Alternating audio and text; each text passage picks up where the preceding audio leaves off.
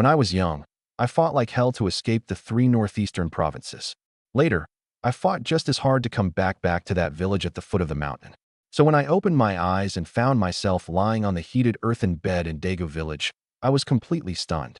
Mud walls, an earthen Kong bed, my parents, young again, my baby brother wailing at the head of the bed, and my little sister crouched by the door, her bright eyes darting around. The 1980s. I was fucking back. The youngest is too weak. He needs nourishment. My father, Lee Dashin, crouched in the corner with his brows knotted. Why don't you ask Hunter Zhang to lend us some money?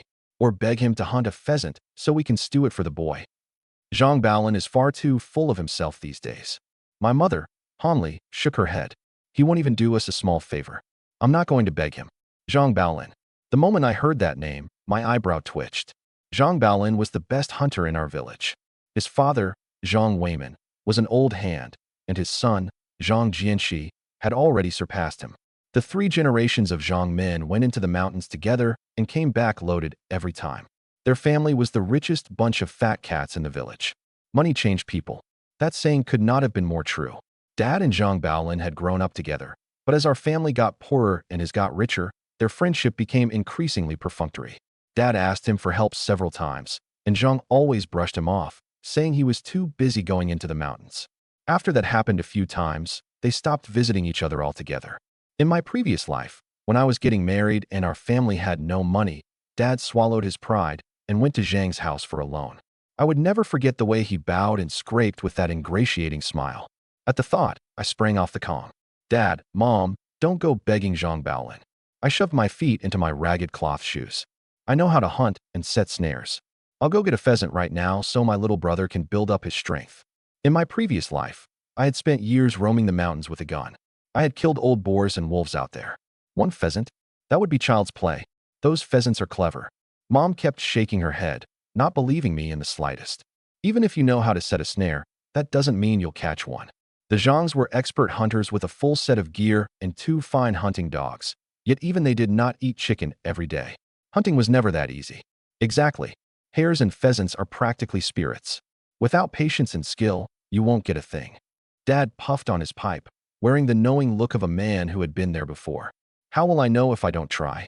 Refusing to be discouraged, I tossed out one last line and rushed outside. Wait for me to come back. What's gotten into that reckless boy? I heard Mom mutter behind me. Let him have his fun.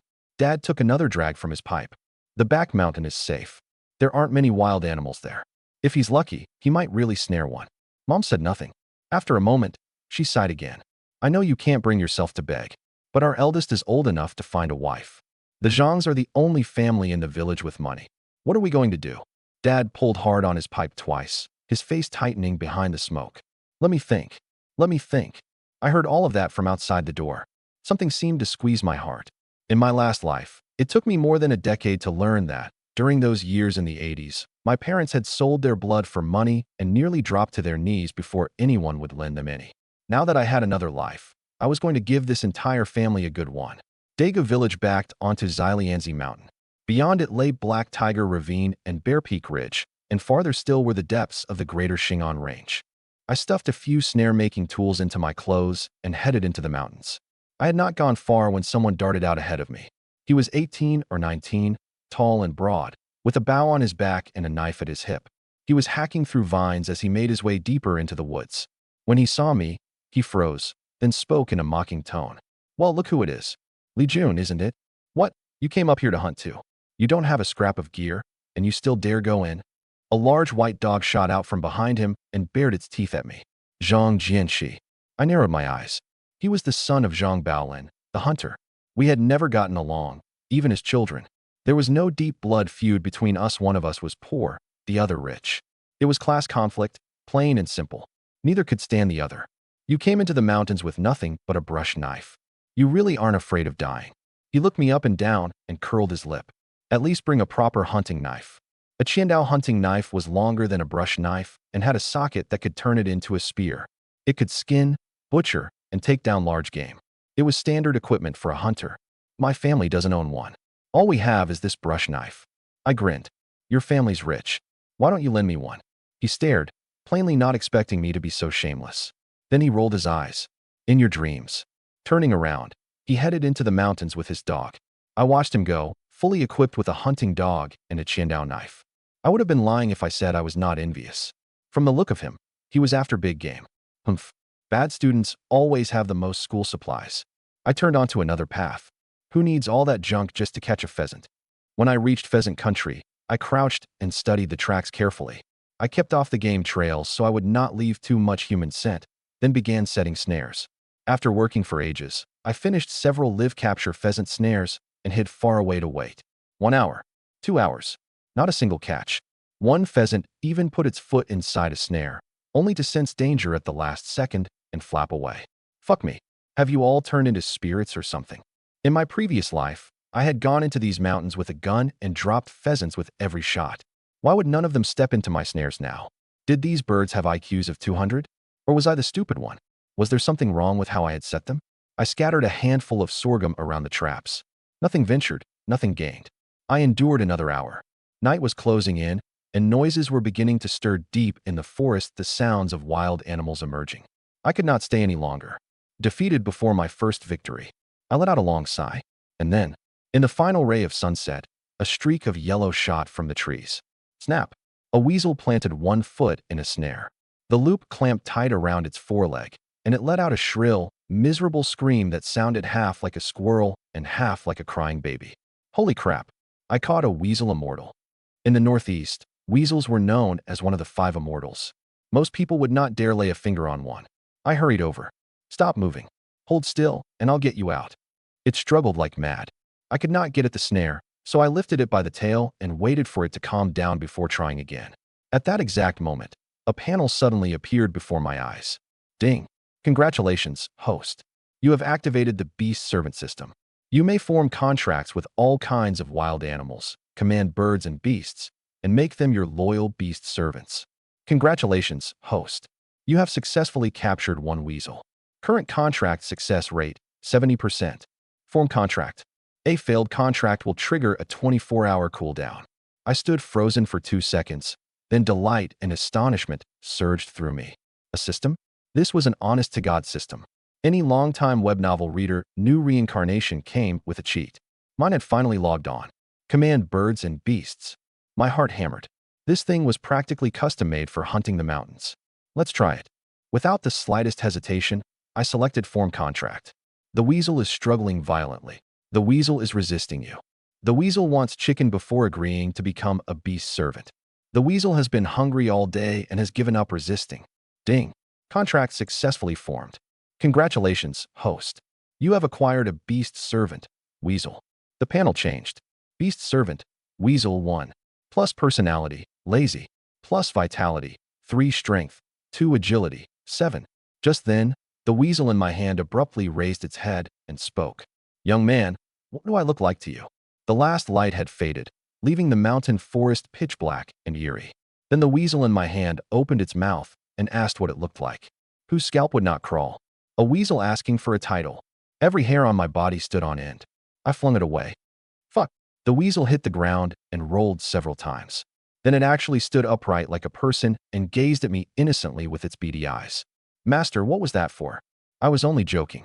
I stared at it for a long moment, making certain it had truly spoken, and marveled inwardly. Good Lord, I can actually understand animal speech. Uncontainable elation surged through me. I had only begun to glimpse this system's potential. With it, keeping my family fed would never be a problem again. This entire mountain, no, the whole greater Xing'an Range and Changbai Mountains could become my pasture, my private backyard. Wealth was right around the corner. It's just a shame my first time went to a weasel. If only it had been a sable. Master, why do I get the feeling you aren't very pleased with me? Ahem, that's not true. I hurriedly changed the subject. You're a weasel. You must be good at catching pheasants, right? Catch a few for me. The weasel shrugged helplessly. I'm good at sneaking into chicken coops and launching surprise attacks. I can't catch the wild ones in the mountains. Do you eat snakes? There's one really annoying snake, and I know where it hides. Want me to catch it for you? I shuddered. No, I don't eat snakes. What a crushing disappointment. I had contracted a beast servant, and the useless thing could not do shit. Master, you seem to dislike me a little. Humph. What do you think? I rolled my eyes, making no effort to hide my disdain. Useless. It could not even catch a pheasant. What good was it? Aren't weasels supposed to be good at catching chickens? Oh, the wild weasels in the forest are. They're fierce. Me, I've always liked hanging around the village. I'm a little lazy, so I prefer stealing bites from people's coops. I can kill an entire coop in one visit. It even sounded proud of itself. I curled my lip.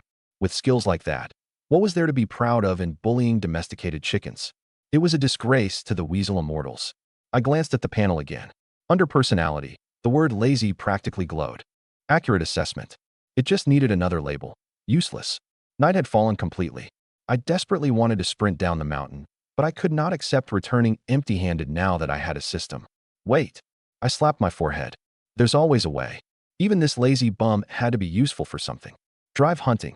Hunting in the Northeast came in two forms, small drives and large ones. Small drives used snares and traps for little animals like sables and squirrels. Large drives brought hunting dogs into the mountains to surround black bears and leopards. I did not have a hunting dog, but I had this weasel. If I set the snares and sent it to drive pheasants toward them, would that not accomplish the same thing as a dog? I immediately got to work. In no time, I had set several more snares. Then I waved at the weasel. Go. Drive all the pheasants this way and force them into the traps. You got it. For once, it obeyed without complaint and disappeared into the trees. I crouched in hiding some distance away, held my breath, and waited for a miracle. Before long, cluck, cluck, cluck, several pheasants came flapping straight toward the snares. Snap! The first bird failed to notice the danger and stepped right in. With a swish, the snare tightened. Cluck, cluck, cluck. The pheasant thrashed desperately.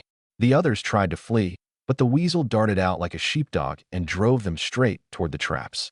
Cluck, cluck, cluck. Another one fell for it.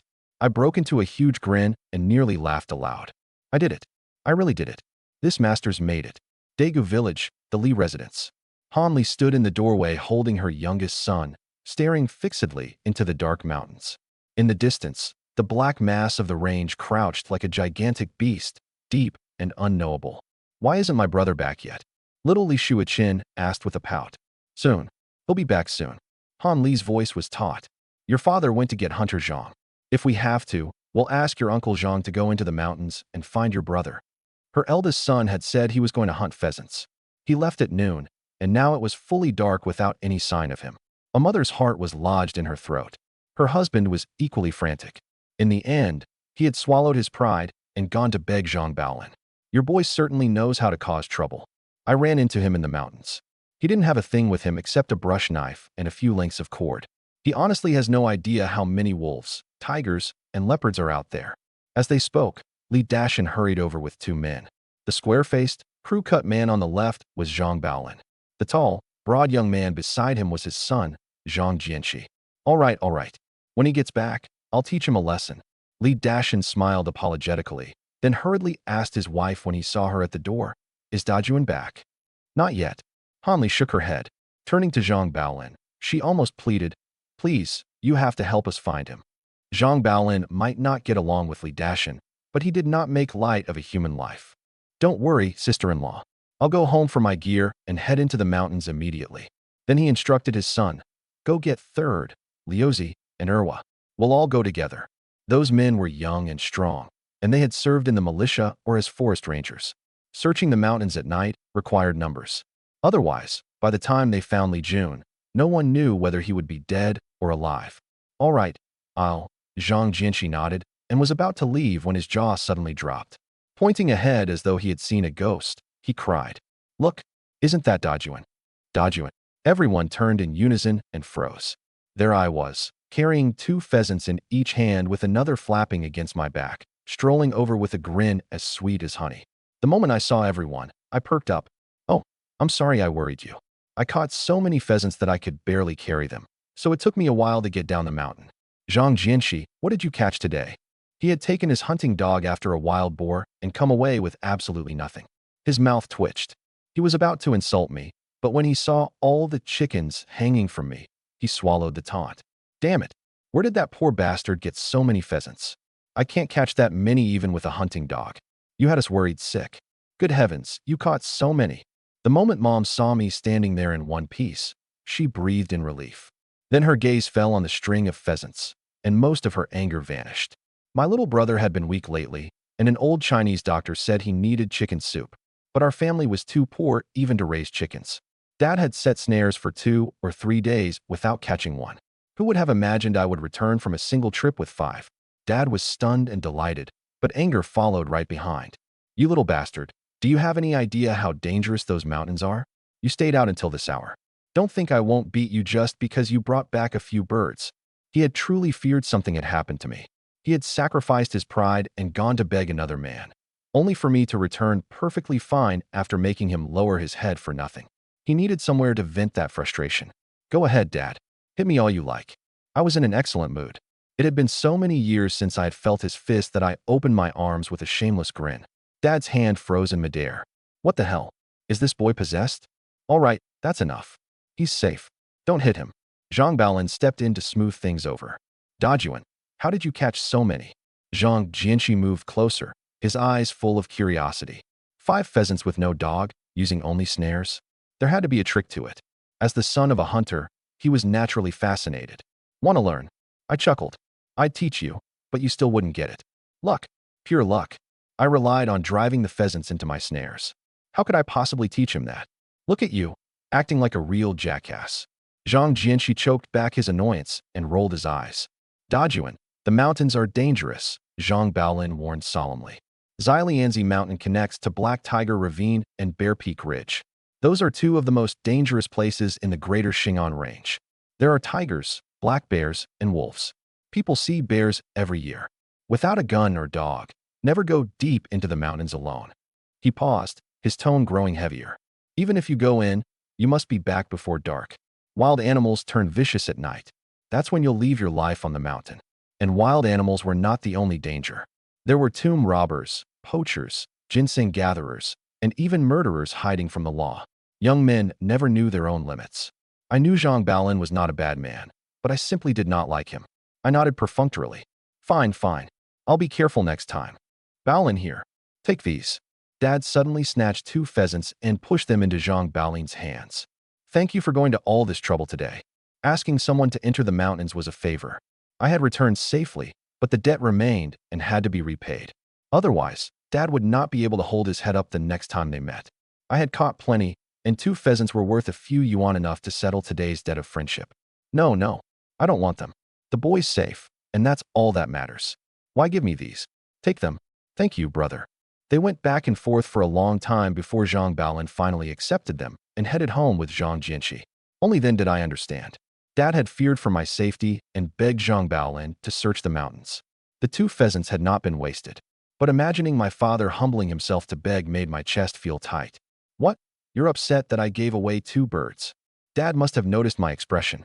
Mistaking me for a miser, he glared and spat. The moment your Uncle Zhang heard you hadn't come back, he came without a word of complaint. A life was at stake, and he didn't even frown. That's an enormous favor. 2 birds aren't enough to repay it. Dad, I interrupted him with a smile. Do I look that stingy? 2 pheasants are nothing. I can catch as many as I want. I'm different now. I've learned how to hunt these mountains. Forget pheasants, I'll catch you a black bear or even the mountain god. Dad slapped me upside the head. A runt like you is already dreaming about the mountain god? You catch a few pheasants and forget your own name. The Siberian tiger was called the mountain god, which showed how deeply people revered it. A beast that powerful could swallow a man like me without filling the gaps between its teeth. That's enough, Mom said, stepping in. He's safe. Let him brag if he wants. Look, he brought back all these birds. Tomorrow we'll stew one for the baby and for you too. What do I need it for? I'm strong as an ox. Only then did the whole family go into the yard. The pheasants were shoved into the chicken coop that had long stood empty. Let's kill them all tomorrow, I said excitedly. We'll have a proper meat feast. Daga village was remote and poor. Only the Zhang family ate meat every few days. Ordinary households might not taste it more than a few times a month. Don't talk nonsense, Dad spat. 1 is enough. We'll raise the rest. Oh, come on. Let's eat them all. I'll catch more tomorrow. You think they're stupid domesticated hens that will let you catch them every day? Mom cut in. Keep them. If they lay eggs, that will be something truly useful. Pheasants were clever. I had been lucky enough to snare several today, but we could not put them all in our stomachs. Killing one and keeping the others for eggs was far better than eating them. Eggs. My eyes lit up. That's a good idea. Chickens laid eggs, and eggs became chickens. If we raised a few more, we could eat eggs every day. With proper nutrition, the whole family would grow stronger. I reached out and caught one pheasant. With a thought, I initiated a contract. Ding! Successfully captured one pheasant. Current contract success rate, 80%. Form contract. Yes. The pheasant is struggling violently. The pheasant wants to slap you with its wings. The pheasant gave up struggling after 1 second. Ding! Contract successfully formed. Congratulations, host. You have acquired a beast servant. Pheasant. Beast servant. Pheasant, 1. Plus personality, quiet. Plus vitality, 2 strength, 1 agility, 5. The moment Pheasant 1 opened its beak, it said, "Winner, winner, chicken dinner? No chicken dinner. Starting tomorrow, you'll lay eggs like a good girl." Understood. I was no rookie anymore. Hearing a pheasant speak did not startle me in the slightest. I immediately gave it an order. But I had a fright today. I won't be able to lay one tomorrow. What about the other 2? They were frightened too. None of us will be able to lay tomorrow. The pheasant paused, then added considerately, "Give us 1 day to recover. We'll definitely lay the day after." Fine. 1 day. As we spoke, a yellow streak zipped into the coop. The pheasants burst into frightened clucks. "Why did you follow me? Go back to your own home." I snapped. It was the weasel, my first beast servant. I had rewarded it with one of today's 6 pheasants. Why had it come knocking again? Did it want another free meal? That's not it. It licked its lips. "I'm full. We weasels just love tormenting chickens. It's instinct. We only eat them when we're hungry." One timid pheasant immediately frightened itself into diarrhea. "Master," Pheasant 1 cried anxiously. "Make it leave. My little sister is going to die of fright." "Fine. Come on out, Pikachu." I carried the weasel outside and lowered my voice. "Don't hang around my house at night. Go to Hunter Zhang's place. He has plenty of chickens." Zhang Baolin was not a bad man, but he had the same infuriating personality as Xie Guangquan, an annoying clown. The thought of Dad swallowing his pride to beg him still made anger flare inside me. His family had plenty of chickens. Go wreak havoc, Weasel Immortal. You got it. The weasel accepted its orders and vanished in a flash. Thoroughly satisfied, I went inside to sleep, already planning to launch my chicken-raising enterprise the next day. Early the following morning, my family boiled water and sharpened the knife to slaughter a pheasant. Oh heavens, those damned murderers. My chickens. A terrible wail suddenly exploded from the other end of the village. Mom's ears pricked up, and she sprinted outside. "What happened? Who's wailing like that?" "Hunter Zhang's family," someone answered. "I heard a weasel immortal killed all their chickens last night. 7 or 8 of them. Oh dear. When a weasel comes to your door, you're truly doomed." Mom immediately started gossiping with the neighbors. The weasel immortal was one of the Northeast's 5 immortals, and no one dared offend it. Some families even worshipped these immortals. If one killed your chickens, you could only accept your bad luck. Even Hunter Zhang would not dare set a trap for one. Oh, it killed all 7 or 8. When Dad heard, he said what a pity it was, but he could not keep the corners of his mouth from rising. I caught every detail and laughed to myself. Yesterday, when Dad begged Zhang Baolin to go into the mountains, the man might not have refused, but he had probably put on quite an air. Added to their earlier disagreements, Dad had clearly been nursing some resentment. So sending the weasel immortal to visit the Zhang residence had not been malicious at all. I had merely anticipated the emperor's wishes. "Don't go into the mountains alone anymore," Mom nagged at the breakfast table. "You've never learned to hunt, and you don't have a gun. What will you do if a black bear or wolf comes along? It'll tear you to pieces." "I won't go deep. I'll only look around Xilianzi Mountain. It's perfectly safe." Dad was not as fearful as Mom. "We barely have enough food to cook. If our eldest really has this skill, let him go and contribute to the family. It's a shame our gun was buried in the ground with your grandfather. Otherwise, with a gun over your shoulder, you might not be able to take a wild boar, but a few pheasants would be easy." In his younger years, Dad had worked as a temporary hand at the forestry station and joined a wild boar drive. He had once dreamed of becoming a mountain hunter himself. Those temporary hands were called mousy workers. When the forestry station became overwhelmed during the winter logging season and did not have enough regular employees, it hired them. They were paid by the hour 50 cents an hour, 6 yuan for a full 12-hour shift, with room and board included. The work was exhausting, bitter, and dangerous, but after enduring 2 months, a man could take home more than 100 yuan at the end of the year. That bought meat and liquor and new clothes for the old and young. Who cared about a little hardship? Dad had been unloading timber when he lost focus and a log crushed his left arm. After that, he obediently returned to the village to farm and never did the work again. With his arm ruined, his income vanished. Then another son came along, and the family's burden became almost suffocating overnight. Now that his eldest son was grown, it was time for me to carry part of that burden. Besides, I was good with snares. Perhaps I truly had the gift. But the greater Shingon range was crowded with fierce beasts. Anyone who seriously wanted to become a hunter absolutely needed a gun and a dog. A gun could scare off predators. A dog could track game, smell danger in advance, warn its master, and even fight wild animals to the death. Neither was optional in the mountains. Our family's gun had gone into the grave with grandfather. We had owned dogs, but we could not afford a hunting dog. A good one was 1 in 100 and needed meat every day. Ordinary families could not even feed themselves, much less support such a precious animal. Only the Zhang's and the production brigade secretary's family could afford them, and they treasured those dogs far too much ever to lend them out. Your grandfather had 2 guns back then, a homemade musket and a Type 38 rifle. He treasured them more than anything, Mom recalled regretfully. The old man had fought with the anti-Japanese United Army, and what a marksman he was. Too bad you were still little. If he had lived until today, he could certainly have taught you to shoot. That's right. The old man was a sharpshooter. His hunting skills were no worse than Zhang Baolin's father's. Dad puffed on his pipe and sighed. I was the useless one. I never learned. Don't worry. I thumped my chest. Even without a gun, I'll bring back fierce birds and savage beasts. From now on, I'll hunt these mountains and give our family meat every day until we're sick of it. I want meat. I want meat. My little sister, Li Shuichin, clapped and cheered. Listen to you brag. Dad shot me a look. You catch a few pheasants and forget your own name.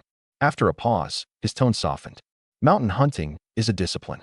The family does expect you to take some responsibility, but you have to know your limits. Study snares properly and forget all those wild ideas. A well-set trap can catch deer and roe deer.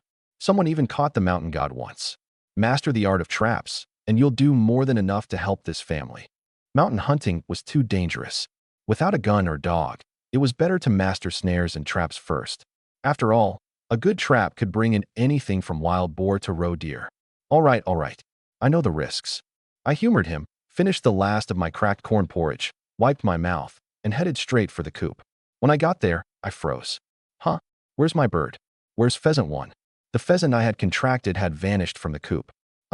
The one we killed this morning couldn't have been her, could it? Still bewildered, I opened the system. Pheasant one's portrait had already gone dark. Rest in peace, my chicken. I observed a moment of silence with a solemn face.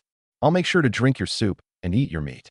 Once the morning was over, I canceled the contract without the slightest mercy, like a scumbag who forgot a woman as soon as he pulled up his pants. Then I reached into the coop and picked one I liked. Ding! Successfully captured 1 pheasant. Current contract success rate, 95%.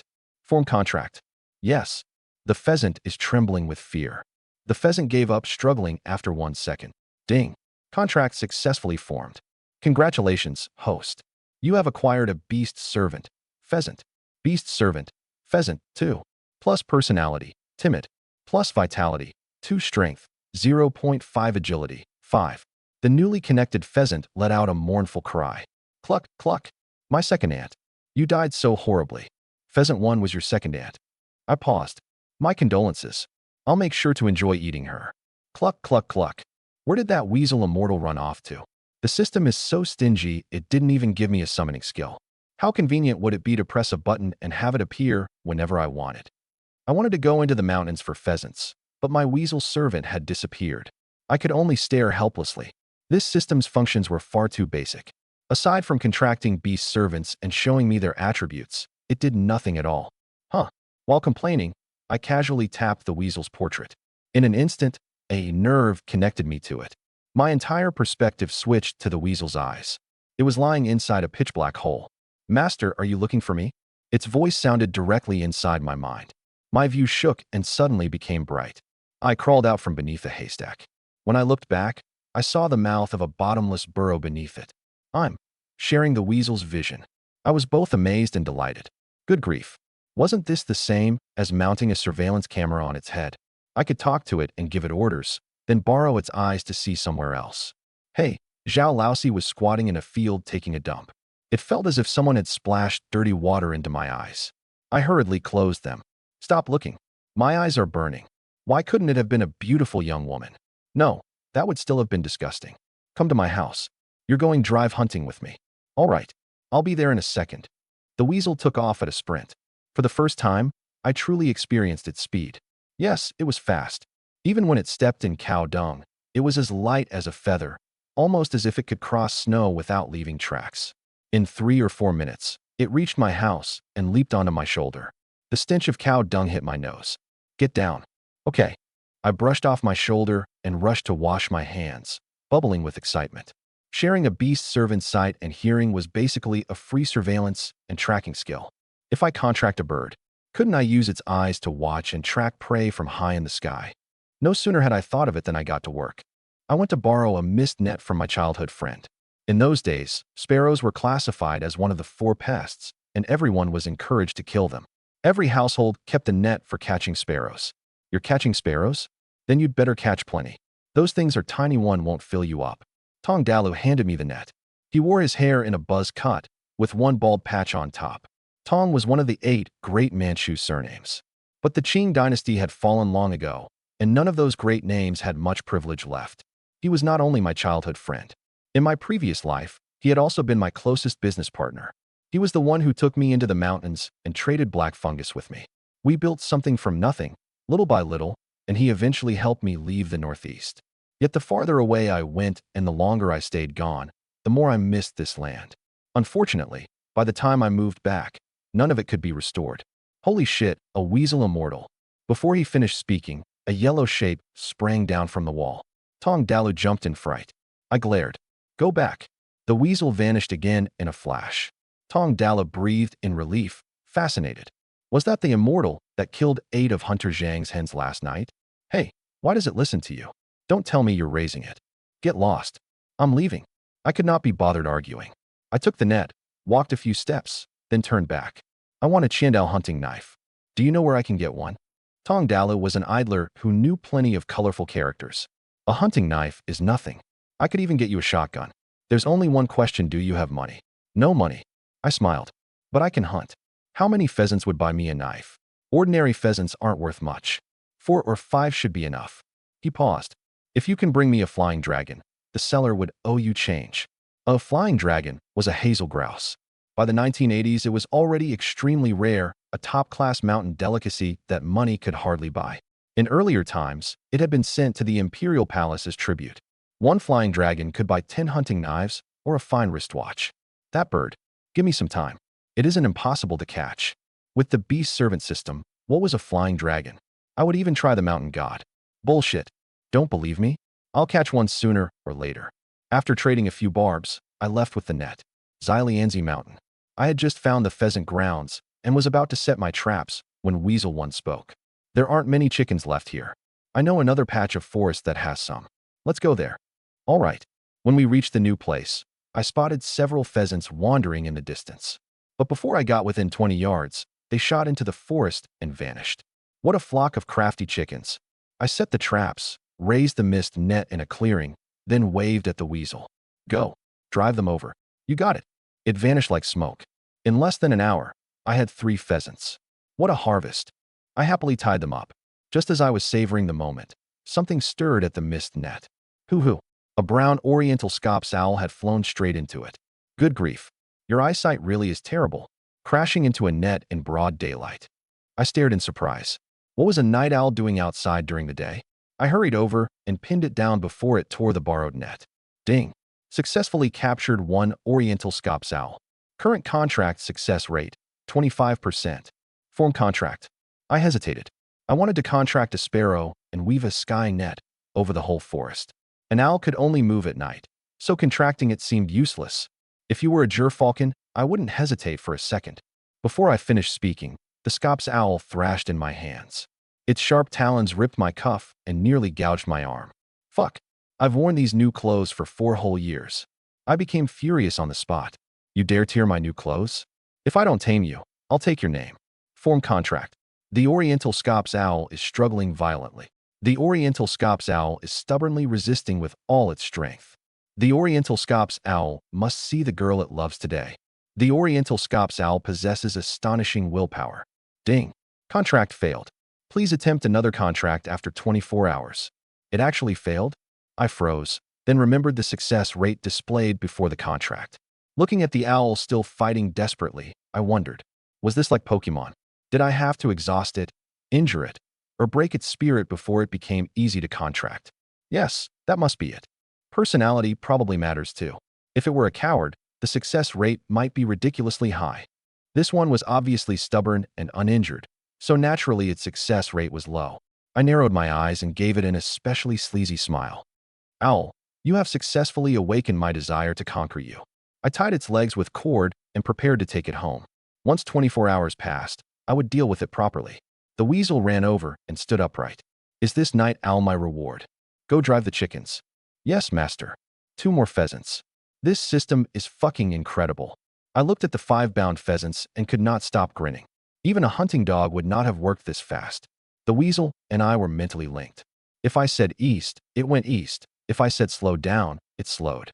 The panicked pheasants plunged into the traps like dumplings dropping into a pot, one after another. Master, wasn't I amazing? The weasel leaped onto a dead tree nearby, stood upright, and waited for praise. You were adequate, but don't get arrogant. I switched into strict Chinese parent mode and began cutting it down. Without my brilliant strategy, could a bully who only acts tough at home catch so many wild birds? I deserve most of the credit, so don't try to steal it. Master deserves most of the credit. I won't steal it. Good. 1 more round, then we'll go down the mountain. Yes, master.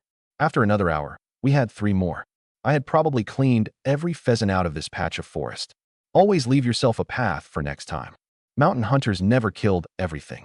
They took the adults and left the young, and they did not kill pregnant females. Otherwise, the mountain god would become angry and send bad luck. I released 1 young pheasant and 1 hen. The weasel thought they were its reward and pounced in delight.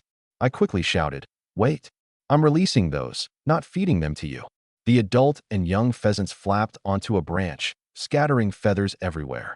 As my beast servant, the weasel did not dare defy me. It could only watch 2 delicious mouthfuls fly away, pacing in frantic circles as if the ground were burning its feet. This one is yours. I tossed it a rooster with a silver collar around its neck and turned away from the feeding. With miserable clucks sounding behind me, I tied up the last ring-necked pheasant. Ding! Successfully captured 1 pheasant. Current contract success rate, 65%. Only 65. I frowned. Perfect. Let's see whether the rate depends on condition and stamina. Smack, smack. I slapped its head several times. The pheasant cried miserably. Dizzy now, it hardly struggled. Ding. Current contract success rate, 75%. Hey, it really went up. It did depend on stamina.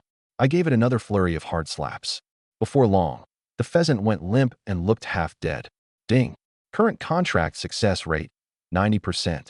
That's enough. I nodded in satisfaction. Form the contract.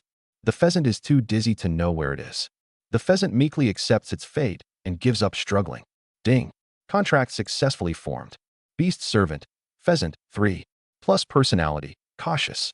Plus vitality, 2 strength, 1.5 agility, 6. Greetings, master. Pheasant 3 stood on the ground and greeted me like a drunk. Are there any flying dragons around here? I asked. I wanted a hazel grouse. Flying dragons? It shook its head. We've never seen anything that impressive in these parts. Disappointment swept through me. If Xylianzi Mountain had a flying dragon, catching just one would buy a gun and a knife. This place was the Greater Shingon Ranges beginner village. At most, it had water deer and wild boars. If I truly wanted to venture deeper, I would need contracts with several large beasts and a gun in my hand. Otherwise, going in meant dying an ugly death. No hurry. I'll level up first and enter the deep mountains once I have enough equipment. Chirp, chirp. Several sparrows were tangled in the mist net, struggling desperately. I removed them one at a time. Ding. Successfully captured 1 Eurasian tree sparrow. Current contract success rate, 90%. Form contract. Yes. The tree sparrow is trembling with fear. The tree sparrow gave up, struggling after 1 second. Ding. Contract successfully formed. Beast servant, tree sparrow, 1. Plus personality, gentle. Plus vitality, 0.5 strength, 0.3 agility, 7. Huh. Its vitality and strength are awfully low, but its agility is high, I muttered. It was nearly as fast as the weasel. I'm going to die. I'm going to die. The tree sparrow was still flapping. I opened my hand. It zipped into the sky, circled several times, and landed in front of me again. Thank you, master. Thank you. Do you sparrows know where I can find flying dragons? I asked. Yes. It flapped its wings. On the eastern mountain. The eastern mountain? Good. Show me. My eyes shone as I looked toward the peak southeast of us. Then I selected the tree sparrow's portrait and shared its vision. In an instant, my soul seemed to fly into the sky. My field of view expanded several times over, and every tree and flower, bird and beast across the mountains unfolded below me. On a slope half a mile away, a sly fox was urinating.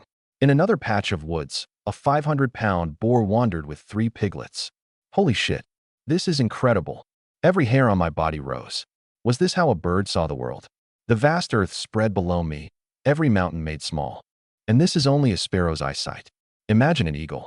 If a sparrow could see half a mile away, how piercing were an eagle's eyes?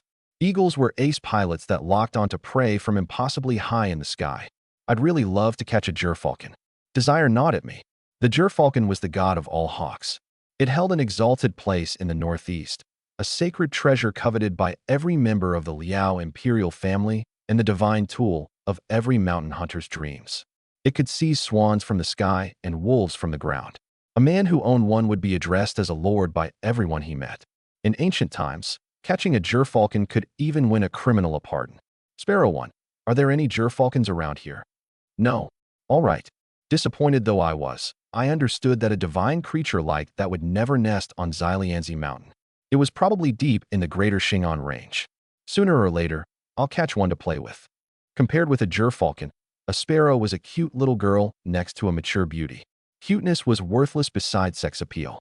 After flying for a little more than half an hour, at last, I spotted a flying dragon in a patch of forest. A long, curved neck, mottled plumage, a long tail, feathered legs and claws covered in scales like a dragon's talons. A flying dragon, a hazel grouse. Through the sparrow's eyes, I saw it clearly. After confirming it again and again, I became ecstatic. There truly was a flying dragon here. Wait, there was more than one. Farther away, a male with a short crest strolled leisurely through the forest. I nearly drooled. Flying dragon was one of the Northeast's 4 great delicacies, and its meat was incomparably delicious. I had eaten it once by sheer luck, and I still remembered the flavor.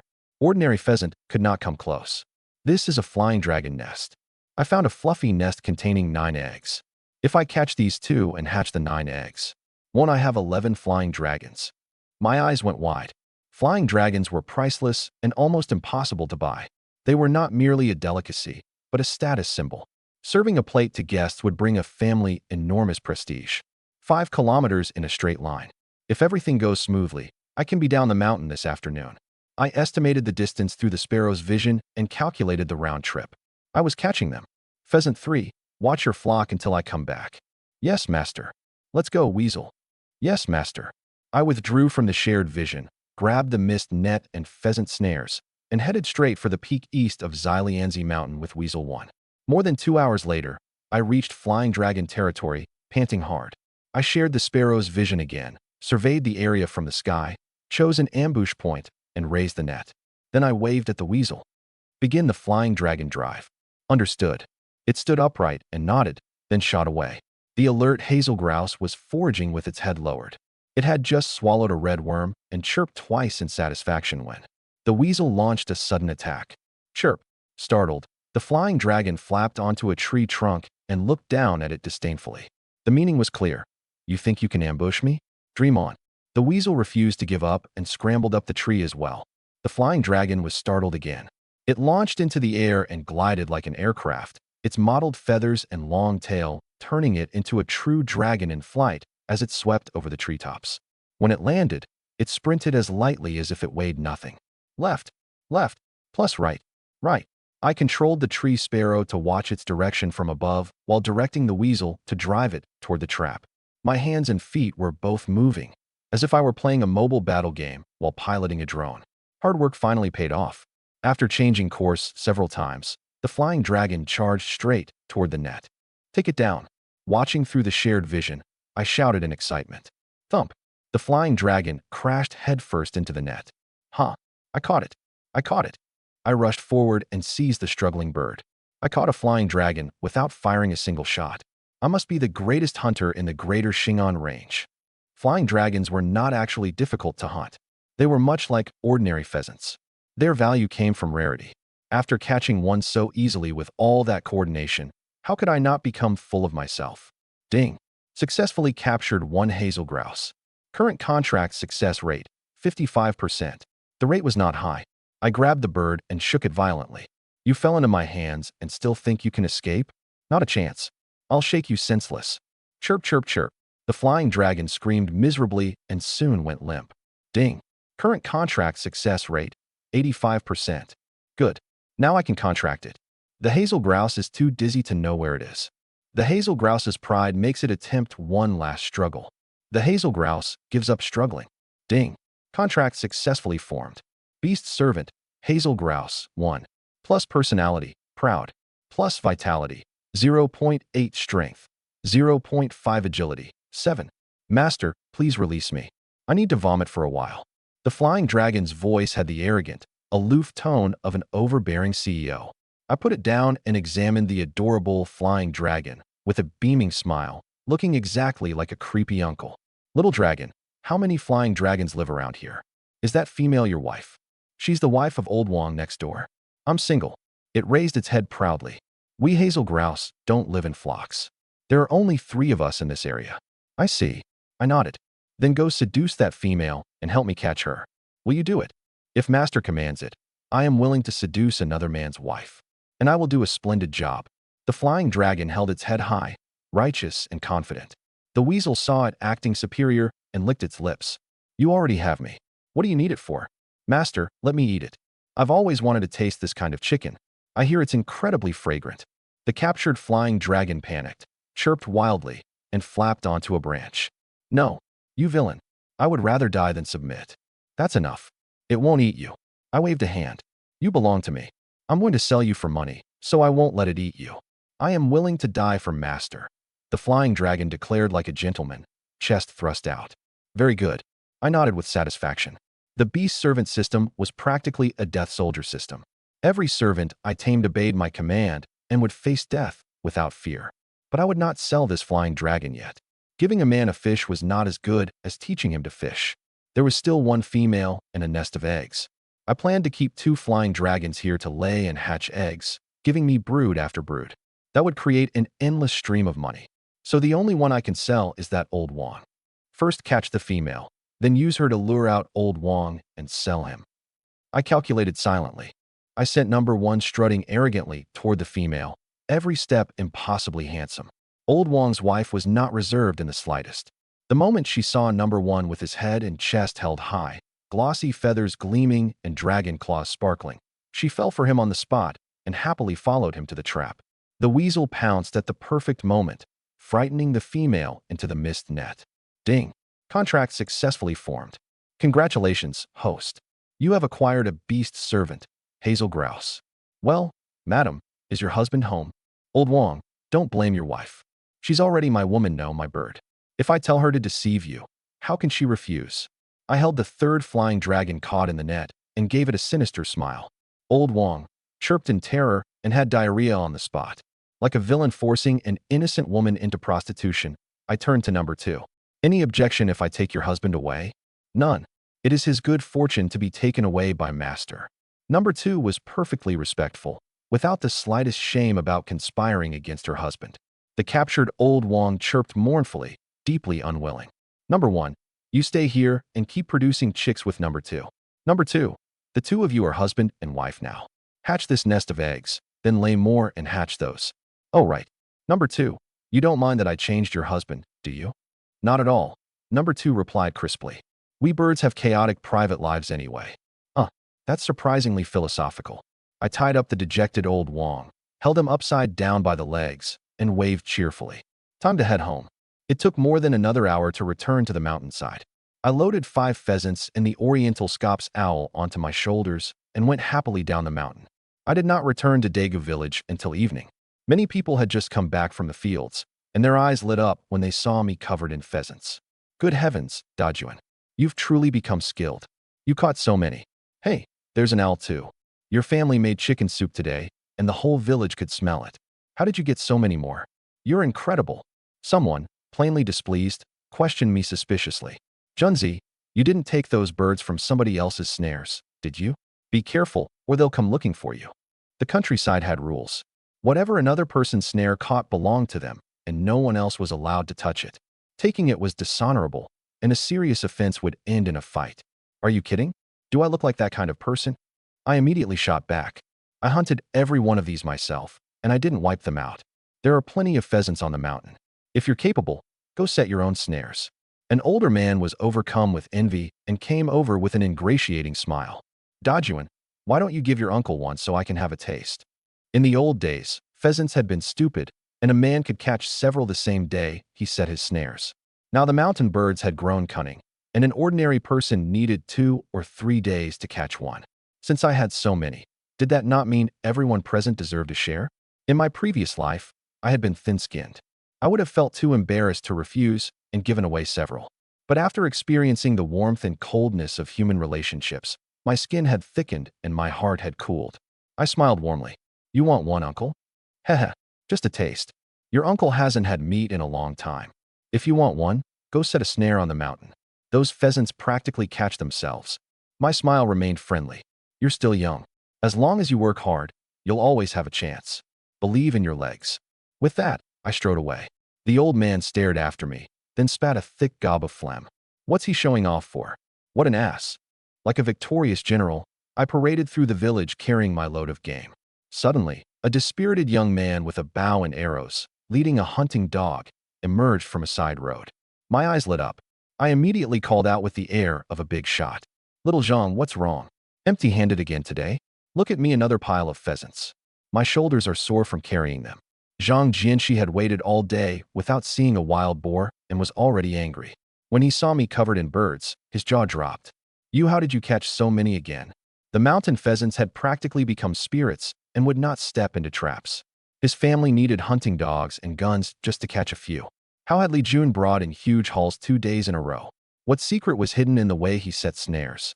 Then he saw how smug I looked and remembered the 7 or 8 hens a weasel immortal had killed at his home. His anger flared. Li Jun, how many snares did you set in the mountains? Are you trying to wipe out every pheasant? He ground his teeth. Don't you know the rule of no more than 3 traps?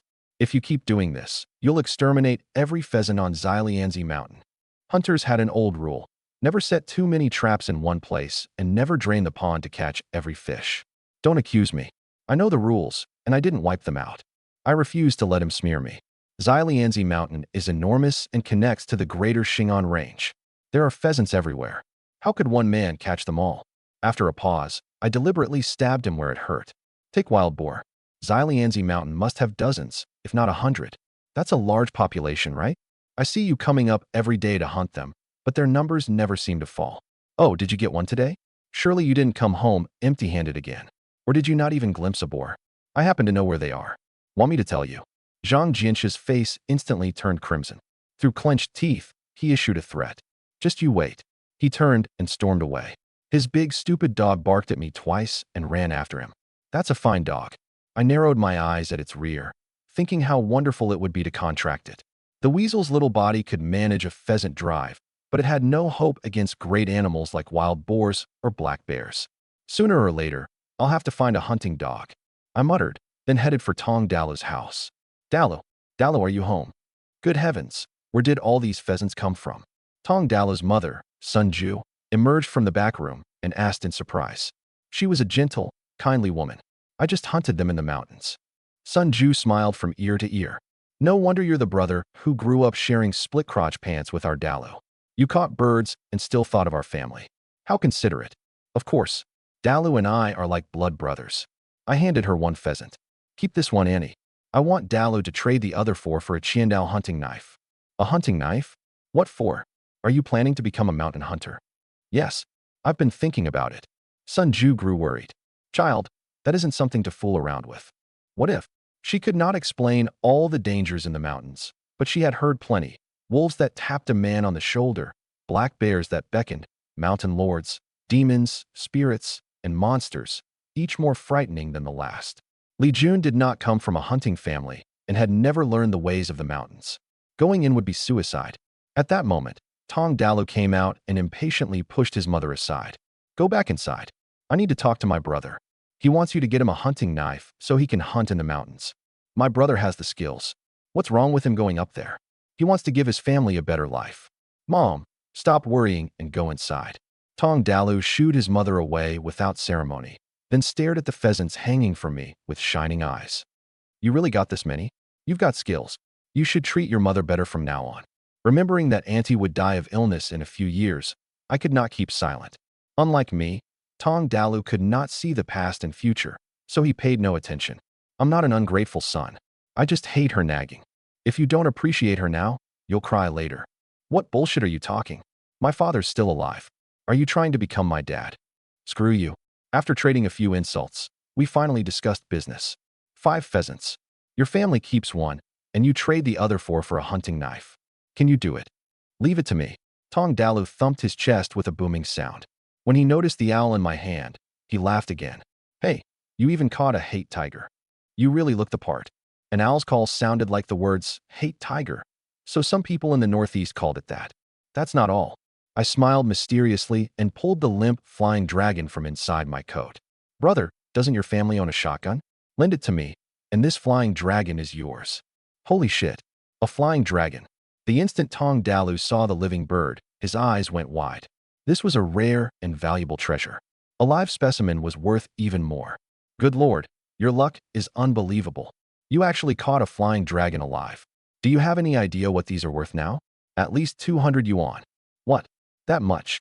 Even I was startled. 200 yuan was no small sum. A steelworker earned only 40 or 50 a month. 200 represented 4 or 5 months of wages. Tong Dalu examined the flying dragon from every angle. After confirming it was genuine, he stared at me in amazement. You? Don't tell me you truly have a gift for hunting. I was about to show off when he added. No, maybe you're just a little lucky. Fuck off. I'm simply incredible. Fine, fine. You're incredible. He did not argue and held the bird with delight. Here, take all the pheasants home. With this flying dragon, you can ask for anything. 1 flying dragon was enough to trade for a shotgun. Oh, that would be far too embarrassing. You don't understand how precious flying dragons are. They have a price but no supply. Even money can't buy one.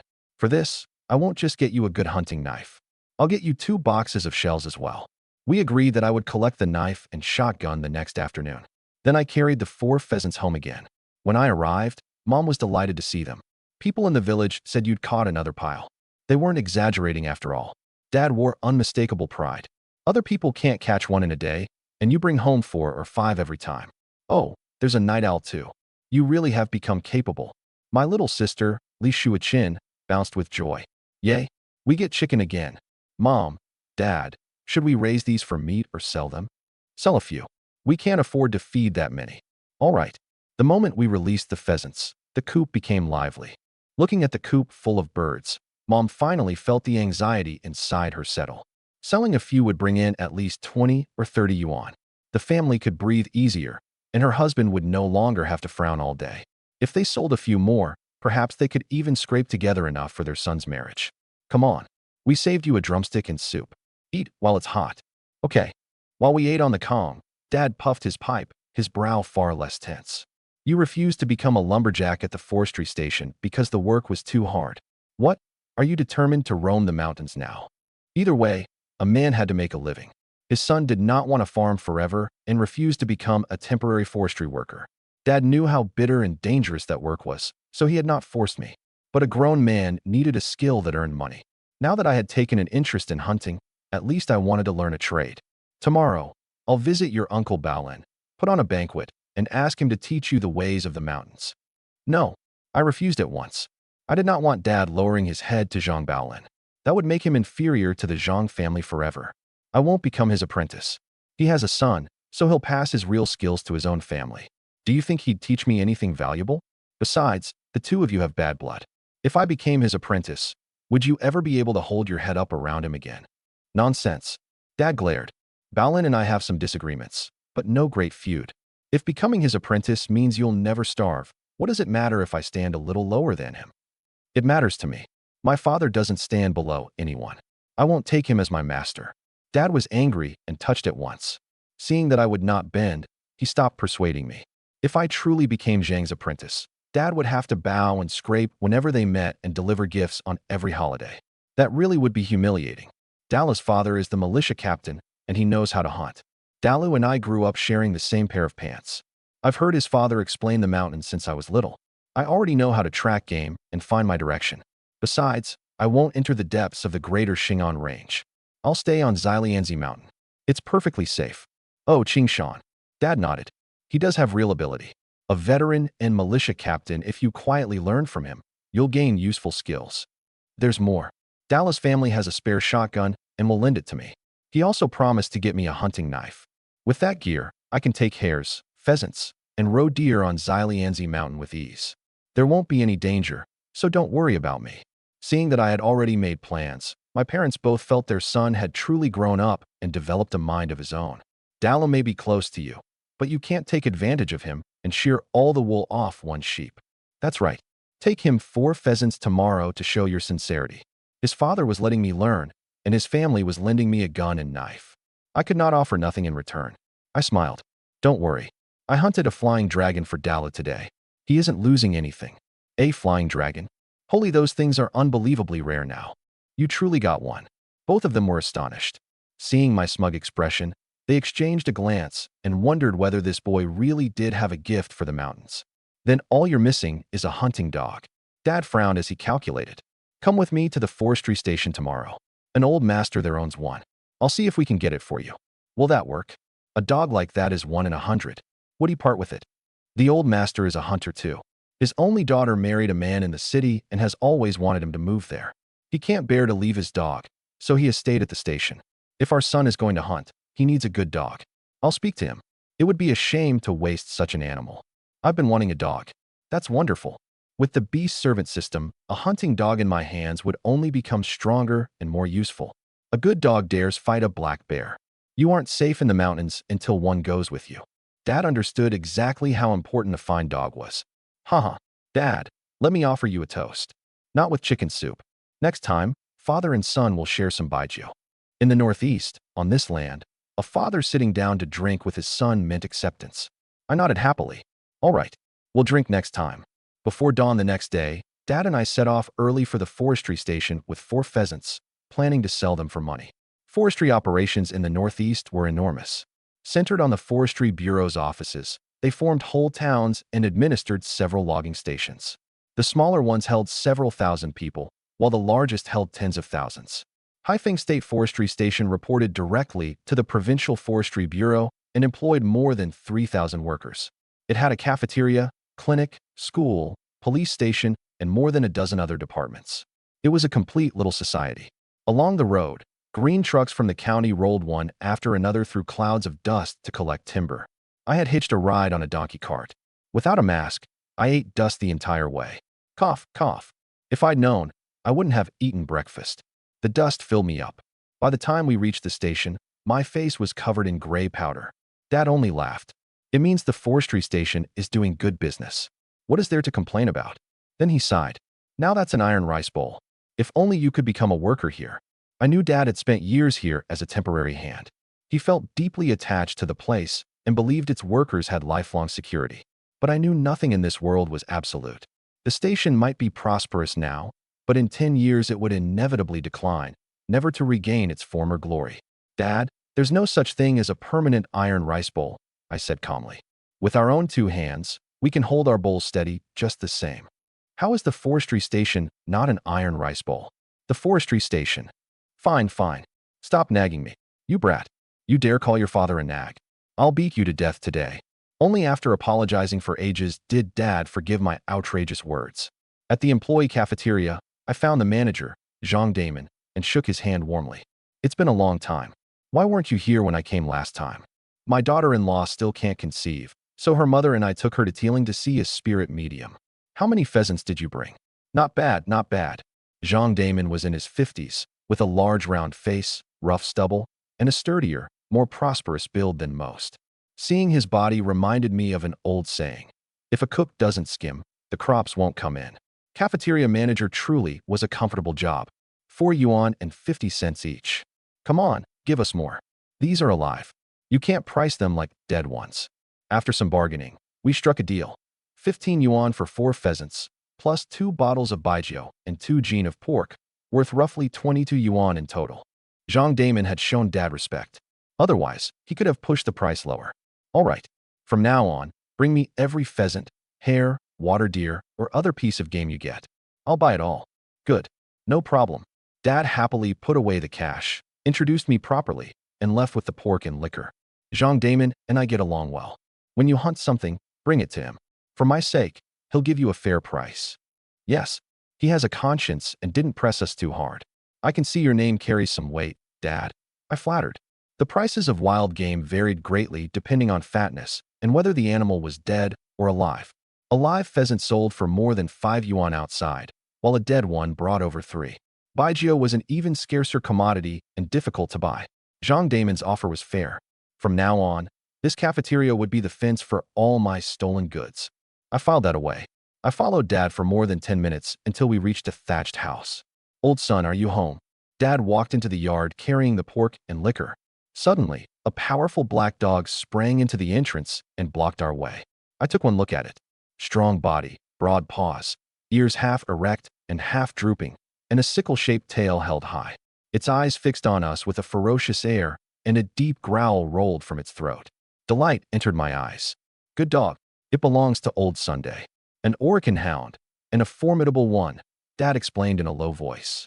Oricon hounds were elite hunting dogs. 2 or 3 could fight a gray wolf or attack a black bear. They were also intelligent enough to read their master's expression and born knowing how to drive game. They circled behind prey and waited for the hunter to raise his gun, working with him to block escape. When a large beast appeared, they engaged it, buying their master time to shoot or flee. I was taking this dog. Erlangzi stopped barking. A man in his 60s came out and scolded it. The big black dog immediately hid its fangs and stopped growling. Who is it? Me, Dashin. Oh, Dashin, what brings you here? We came to see you. Dad approached with an ingratiating smile, still holding the meat and liquor. Then he introduced me. This is my son, Li Jun. Hello, Grandpa Sunday. Good, good. Come inside. Why bring all that? You're treating me like a stranger.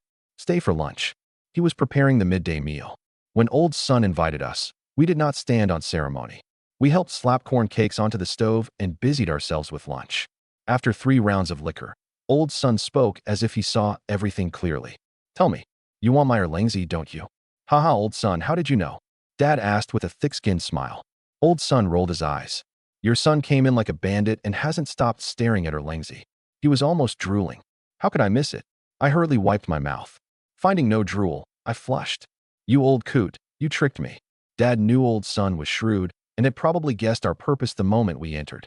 Yet he still ate meat and drank with us, meaning he truly intended to give up the dog. Reassured, Dad poured him more liquor. Old Son, my boy has no trade and refuses temporary work at the logging station. That job is exhausting and dangerous. This arm of mine was ruined doing it, so I understand. But I worry he'll starve without a skill. Luckily, he has a gift for the mountains and has brought home plenty lately. I thought a hunting dog would keep him safer. Look at Erlangzi, what a magnificent animal. He's fought a boar king, attacked a black bear, and helped surround a wolf pack. With your divine hound beside my son, I could finally stop worrying. Old Son looked at me, then at Erlangzi lying by the door, and sighed. Many people have asked for this dog. I refused them all because I couldn't bear to let him go. But my daughter is pregnant, and my son-in-law keeps writing for me to move to the city and enjoy retirement. I have no choice. This is a fine dog, one of the best hunting hounds in the Northeast, but the city won't let me keep him. I can only find him a good home. He drained his cup and struck it heavily against the table. I've seen many hunters and many fierce beasts. One look tells me your son has a kind heart. I can see he genuinely loves Erlangzi. If you're sincere, I'll give him to you without taking a cent. But this dog has a spirit. We must see whether he's willing to follow you. Thank you, Old Son. Thank you. Dad hurriedly said. I brightened too. Thank you, Grandpa Son. I hurriedly jumped off the Kong, reached out to stroke Erlangzi's head, and initiated a contract with a thought. Erlangzi knew I meant no harm. He showed no reaction and allowed me to pet him. Ding. Successfully captured 1 Oricon hound. Current contract success rate, 0%. Reminder, this beast already has a master. Unless its master dies or releases the master-servant relationship, host cannot form a contract. I froze. It works like that too? A beast with a master had a success rate of 0? What was I supposed to do? I could not kill Old Sun for a dog, unless its master dies or releases the master-servant relationship. Killing Old Sun was obviously impossible. The only option was making him verbally dissolve their relationship. I like this Orkin hound too much to give up easily. Grandpa's son, your dog must be especially loyal, right? Of course. Old Sun looked proud. It took enormous effort to get him from an Orkin friend. I raised him from a pup, and he has eaten plenty of my meat. The Orkin lived by hunting. Fewer than 10,000 of them lived self-sufficiently deep in the greater Shingon range. Their hounds were their most important companions and were almost never given to outsiders. If Old Sun had not once saved that man's life, he would never have received such a precious dog. Then he must be smart enough to understand human speech? Of course. He's a divine hound. He understands everything people say. Someone badmouthed me once and nearly got bitten. If the city permitted dogs, Old Sun would have taken Erlangzi with him to enjoy retirement. After thinking, I rose and picked a piece of pork from the bowl to feed the dog. Erlangzi did not even look at it. I shrugged and told Old Sun, Grandpa's son, this dog is intelligent and loyal. He listens only to you. If you truly want to give him away, you have to explain it clearly. Tell him you don't want him anymore, that you're moving to the city, and that from now on he'll follow me, and I'll be his master. All right. Old Sun laughed. He understands people, but he isn't human. I'm afraid saying all that would be useless. I provoked him deliberately. This dog is as clever as a child. If you explain it, he'll understand. What? Were you just tricking us out of food and drink because you never intended to give him away? Old Sun froze, then angrily slapped the table and stood. Bullshit. Who tricked you out of food and drink? Do I look that shameless? Don't be angry. He's still a child, just spouting nonsense. Dad hurriedly soothed him. Old Sun's temper had been roused. He leaped off the calm, marched to Erlangzi, pointed at me, and shouted, Erlangzi, listen carefully. From now on, I'm not your master. He is your new master. Follow him. He'll take good care of you and feed you meat every day. If he doesn't give you meat every day, bite him. Erlangzi raised his head as if he understood. A whimper rolled from his throat, sounding like a crying child, and his eyes filled with sorrow. I was still stroking his head when a system notification appeared. Ding. Current contract success rate, 1%. Delight filled me. It had gone from 0 to 1. Wonderful. Though that phrase sounded a little odd. Grandpa's son, look. He understood. Quick, speak louder. Tell him I'll be his master from now on. That's exactly what I'm telling him. Why are you rushing me? Old Sun was drunk too, his face flushed. He continued shouting. Erlangzi, I'll say it again. I'm not your master anymore. He is.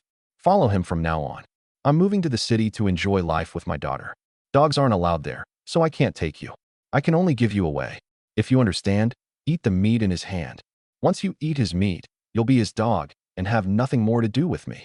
Erlangzi seemed to understand again. He whimpered once more, his pitiful expression exactly like a 3-year-old child's. Ding. Current contract success rate, 3%.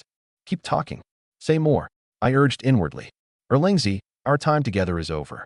Old Sun's voice trembled. I'm going to my daughter. Follow him.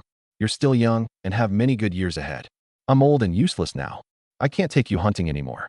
Go. Follow him. He's your new master. The success rate climbed little by little. I was as excited as an investor watching a stock rise from rock bottom into the green. Quick, say more. Remembering their years together, Old Sun actually dropped to his knees, tears and snot streaming down his face as he hugged the dog's head. Erlangzi, I raised you like my own grandson. I don't want to lose you either, but you can't stay with me. I wouldn't trust anyone else, but you should go with him. He looks like a good man. If fate allows, we'll surely meet again. Erlangzi. Erlangzi truly understood human feelings. As if unable to bear Old Sun's tears, he licked the man's face. The success rate jumped to 55%, but I was still anxious. I pushed the pork to his mouth and coaxed him in the soothing tone of a caring older sister. Erlangzi, Old Sun doesn't want you anymore. You'll live just as well with me. Come on, don't make him sad. Look how hard he's crying. Eat this meat, and you'll be my dog. The Orkin hound stared at the meat before his mouth. His dark eyes glanced at Old Sun one last time. A baby-like sob rose in his throat, and he opened his jaws and ate. Ding. The Orkin hound has been released. Contract success rate, 99%. Form a contract and make the Orkin hound your beast servant. Without hesitation, I selected yes. Ding. The Orkin hound is crying too hard to know where it is. It senses its master's intention to abandon it. After painful indecision, It chooses to obey its master one final time. It ate the meat you offered and recognizes you as its new master. Ding. Contract successfully formed. Congratulations, host. You have acquired the Beast Servant Oricon Hound. A panel appeared before my eyes. Beast Servant, Oricon Hound 1. Plus personality, steady. Plus vitality, 79. Plus strength, 50. Plus agility, 69. Erlangzi instantly stopped crying. Light flashed in his eyes as he said, loyalty. I froze, then burst out laughing. Good. Good. What a good dog. Seeing old son crying so hard, Dad feared he might hurt himself. He helped him back onto the Kong and sighed. Old son, if you truly can't bear it, then keep him. I can see how deep your bond is. You cry and the dog cries with you. He's a good dog who understands people. Who could bear to give him away? Old son's sobbing had sobered him considerably. He wiped his tears. Of course, I raised him like my own child. And this dog listens only to me. No one else can command him. Even though I wanted to give him to your boy, I worried the lad wouldn't be able to control him. What are you doing? I stood there grinning, directing Erlangzi through an entire routine. Sit. Shake. Turn around. Wag your tail. Do a sit-up. Good boy. Dad's mouth fell open. Holy, why is he obeying you? Old son was dumbfounded too. Wait, Erlangzi, didn't you listen only to me? No one else could order you around. Why are you so obedient to someone else now? Jealousy surged through him, as if his eldest grandson had been kidnapped. His mouth twitched. With a rigid smile, he called experimentally, Erlangzi, come to Grandpa. Erlangzi, who had once obeyed his every word, did not move a muscle or even glance at him. Erlangzi, what's wrong? Grandpa is calling. Don't you want Grandpa anymore? No matter how old son called, nothing worked. Tears of grievance fell again. My Erlangzi, have they poisoned you mute? Answer Grandpa. I could not bear to see the old man so pitiful, so I ordered, go on. Play with your grandpa. Yes, master. Only then did Erlangzi wag his tail and move beside old Sunday. Yet he showed no warmth, wearing the numb face of a hostess forced to drink with a customer. When he looked back at me, however, his eyes plainly shone. Old son looked at the dog's eyes, glued to me and unable to turn away, then at my ecstatic expression. He looked like a farmer whose prized cabbage had been rooted by a pig. His heart ached. Where was his dog? Where was the Erlangzi who ignored everyone but him? What demon had possessed his dog? Get out this instant. Erlangzi, come back and visit often. Grandpa will miss you terribly. You're leaving without a word? Turn around and look at me. Boo-hoo, what a heartless beast. At the doorway, old son dissolved into tears. The dog he had raised for years and loved like a grandson had become someone else's grandson over the course of one meal, and now ignored his calls. Heartless as a wolf and ungrateful as a dog literally. Dad looked back at the heartbreaking scene and lowered his voice guiltily. Dajuan, what did you do? That dog acts as if you raised him with your own hands. Old son's hound was famous for loyalty. He would not take meat from anyone else. Yet today he no longer seemed to recognize his old master. He had chosen me and left without looking back, utterly heartless. You may be a dog, but do you have to act like such a dog? Haha, maybe it's because I'm handsome. I brushed him off, then beckoned proudly and pointed at Dad. Come on, say hello to Grandpa. Erlangzi barked twice. Dad did not know whether to laugh or cry. Screw you. We had sold the pheasants and obtained the dog. Both tasks were complete, and it was time to leave. But just then, Erlangzi's ears twitched. He raised his head, sniffed the air, and became alert. What's wrong? Suspicion rose inside me. Hunting dogs had different roles, generally divided into lead dogs, runners, and heavy hitters. Lead dogs scouted and tracked. Runners surrounded game and cut off its escape. Heavy hitters were strong and savage enough to break a neck with one bite. An ordinary dog was impressive if it could fill two roles. A dog that could track, surround, and kill was elite. The sense of smell was equally crucial and had its own ranks. Ordinary dogs tracked with their heads down, following scents on the ground. Superior dogs tracked with their heads raised, using odors lingering in the air to hold a trail within 500 meters without ever losing it. Old Son's Erlangzi was exceptional even among Oricon hounds. He could scout, surround, and kill, and he tracked with his head raised. Master, I smell a wolf, Erlangzi said softly. Startled, I quickly scanned the area. Impossible. This was the forestry station, filled with workers and rangers. What wolf would dare cause trouble here? Unless it was a cartoon wolf with no brain, no normal wolf would enter. Erlangzi kept sniffing and walked straight toward the market on the right. I hurried after him. Where are you going? Dad asked in confusion. To buy green beans. After only a few steps, Erlangzi stopped before an old woman's vegetable stall and barked twice. She jumped. Good heavens. Go away. Shoo. Don't be afraid, ma'am. My dog doesn't bite. I smiled apologetically, though I felt guilty. In my previous life, I had often cursed people who walked dogs without leashes, even attacking them online as dogs being walked by dogs. Now I had become one of those dogs myself. Fate truly was strange. Then again, who used leashes in this era? Dogs ran everywhere, and a person holding a leash would look odd. Of course, I simply had not had time to find one. I was not deliberately being irresponsible. Master, look. Erlangzi's black bean eyes fixed on a little black dog beside the stall. I frowned. Ma'am, is that your dog? Yes. My big yellow just had puppies. Want it for 20 cents. The old woman beamed. I laughed. Your dog is named Big Yellow, so she must be yellow. How did she give birth to a black puppy? Why do you care? She rolled her eyes and ignored me. I crouched, lifted the black pup, and examined it. The next second, the system notified me. Ding. Successfully captured one Manchurian wolf. Current contract success rate, 90%. My heart shook. Holy crap, this little creature was not a dog at all. It was a Manchurian wolf. Wolves ruled the Northeast. Great beasts like Siberian tigers and black bears rarely descended from the mountains, but wolves dared come down and eat people. They were cunning too. Sometimes one approached from behind and laid a paw on a man's shoulder. The moment he turned, it clamped his neck and never released. Manchurian wolves were also called Zhangsaner. People said they ate red meat, shat white, and forgot all loyalty in an instant. If a Manchurian wolf could be tamed, it might be even better than an elite hunting dog. The more I thought about it, the more excited I became, until a wicked smile appeared. Dad glanced at me suspiciously and wondered whether his son wanted Korean-style dog meat. But this pup could not have more than a few ounces of flesh, not enough to fill the gaps between his teeth. Form contract. Ding. The young Manchurian wolf is too dazed to know where it is. Loneliness and fear fill its entire body.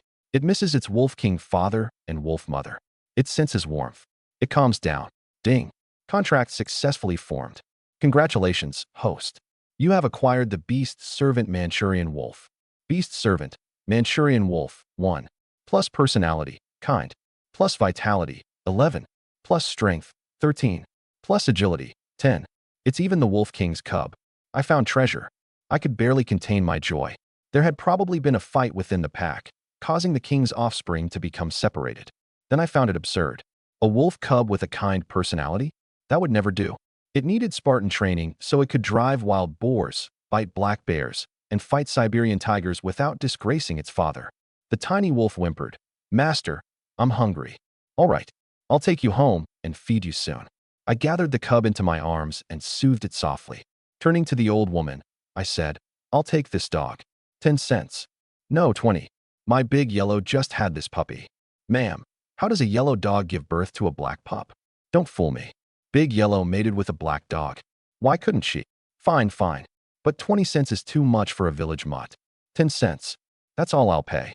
After some bargaining, the old woman pouted and accepted a dime, secretly ecstatic. Idiot. I found that dog by the road, and now I made 10 cents. I held the wolf cub and grinned from ear to ear. A cub of the Wolf King's bloodline for 10 cents. What a staggering profit. Old and young looked at each other and smiled at the same time, each convinced the other was a fool. Little wolf, how did that old woman catch you? There was a fight in the pack. One of my uncles challenged my father, so mother fled with me. Then a bad uncle chased us, and I became separated from her.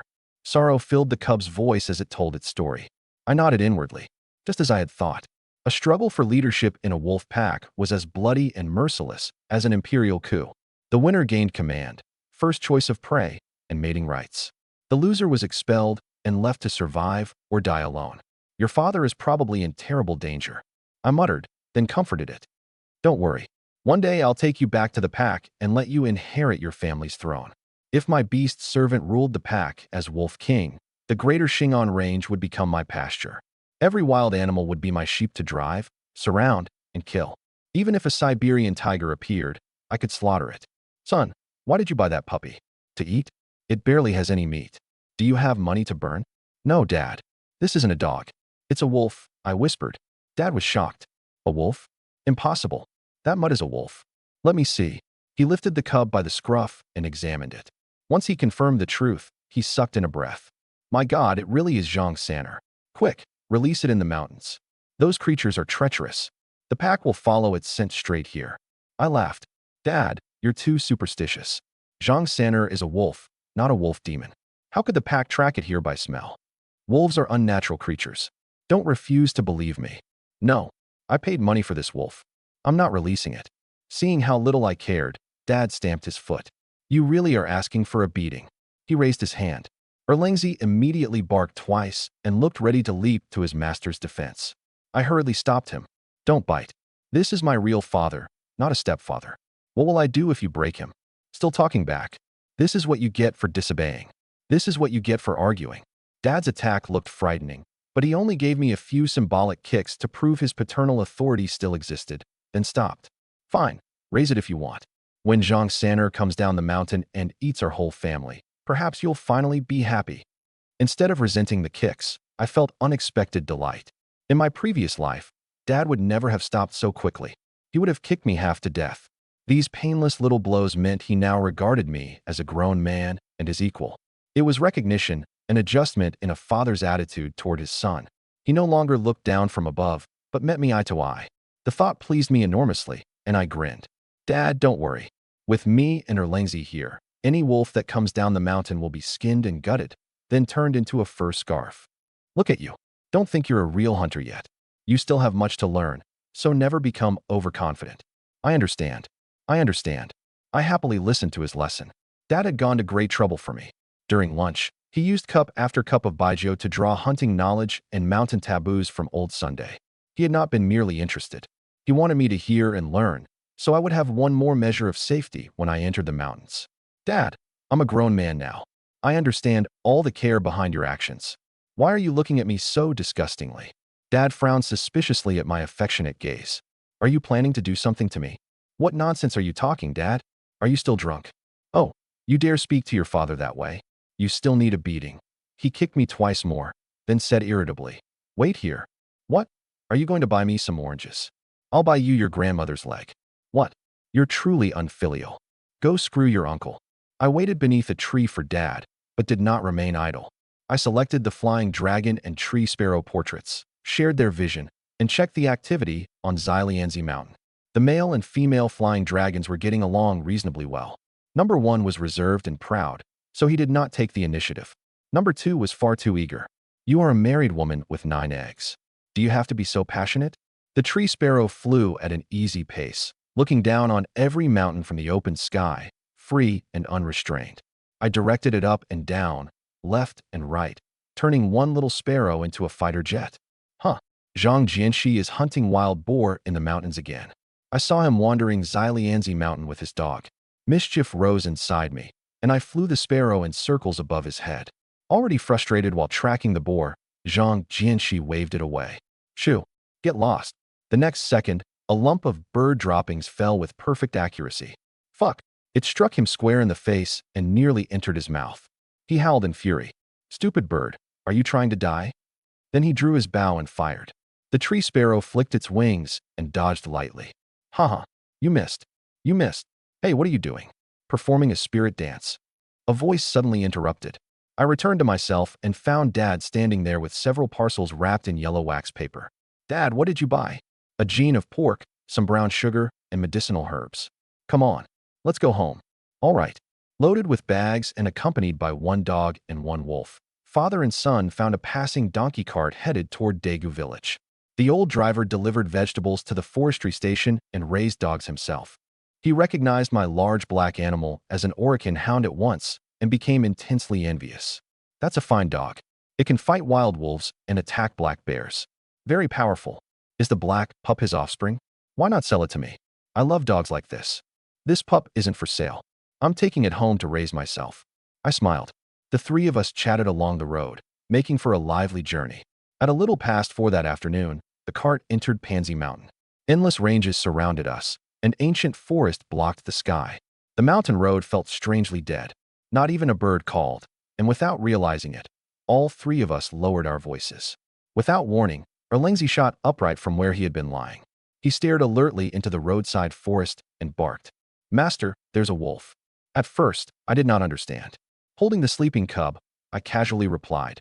Yes, there's a wolf. I know. Erlangzi spoke again. Not this cub. There are wolves in the forest. He raised his head and sniffed, growing even more vigilant. At least two. What? Wolves. At least two. My whole body jolted. I had hunted wolves in my previous life and knew how cunning and vicious Manchurian wolves could be. My heart leaped. I had neither hunting knife nor shotgun. If two wolves attacked, Dad and the old driver were both on the cart. The consequences would be disastrous. Master, the bad uncles caught up to us. The cub in my arms woke and sniffed nervously. Are they from your pack? Yes, they're the ones who chased Mother. The cub bared tiny fangs, its voice still babyish. I narrowed my eyes in surprise. Dad had been right. Zhang Sanner really had followed the scent here. Erlangzi, can you kill both wolves? I can fight one. Calm even before a powerful enemy. He analyzed the risks. Not two. They are cunning. One will distract me while the other circles behind to attack me or Master. I cannot defend against both. I may be bitten to death, and Master will be in danger. That pleased me instead. He truly was a fine hunting dog, calm in a crisis. Master, let's run, the cub urged. No, I can't let them follow us to the village. That would be even more dangerous. I narrowed my eyes and made a decision. I would kill both wolves. Weasel 1. Sparrow 1. Come immediately. Hurry. Understood. The weasel and tree sparrow received their order and raced toward me. Dad, I need to take a dump. You go on ahead. We're almost home. Hold it until we get back. I can't. The village is still some distance away. What if I shit my pants? Dad glared irritably. You're nothing but trouble. The old driver laughed. Go ahead. We'll wait. Don't wait. I take a long time. It could be an hour or two before I'm satisfied. Just head home. Good Lord. Is your ass made of iron? Who takes that long? The old man was stunned. Embarrassed by me, Dad spat. Uncle, ignore him. We'll go on and let him find his own way back in the dark. The village was close, and I had a hunting dog, so he was not worried.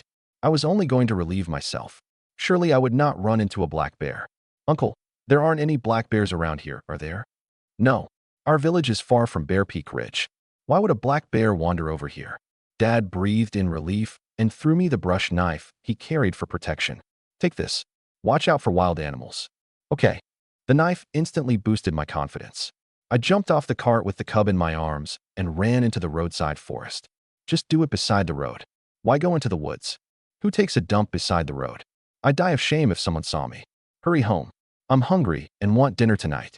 By the time I finished shouting, I had disappeared among the trees. Dad spat, taking a dump one moment and talking about food the next. Disgusting. Haha, your son is quite a character. The old driver continued on, chatting with Dad. Neither worried about my safety. I had a hunting dog, a brush knife, and was only going to relieve myself. What danger could there be? My heart hammered. I knew there were tigers in the mountain, yet I went anyway. No, I knew there were wolves and still walked straight toward them. Are they far from us? Are you confident you can kill one? I had hunted wolves in my previous life, but then I had entered the mountains with Tong Dalu, carrying shotguns and hunting knives and accompanied by several good dogs. Now I had only a brush knife, one dog, and one cub. Naturally, I suffered a touch of inadequate firepower anxiety. Stay calm. I'm a man with the beast servant system. I have a cheat. 2 Manchurian wolves will be easy. I narrowed my eyes.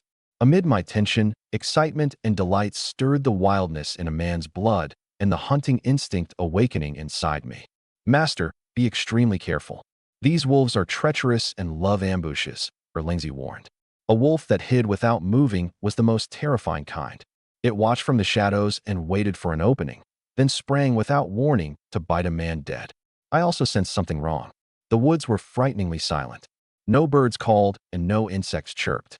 A fierce beast was plainly roaming nearby, driving away the birds and small creatures.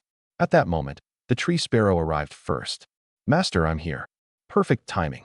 Delighted, I immediately shared its vision and became a sparrow circling overhead. The 2 hidden wolves were soon exposed. They were slightly smaller than gray wolves, with tails hanging down rather than curling upward like dogs. Terrifying wildness radiated from them, and one glance marked them as dangerous. They truly were clever. One crouched on the eastern slope, while the other slowly circled behind us, preparing an ambush. They really are cunning. I was startled. One remained still while the other quietly moved behind us, forming a pincer. It was frighteningly sinister. I have to lure them apart. My blood rose. Instead of fear, I quickly devised a countermeasure. separate them, and destroy them one by one. Huh? Who set that trap? A tree sparrow's vision could distinguish grains and insects on the ground from low altitude. Through its eyes, I spotted a steel trap in the forest and brightened. What perfect timing! Weasel 1 finally arrived. Master, Master, I'm here. Good timing. There's a wolf on the eastern slope and a steel trap to the southeast. Lure the wolf over and make it step into the trap. This time, the weasel did not eagerly volunteer to sacrifice itself. It spoke timidly and hesitantly. Master, I'm afraid of wolves. Ding. Fear has caused the beast's servant to resist your command. Host may motivate it with a reward or force it to obey. However, the beast's servant may die or experience an extreme, irreversible change in personality. Afraid. I had not expected a beast's servant to have emotions and fears instead of charging at tigers and leopards without regard for death. But it made sense. Putting a weasel against a Manchurian wolf was brutally unfair to one of those species. Finish the job, and I'll give you a chicken. At the word chicken, light flashed in the weasel's eyes. Ding. Weasel 1's fighting spirit has been ignited. It willingly charges into battle for master in order to eat chicken. You have received 1 attribute point. Attribute points can increase a beast servant's attributes and nurture powerful servants. An unexpected bonus. The system even awarded attribute points. If I accumulated enough, could I raise a mighty beast that roamed the greater Shingon range? I might even max out a pheasant's strength until it kicked an eagle from the sky and chased away a wild boar. What a glorious image. System, how do I obtain attribute points? As a master, giving your beast servants a little food, water, encouragement, or reward may randomly produce attribute points. Oh, so I don't have to shamelessly flatter them. I breathed in relief. For a moment, I thought I would become their keeper and earn rewards only by serving them well. Would that not turn the hierarchy upside down? This was the beast servant system. It could not change its premise halfway through. If a little food and drink had a chance of yielding points, that was acceptable. I remained the master, and they remained servants. Go. Lure the wolf to the trap. If we catch it, you'll have chicken tonight. Yes, master. With the promised reward, the weasel lost all fear. It leaped from the branch and raced east. I instructed Erlangzi, you and I will deal with the one trying to ambush us from behind. Afterward, you can eat wolf meat. Yes, master. Erlangzi lifted his tail, apparently pleased. No attribute reward appeared this time. Slightly disappointed. I thought that if the guaranteed rate was as low as certain games, I would curse the system's entire family.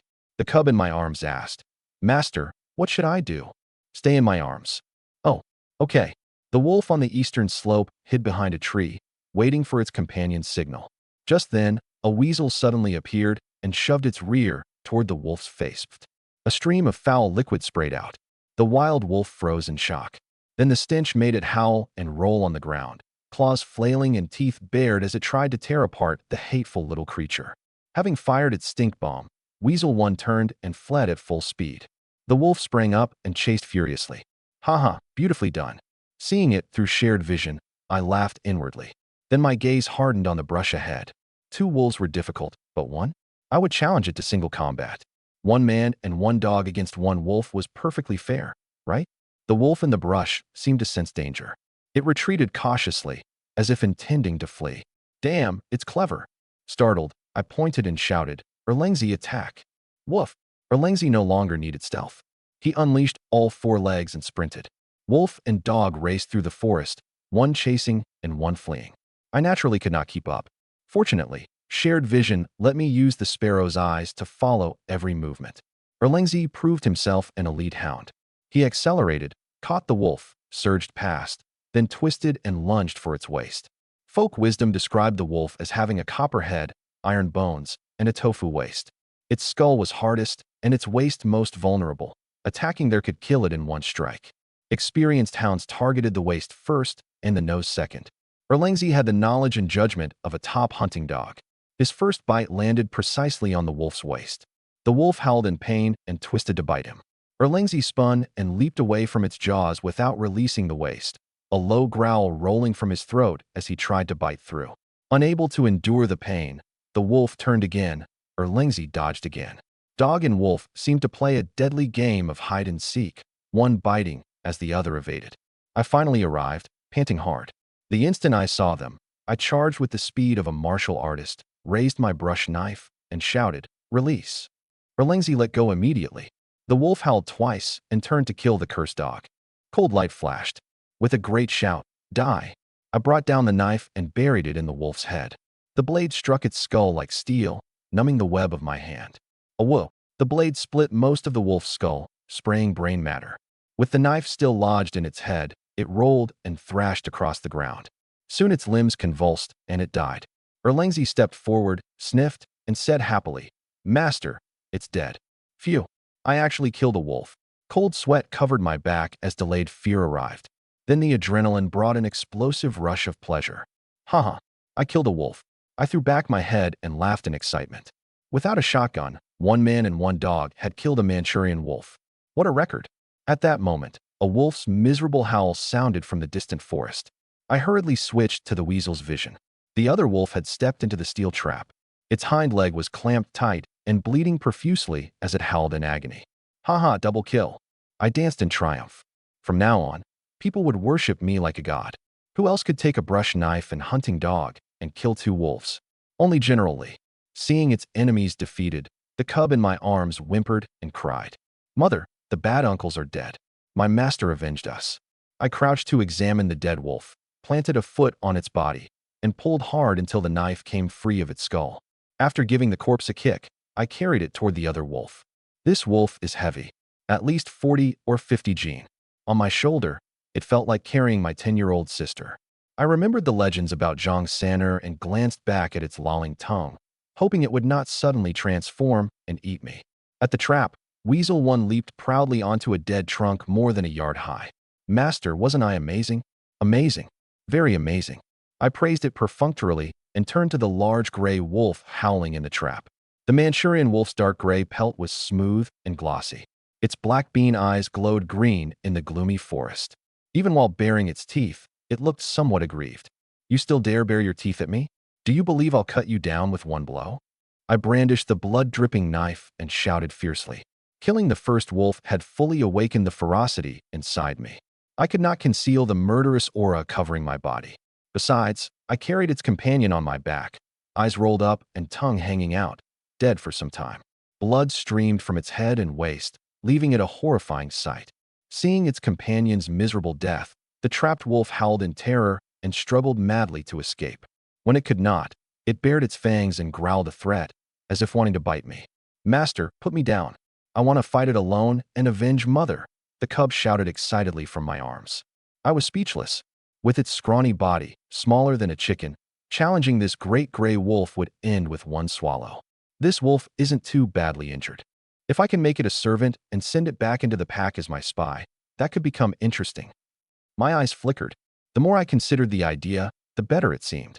Each wolf weighed 40 or 50 gene, and I could not carry two.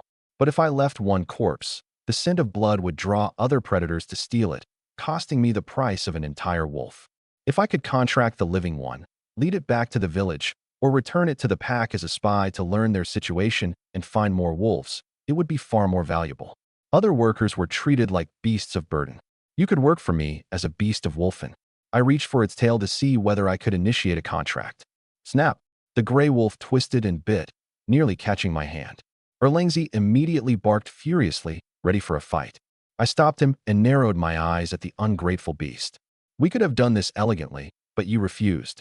I happen to know a little hand-to-hand combat." I looked around, picked up a branch as thick as my arm, and smashed it into the wolf's head. "I wanted to win you over with virtue, but you won't let me be a hypocrite. Don't blame me for becoming rude." The wolf howled miserably as I beat it until it pissed and shit itself. Before long, it lay limp on the ground, afraid to raise its head. Only then did I discard the club and seize its tail again. Ding! Successfully captured one Manchurian wolf. Current contract success rate, 75%. Form a contract and make the Manchurian wolf your beast servant. Wait until I hit it a few more times. Bang! Bang! Bang! 3 blows shattered the spirit of the wolf clan. Ding! Current contract success rate, 95%. Form contract. Yes. Ding! The Manchurian wolf has been beaten too dizzy to know where it is. It has experienced humanity's terrifying, overwhelming strength. It quickly abandons the pride of the wolf clan, lowers its haughty head, and chooses submission. Ding! Contract successfully formed. Congratulations, host. You have acquired the Beast Servant Manchurian Wolf.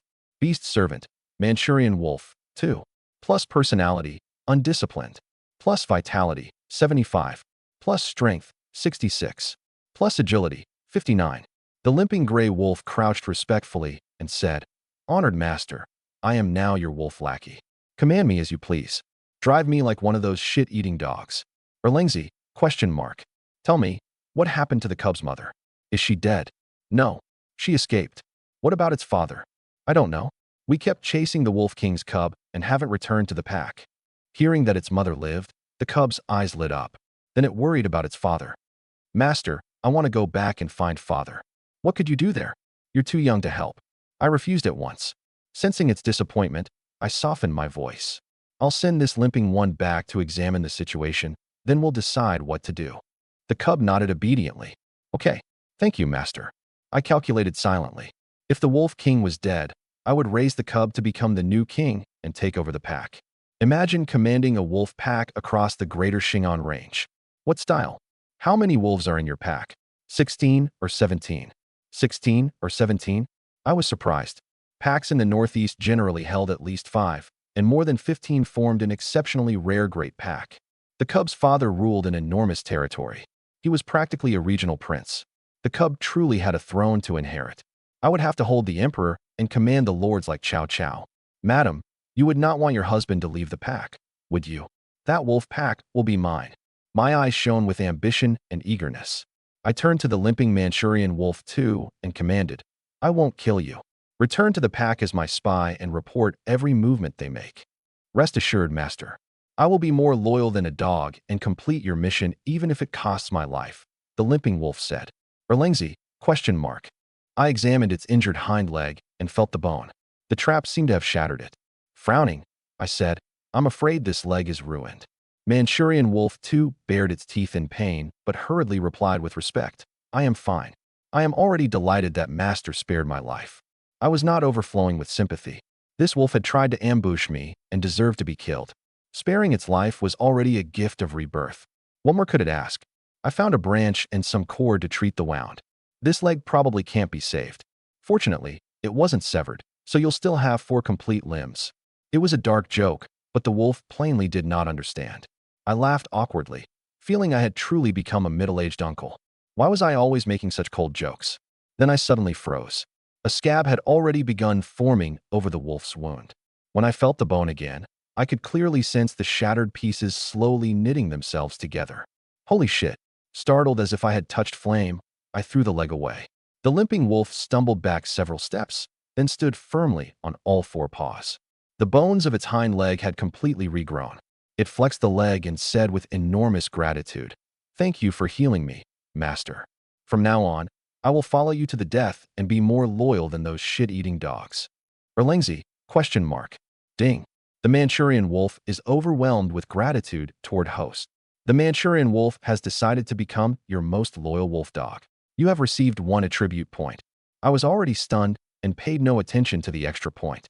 I pulled the wolf's leg back and felt it again. The bone was perfectly intact. It was clearly broken just now, but the bone regrew in an instant and the wound healed. How is that possible? After the shock, I guess this was the system's power. Does a beast servant's injury heal after a successful contract? This mechanism filled me with surprise and delight. Wonderful. Now I can shoot fierce beasts without holding back. I bounced like an excited child. I had always considered the beast servant system unreasonable. According to my earlier understanding, I could not kill an animal I wanted to contract. I had to trap it alive, torment it until it was exhausted and demoralized, then form the contract. That wasted both sides' time and energy. Small creatures like weasels and owls could be worn down by starving them, exhausting their stamina, and using fists to lower their mental defenses before contracting them. But what about large beasts like black bears, Siberian tigers, and boar kings? Exhausting their bodies and spirits would require endless effort. If that were true, why contract anything? Killing and selling them would be easier. Mountain hunting was meant to earn money. If the system had no useful abilities, I might as well discard it. In my view, the system could contract only small animals. Great beasts were too difficult, making the entire mechanism unreasonable, tasteless to keep, yet a pity to abandon. But now I understood it was not troublesome at all. I simply had to fight.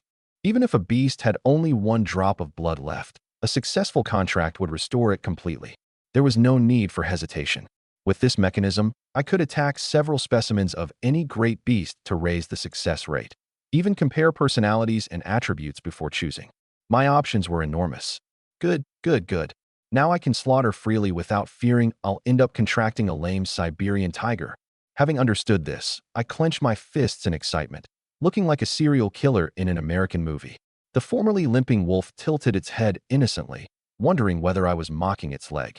Night was approaching, and the forest grew harder to see. A cold wind blew like a ghost wail. I shuddered, returned to myself, and said, "All right, limping wolf. Hurry back to the pack. It's probably a long journey. Be careful on the way. Once you arrive, I'll contact you." "Awwa, master, you care so much about me." "Enough. How can a wolf act even more servile than a dog?" Berlingzi. Watching the wolf leave, I glanced at the other corpse and said excitedly, "When I carry this wolf home, there'll be no way I don't look awesome, brother." Daegu village. Dad stood at the village entrance, pacing anxiously and puffing his pipe. It was already 6 or 7 and nearly dark, but his son had not returned.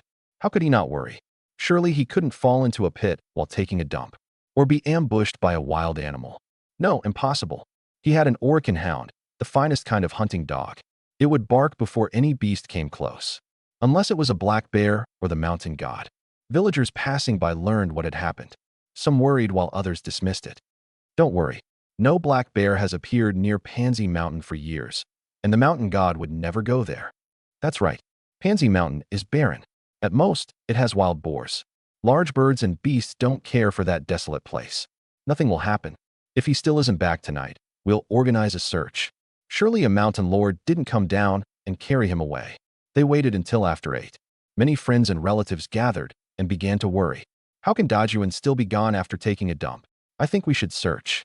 Village chief Su Jangwo was in his 50s and decisive. He told my frantic parents, "Don't worry. I've already notified Baolin and Qingshan. Both are expert mountain hunters and can enter at night. If necessary, they'll lead us to Pansy Mountain soon." The director of women's affairs also comforted Mom. "Lily, don't worry.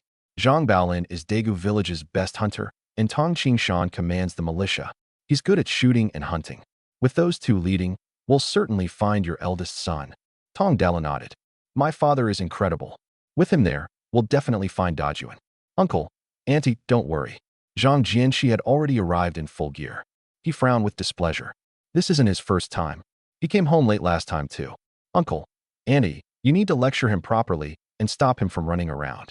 Mountain hunting isn't simple. He can't handle it." Tong Dalan never got along with him and immediately defended me. "What, Zhang Jianxi? You think you're incredible because your father and grandfather are hunters? My father roams the mountains too. He's even shot a black bear. Dajuan and I grew up sharing one pair of pants. He inherited my father's skills and can hunt as easily as breathing. He's no worse than you." Zhang Jianxi laughed angrily. "What nonsense. Your father is your father. What does his skill have to do with Dajuan? You don't know shit. He was born to hunt. One casual trip gives him more pheasants than his family can eat. Unlike you, your father sent you into the mountain for a fork-tusked boar. You go every day and still haven't caught a fart. All you've done is follow boar asses and sniff them." Zhang Jianxi's face turned red with fury. "Tong Dalu, don't hit a man in the face or expose his weakness when you curse him.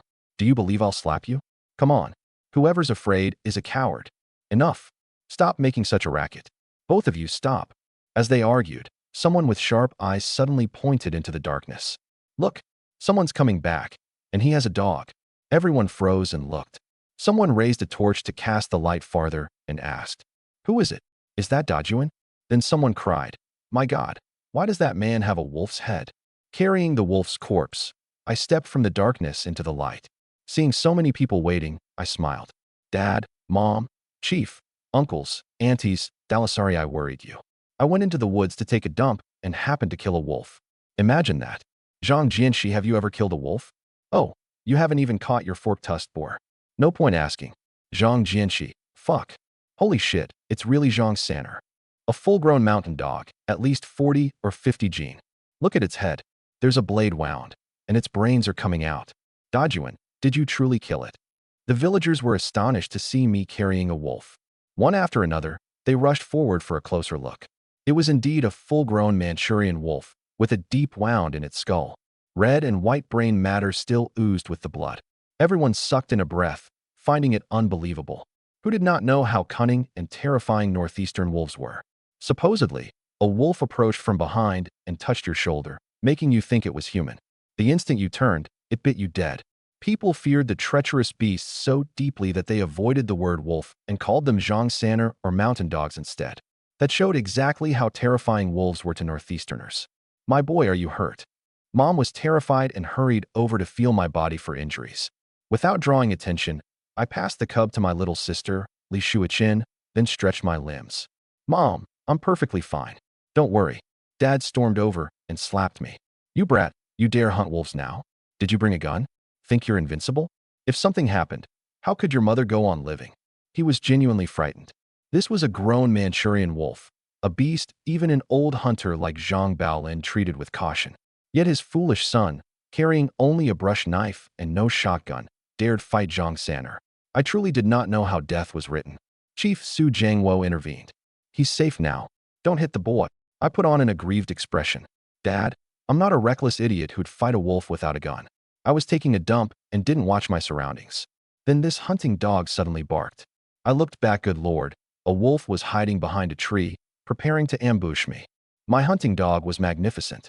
Without hesitation, he charged, clamped the wolf's waist, and refused to release. I remained calm in danger, showing extraordinary courage. I grabbed the brush knife beside me and chopped at the mountain dog's head. To my surprise, one blow killed it. Everyone breathed rapidly, as excited as if they had witnessed it. Thumbs rose all around. "Well done, Dajuan. You're incredible. Even a wolf doesn't frighten you. Compared with you, even Zhang Baolin must feel inferior. Dashin, your eldest boy is amazing. I've never heard of anyone killing a mountain dog with a brush knife. Never in my life." Dad still complained that I had acted recklessly and frightened everyone, but there was no denying his son had killed a wolf with a brush knife. The corpse was right there. This achievement was too glorious and almost unheard of. Even the finest hunter would need a gun, but his son, one dog, and one knife had fought a grown Manchurian wolf. It brought him enormous pride. Unable to suppress the rising corners of his mouth, he said modestly, "Everyone, stop praising him. The boy simply doesn't know his limits." This was Zhang Saner, a cunning, dangerous creature that even Zhang Baolin would avoid. My son was merely lucky enough to have a hunting dog. Otherwise, he'd already be in the wolf's belly. Zhang Jianxi watched everyone praise me, his expression hideous. Looking down at the corpse with the split skull, he could not believe his eyes. How is that possible? He killed a wolf with a brush knife? Even my grandfather and father aren't that heroic. Impossible. Absolutely impossible. His father had hunted mountain dogs and often said the beasts were intelligent and cunning. Once, a wolf chased him until he had fired every shell, then called a companion to attack from both sides. If his family's 2 hunting dogs had not defended their master loyally, the wolves would have eaten him. Li Jun went alone with one brush knife and one dog and split a wolf's head during the time it took to take a dump. That was inhuman courage. Had the bastard learned spirit possession boxing? At that moment, Hunter Zhang Baolin and militia captain Tong Qingshan hurried over from their homes. Seeing the crowd, they assumed something had happened. "How is it? Has Dajuan returned? Dashin, any news about your boy? Wait, is that a mountain dog?" Both had excellent eyesight and spotted the corpse immediately. They hurried over, crouched, and examined it. The fatal head wound astonished them. Good Lord, it wasn't shot. It was cut. A hunting knife or a brush knife? Boy, what courage. Both men had killed wolves, but only with shotguns. Neither had ever chopped one dead with a brush knife. They were confused and impressed in equal measure. "Boy, do you want to learn hunting from me?" Delighted to discover talent, Zhang Baolin wanted me as an apprentice. Snaring pheasants was child's play, but killing a mountain dog with a brush knife required more than courage. It showed talent at least 2 or 3 stories high. Feeling his father's love being stolen, Zhang Jianxi cried anxiously, "Dad, I'm your son. I never suspected you weren't my biological son." Zhang Baolin rolled his eyes. "I'm recruiting an apprentice." "Don't interrupt." Zhang Jianxi's face flushed with grievance. His father had said he could leave Xilianzi Mountain and explore the greater Xing'an Range only after he independently killed a fork-tusked boar. He had tracked boars for days and failed twice, leaving him dejected. Now his father suddenly wanted someone else as an apprentice. He felt abandoned. Tears streamed down his cheeks. Gritting his teeth, He shouted at me. Just you wait. Then he turned and left. What are you, that cartoon wolf? You're always telling me to wait. I spat irritably. Then I turned down Zhang Baolin politely. Uncle, focus on training Zhang Jianxi. He may be less talented than me and a little slow, but he's still your biological son. You can't simply abandon him. Zhang Baolin froze, unsure whether to laugh or cry. He had never said he would stop training his son. Dajuan, think about it, he continued persuading. There's nothing to consider. I smiled perfunctorily and walked away. Zhang Baolin's expression stiffened, then became a bitter smile, as if his kindness had been thrown back in his face. He knew there was friction between himself and Dad. The boy had witnessed it and probably held some resentment, which was why I refused to engage. What a waste of a fine prospect.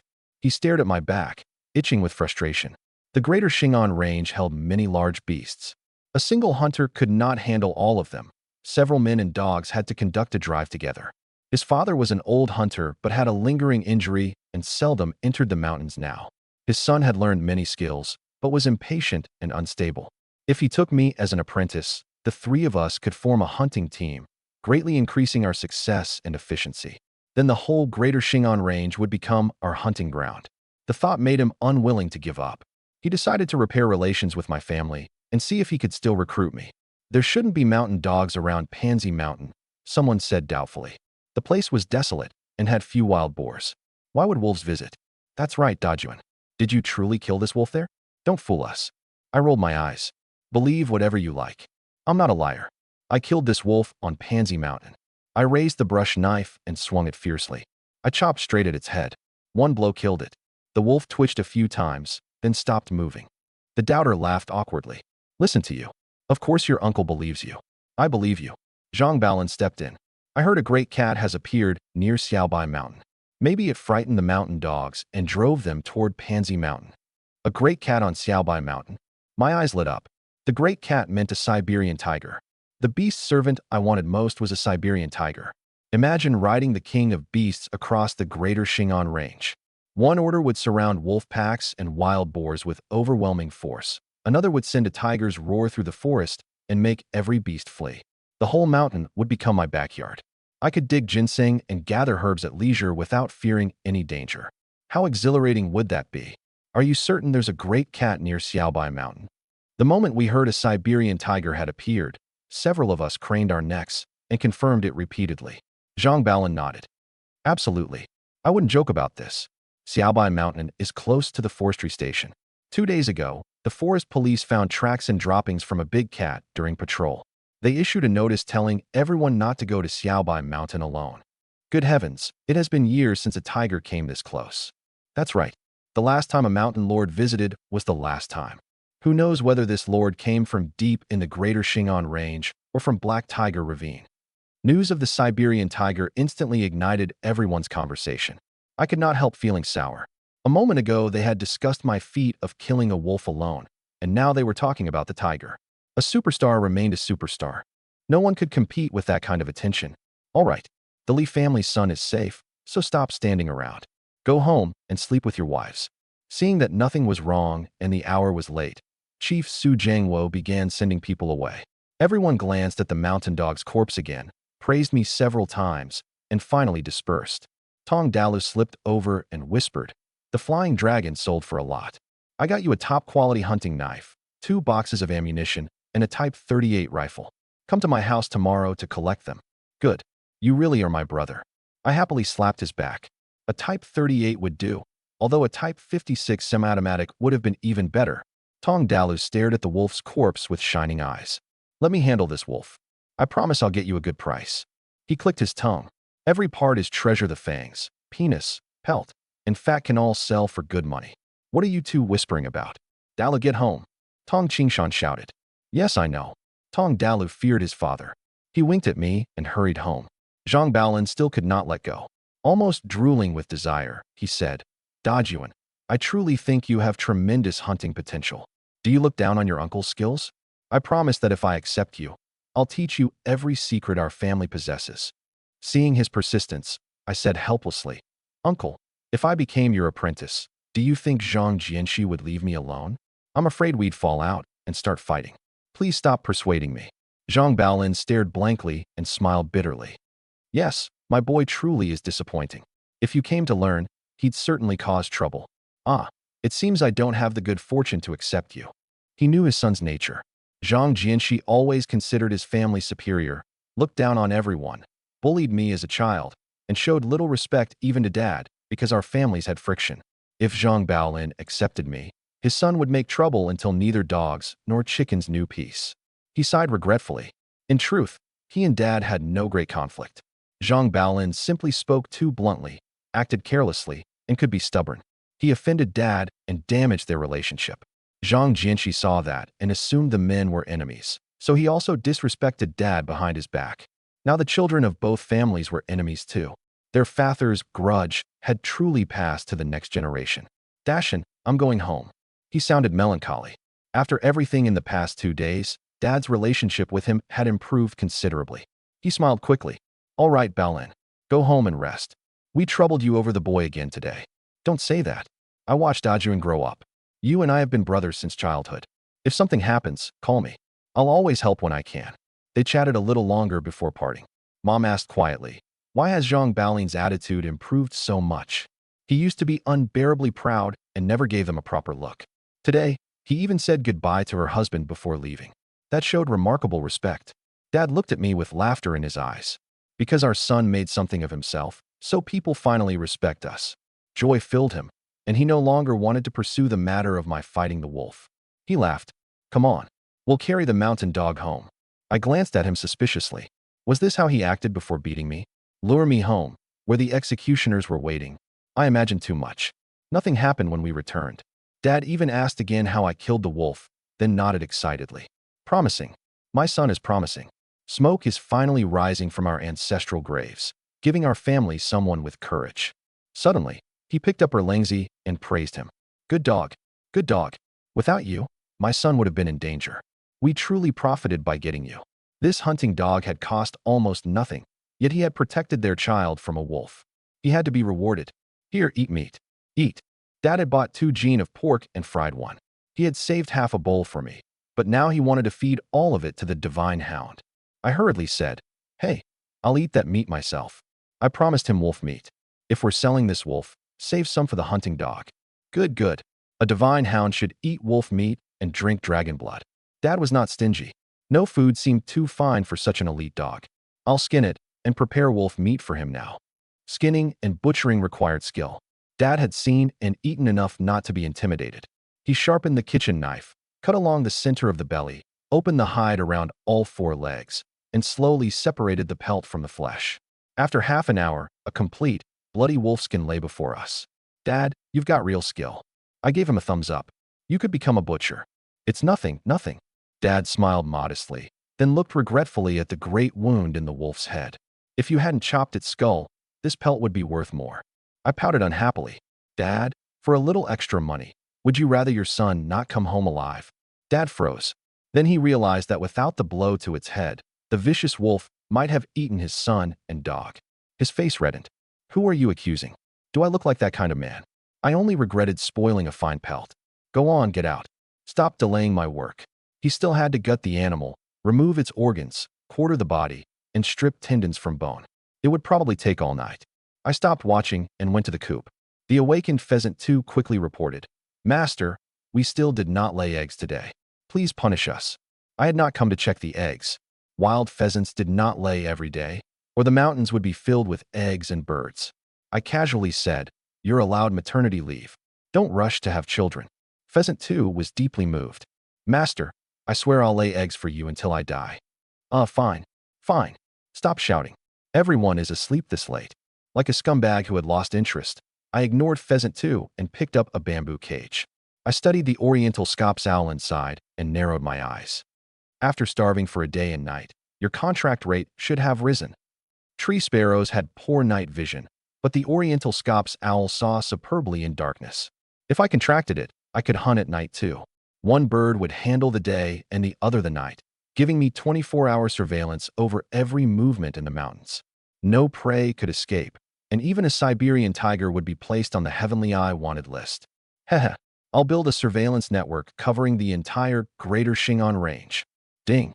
Successfully captured one oriental scops owl. Current contract success rate, 60%. Huh? Still that low. 60% surprised me. I had starved this owl for a day and night, yet the rate remained low. It truly was stubborn. Would it rather starve to death than become a servant? I refuse to believe you're that stubborn. 60 was too low, but I did not plan to continue starving it. That wasted time. I asked Dad for a piece of wolf meat and used it to tempt the owl. Those who obey me live. If you refuse the meat and can't be contracted, I'll have to sell you. The greater Shingon range held countless animals. I did not need this particular owl servant and could obtain as many as I wanted. If fate did not connect us, I would calculate how many yuan it was worth instead. Hoo-hoo. After starving for a day and night, the owl smelled the wolf meat and abandoned its stubbornness. It seized the chunk and swallowed it whole without chewing. Current contract success rate, 80%. I brightened. No one escaped the universal law of something smelling delicious after all. I took another piece of wolf meat and continued feeding it. Current contract success rate, 90%. Form a contract and make the Oriental Scops owl your beast servant. Yes. Ding. The Oriental Scops owl has been hungry for 2 days and 1 night and is too dizzy to know where it is. The Oriental Scops owl has finally eaten delicious food. The Oriental Scops owl is overwhelmed with gratitude and bows in submission. Ding. Contract successfully formed. Congratulations, host. You have acquired the Beast Servant Oriental Scops owl. Beast Servant, Oriental Scops owl 1. Plus personality, stubborn. Plus vitality, 21. Plus strength, 18. Plus agility, 25. Agility increases at night. Agility increases at night? Hey, it even has a buff. I was delighted. The 2 pieces of wolf meat had been a profitable investment. Master, thank you for feeding me. I have never eaten such delicious meat. The owl tilted its head like a puzzled but perfectly polite gentleman. Of course, it's wolf meat. With your little body, I doubt you've ever caught a wolf. Wolf meat? Master actually fed me such a luxurious delicacy. I am unworthy. The owl hooted excitedly. It provided excellent emotional value, and pride appeared on my face. Follow me, and you'll taste every kind of meat. Yes, master. I'll catch mice for you immediately to repay your kindness. No mice. What else do owls like to eat? We enjoy fish, field mice, wild rabbits. Good. From now on, catch fish for me on Monday, Wednesday, and Friday, and rabbits on Tuesday, Thursday, and Saturday.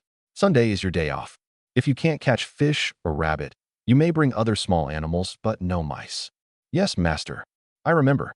Fish on Monday, Wednesday, and Friday. Rabbits on Tuesday, Thursday, and Saturday. Other small animals are acceptable, but no mice. Good. As long as you understand. I nodded with satisfaction, capitalist greed shining in my eyes.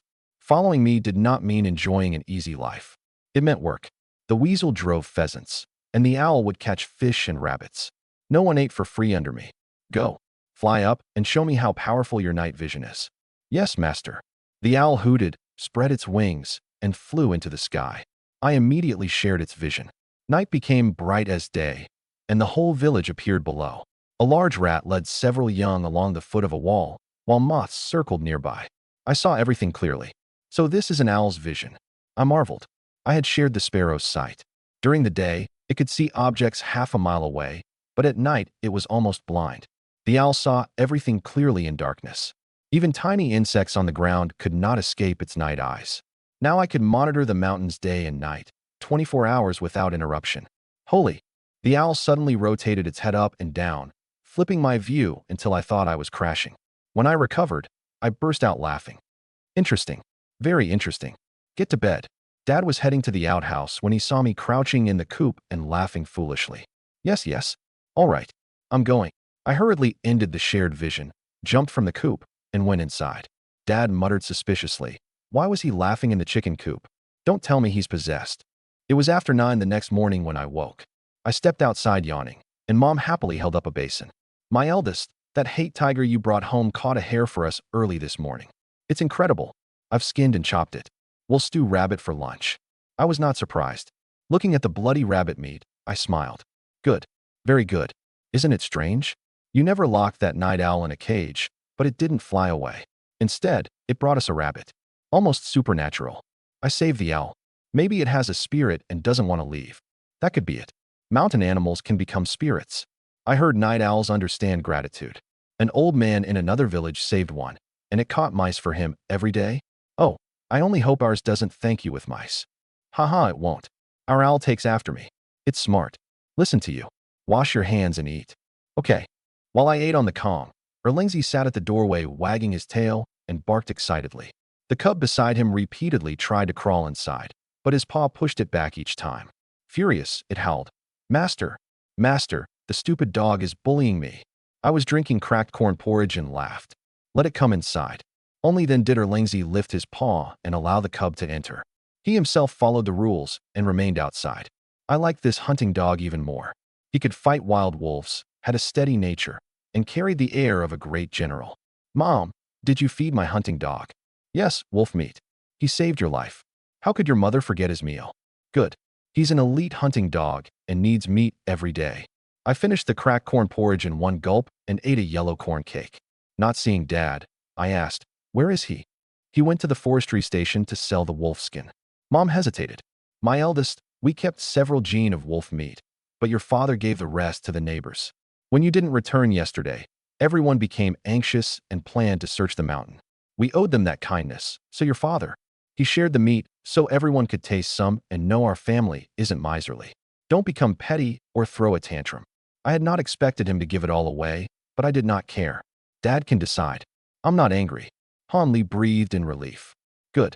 As long as you know right from wrong. I was afraid you'd act foolishly. The wolf belonged to the boy, after all. They had shared it without asking and feared he might become angry. Fortunately, their eldest truly seemed to have grown up. Mature and steady, he knew good from bad and did not raise a commotion. Mom, do I look like a reckless fool? You used to. You're much better now. Mom. Fine, fine. I was joking. Don't be angry. Mom coaxed me like a child. Your father saved several wolf fangs for you and your younger siblings. This afternoon, I'll drill holes and tie red cord through them. Each of you can wear one for safety. Wolf fangs repel evil too. If you wear yours into the mountains, ghosts and monsters won't trouble you. Mom, I killed this wolf. Now I'm supposed to wear its fang and ask it to protect me. Do you see no problem there? Oh, I hadn't thought of that. There is a conflict. Your father can wear it instead. I was speechless. Dad had butchered, skinned, and deboned the wolf. Giving him the fang created an even greater conflict. I'm going to visit Dalu. Little sister, look after the black pup. Okay, big brother. I left with Erlingzi and headed for Tong Dalu, eager to see my hunting knife and rifle. Dajuan, where are you going? Thanks to you, we get wolf meat today. I knew from childhood that you weren't ordinary. Every villager I met was extraordinarily warm. They could all see that I had brought home game every day and single-handedly killed a wolf yesterday. I was becoming a person of consequence in the mountains. With such skills, my family would eventually eat meat every day, so naturally people wanted to become close. One could hardly blame them for judging by status and flattering the successful. When someone was poor and disappointing, you looked down on them too and did not want to spare a second glance. Dajuan, I heard you killed a wolf. A pretty young woman with twin braids suddenly blocked my path and frowned at me. This was Zhang Lingling. Her grandfather was the village's barefoot doctor and highly respected. She worked at a pharmaceutical factory, ate state-supplied grain, and counted as a city person. We had grown up together and got along well. But even though we were the same age and ready for marriage, my family had never considered matching us. She was a white swan, while I was a toad. How could I deserve her? Even an ordinary rural bride demanded a 300 yuan bride price, plus the 3 things that turned and 1 that made sound. Zhang Lingling had a stable salary, city household registration, and state grain. Who would dare marry her without 500 yuan and the 4 major appliances? Zhang Jianxi liked her, and his wealthy family could scrape together the bride price. Unfortunately, they shared a surname, and folk custom forbade marriage between people of the same clan. Tragically, he had lost the right to court her too. You're back in the village visiting your grandfather. I greeted her with a smile, pointed smugly at Erlingzi, and said, this hunting dog and I killed the wolf together. No gun. I chopped it with a brush knife 1 blow to the head. Zhang Lingling sucked in a breath and raised her thumb. You really are incredible. I'm adequate. But when it comes to hunting, I can crush Zhang Jianxi. Give you one compliment, and you start panting from pride. Knowing we did not get along, Zhang Lingling changed the subject. Your father brought wolf meat to my grandfather early this morning, but I returned too late and missed him. I wanted to ask, you shared the meat and sold the pelt. Is any wolf fat left? Every part of a wolf was valuable. The pelt, meat, and bones all sold for money. Wolf fat could be made into medicine and was remarkably effective for rheumatic numbness, tuberculosis, and coughing. Why? Do you want to buy it? Yes.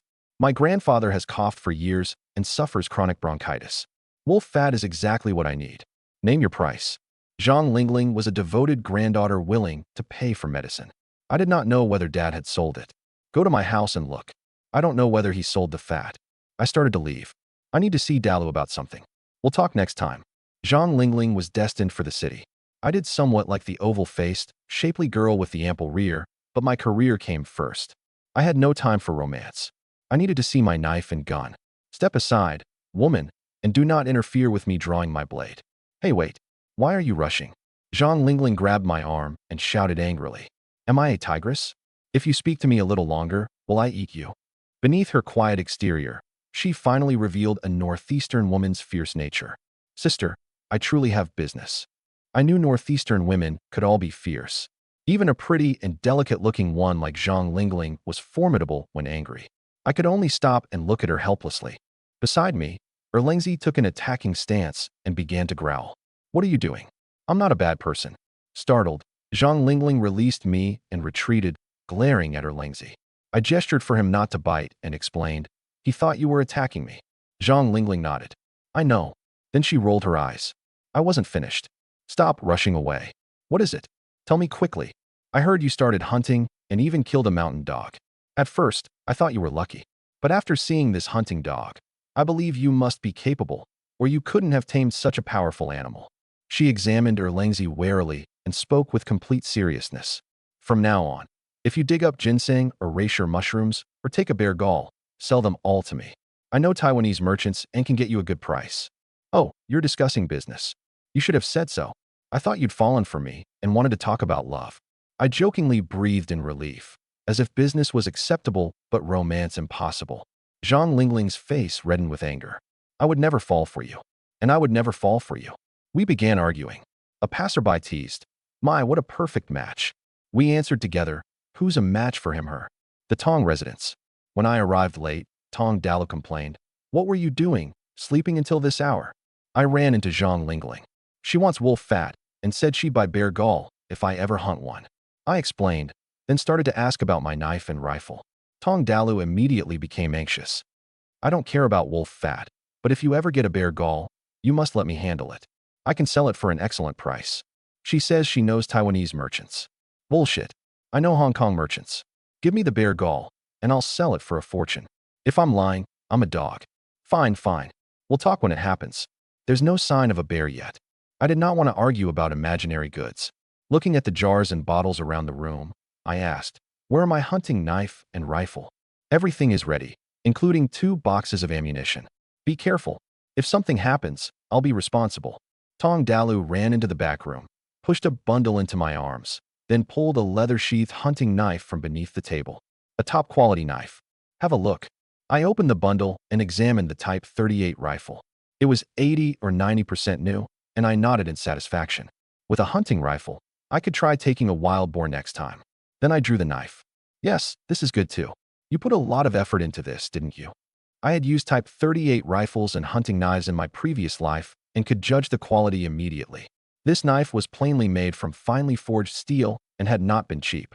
Tong Dalu had not cheated me. Of course, this knife has a history and wasn't cheap. Seeing my satisfaction, Tong Dalu relaxed and became smug. If you bring me another flying dragon, I can get you a hunting license from the Forestry Bureau. Then forest police can't confiscate your gun and game when they find you in the mountains. A firearms license? That would be wonderful. My eyes lit up. Guns were not banned in this era, and people could even apply for hunting licenses and own them legally. But licenses usually went to veteran hunters, militia members, and forest rangers. Ordinary people without connections could only borrow guns or buy them secretly. Hunting without a license could lead to confiscation of the gun and game, fines, and detention. Of course, many unlicensed people still carried shotguns into the mountains. It was only a problem if they were caught. Good. I'll get you another flying dragon, and you arrange the hunting license. I was delighted. I wanted to hunt legally. Leave it to me, brother. By the way, how much did you get for the pheasants at the forestry station yesterday? About 20 yuan for 4. What? Only 20? They cheated you. Impossible. We sold them to the station cafeteria, and the manager is Dad's friend. Tong Dalu scratched his head. Acquaintances cheat you worse. He paced angrily. Still, it wasn't too terrible. At least the man had some conscience. Then he looked regretful.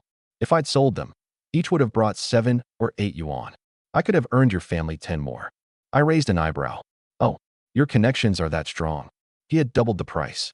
What Hong Kong and Taiwanese merchants did Tong Dalu know? Who needs a Hong Kong merchant to sell pheasants? Tong Dalu curled his lip as if I knew nothing. Sell to purchasing agents or truck drivers hauling timber for the forestry station. They love wild game and will certainly pay more than the cafeteria. I nodded in realization. That's true. Then I shook my head. But Dad was right to sell to the cafeteria. It was safer. The cafeteria paid less, but we knew everyone there. Strangers might offer higher prices, but if a deal went wrong and we were caught, everything would be over. Fortune favors the bold, brother. Tong Dalu disagreed. The underground market is thriving. Plenty of local big shots and wealthy outsiders want fresh game. If you have the goods, you can sell them. He suddenly put an arm around me and spoke from his heart. If you trust me, let me sell the big and valuable things. I guarantee a good price. I'll act as middleman and take only 10%. If anything happens, I'll bear it and never expose you. What do you say? Do you trust your brother? Of course I trusted him. We had partnered for years in my previous life and never quarreled over money. I also wanted my family to live well as soon as possible. Selling game carried risks in this era. If someone volunteered to stand in front, I was willing to earn less for safety, save the time required to sell, and hunt more instead. After brief hesitation, I said, all right, you can sell the valuable goods, while Dad takes ordinary things to the forestry station. But your share can't be too small. You're taking the risk, and I won't let you lose. Take 30%. Holy shit, you really are my brother. 30%? That's a lot of money. No, hunting is dangerous. You earn money with your life. How could I take advantage of you? Tong Dalu was deeply moved and immediately refused. He had not expected me to trust him so completely or offer such a high commission. This was a true, loyal brother. Tong Dalu embraced me emotionally. You're my own brother, and I'll never let you lose. I'm only running errands. There is risk, but I'm also receiving money without hunting. 10% is enough. I'm already benefiting. No argument. 10 is too little. Take 20. It has to be 20, and don't argue. We're brothers. I can't cheat you, or people will condemn me. 10%. Stop babbling, or I'll become angry. We argued as if fighting. Tong Dalu's mother rushed in to intervene. Don't fight. Aren't you brothers? Why are you quarreling? We aren't fighting. We're planning to become rich together. I quickly smiled cheerfully. Tong Dalu laughed and put an arm over my shoulder.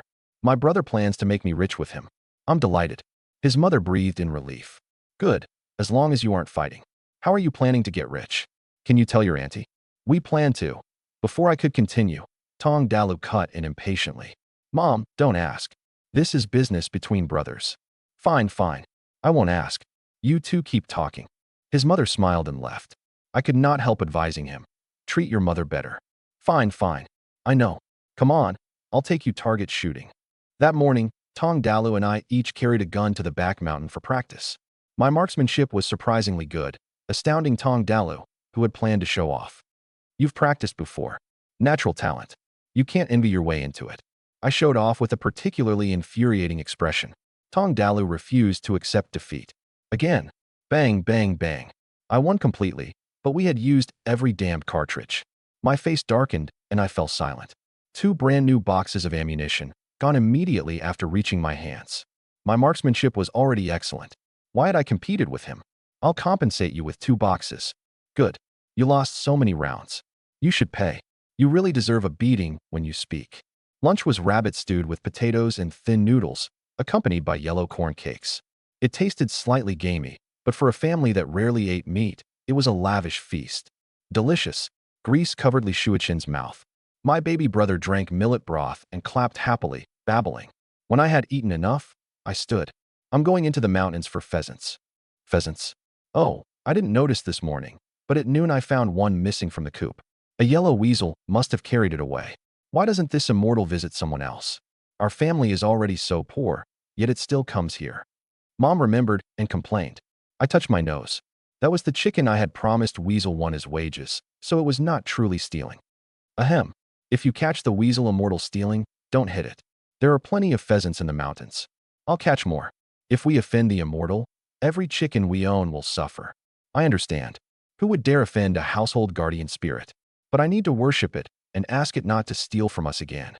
I gave an embarrassed smile. All right, I'm heading up. Be careful, and don't forget your hunting knife. Why are you taking a sack? I'm afraid I'll catch too much to carry. Listen to you.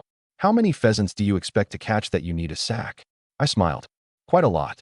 I had already used Sparrow 1 to search all of Xylianzi Mountain and knew exactly where the pheasants lived. I had also found 2 more flying dragons, a herd of wild boars in a large forest, and several roe deer. All of it is shining white money. At that moment, Xylianzi Mountain felt like my private domain. Every blade of grass and every tree belonged to me. First, I'll turn Xylianzi Mountain into my backyard. Then I'll enter the depths of the Greater Shingon Range and contract more birds and beasts until the entire range becomes my private domain. When that happens, I'll be the true mountain lord of the Greater Shingon Range. My blood surged as I climbed. I thought of the Siberian tiger supposedly near Xiaobai Mountain. I had to make it my servant. Only with such an enforcer could I gradually scheme for control of the Greater Shingon Range. I need to catch a more powerful bird. On Xylianzi Mountain, I set the mist net again, hoping to capture a formidable raptor. That morning, I had wanted the tree sparrow to fly to Xiaobai Mountain and search for tiger tracks. Unfortunately, it said its range covered only Xylianzi Mountain. Its limited endurance prevented long-distance flight. That disappointed me. It seems every bird and beast has its own talents. I must thoroughly understand their habits before I can use them well and bring out their abilities. Why did Liu Bang unite the realm? Did it prove his own ability was overwhelming? No. It was because he knew how to employ people and understood every person's skills. If I wanted to organize the Greater Shingon Range into my backyard, I had to deploy forces and learn the habits of every bird and beast. Only then could I assign their duties, create my own management system, and truly make the whole range my private domain. Weasel 1, begin the pheasant drive. Yes. Erlangzi, dig out rabbit burrows. Yes. At one command, Weasel 1 and Erlangzi rushed away as if racing, neither willing to fall half a step behind. I nodded in satisfaction. Excellent beasts of burden. They should catch plenty of pheasants and rabbits. I summoned Hazel Grouse 1, a handsome flying dragon with beautiful feathers and the bearing of a proud rooster. Master, what are your orders? I found 2 more flying dragons, both female. Help me lure one over. As you command. I took Hazel Grouse 1 to their territory and prepared an ambush. Go. Charm them senseless. Done. Hazel Grouse 1 marched proudly into the forest with a stride that said no female could resist him. Crouching in the shadows, I thought that these were the last flying dragons on Xylianzi Mountain. I needed to search elsewhere and stop preying on my own neighborhood. Rather than stripping one place bare, I intended to cultivate Xylianzi Mountain as my backyard, allowing more pheasants and flying dragons to thrive so I could harvest crop after crop. There are so many mushrooms and wood ears here. I noticed all kinds of fungi and medicinal herbs around me and licked my lips. Mountain hunting was the first priority because it brought money quickly. But wild produce also provided income and could not be neglected. If only I could dig up a great root. A great root meant ginseng. The Northeast held plenty, especially deep in the Greater Shingon Range. People said some had become spirits and could run. Finding even one would bring good money, no less than hunting. But the competition was fierce. A fine century-old treasure root could draw many people and even multiple factions into a struggle that ended in death. Ginseng gathering was also a skilled trade known as releasing the mountain. Gatherers generally formed teams of at least 3 called a gang, led by a headman. They knew how to find ginseng, judge its age, dig it up, process it, and preserve it. More importantly, they did not fear death. If anyone tried to steal their great root, they would die together before surrendering it. These mountain gatherers were extraordinarily calm and extraordinarily mad. But if they meet me and try to steal my ginseng, I won't be polite, I muttered inwardly. Just then, one of the pheasant snares moved. A small yellow weasel had entered the trap. Its hind leg was caught, and it struggled in terror. I frowned. Another weasel. It's so small. Could it be related to number 1? Muttering, I approached and took one look. Holy shit, this was not a weasel. It had a delicate body, short limbs, and fur that gleamed purple in the sunlight. This was a sable. The Northeast had 3 treasures: sable, ginseng, and deer antler. Sables were said to be spiritual, intelligent, and kind. They lay on people who were freezing to death to warm them and led humans to ginseng children.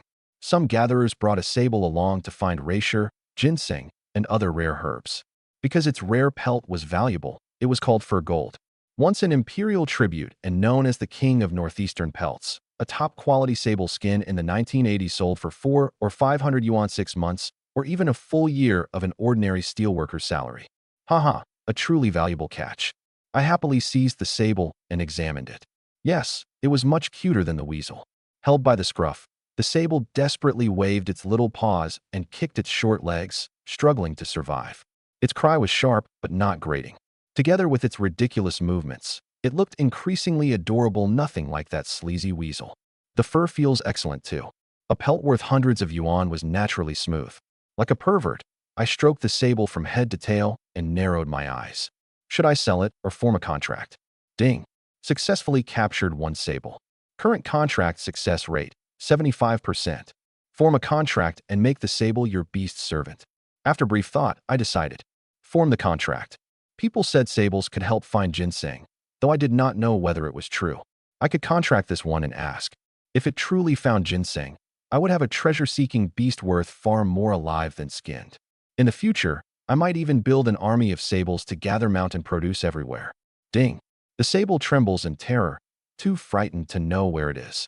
It can sense others' emotions and believes you are not a bad person, though you do not seem like a good person either. It senses your resolve. It chooses obedience. Ding. Contract successfully formed. Congratulations, host. You have acquired the Beast Servant Sable. Beast Servant, Northeastern Sable 1. Plus personality, gentle. Plus vitality, 9. Plus strength, 3. Plus agility, 15. Master, thank you for saving me. The moment it became my servant, the sable climbed obediently onto my shoulder. I quickly asked, do you know where any great roots are?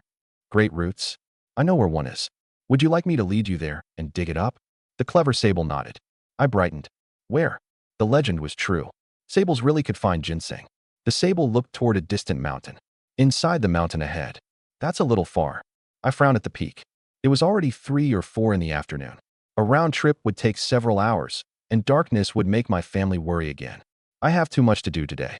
We'll go tomorrow. Yes, master. Curious, I asked. Can every sable find ginseng?